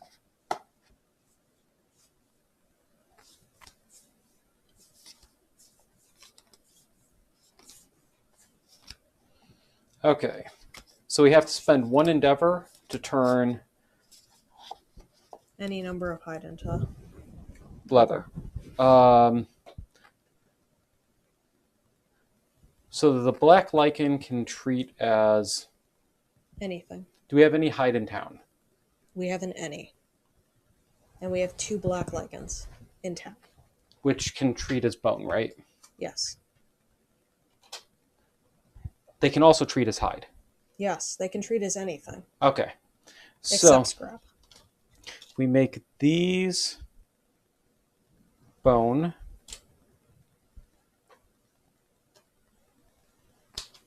Make that bone. That'll cover that. Got a hide.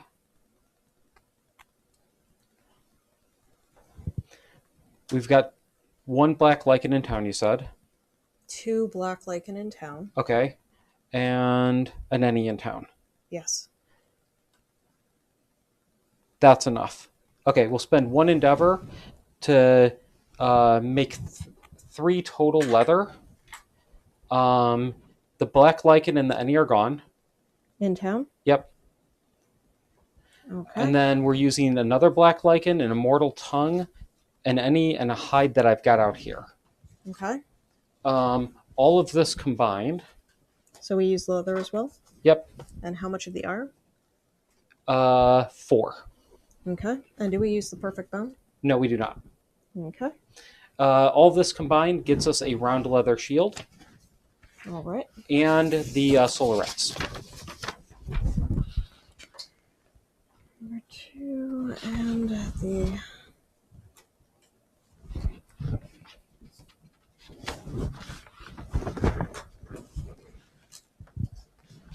So progress. Mm-hmm.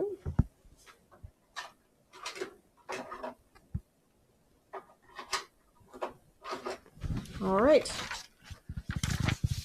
Okay. That pretty much just leaves us with doing nutrition on somebody.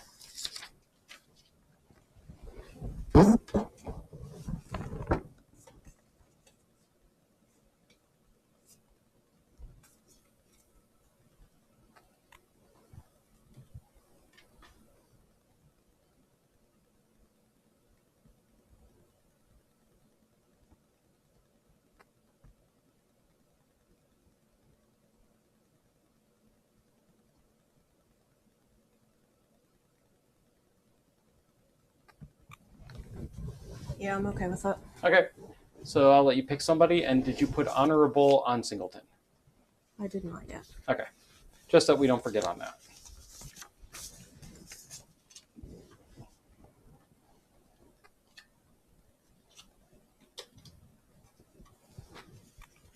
Okay. And then... Oh.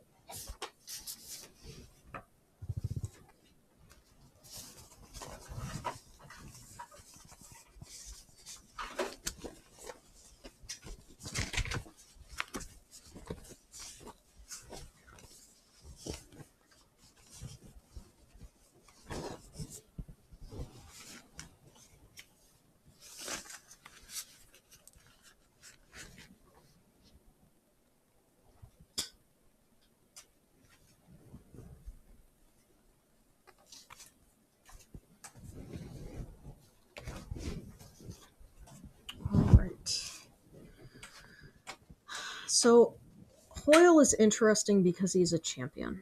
Okay, well, let's give him. That's a nice pumping. So... That's +1 accuracy and +1 strength. Okay, that puts him at 3 accuracy and 5 strength. Oh, that's so nice. Okay. Okay, I think that's it. Okay, Yep. Thank you very much, everybody. It's been a pleasure as always. One thing is we may spend some Lumi to go through the deck and choose something else for Joker to have now that Yeah. he no longer needs the thing.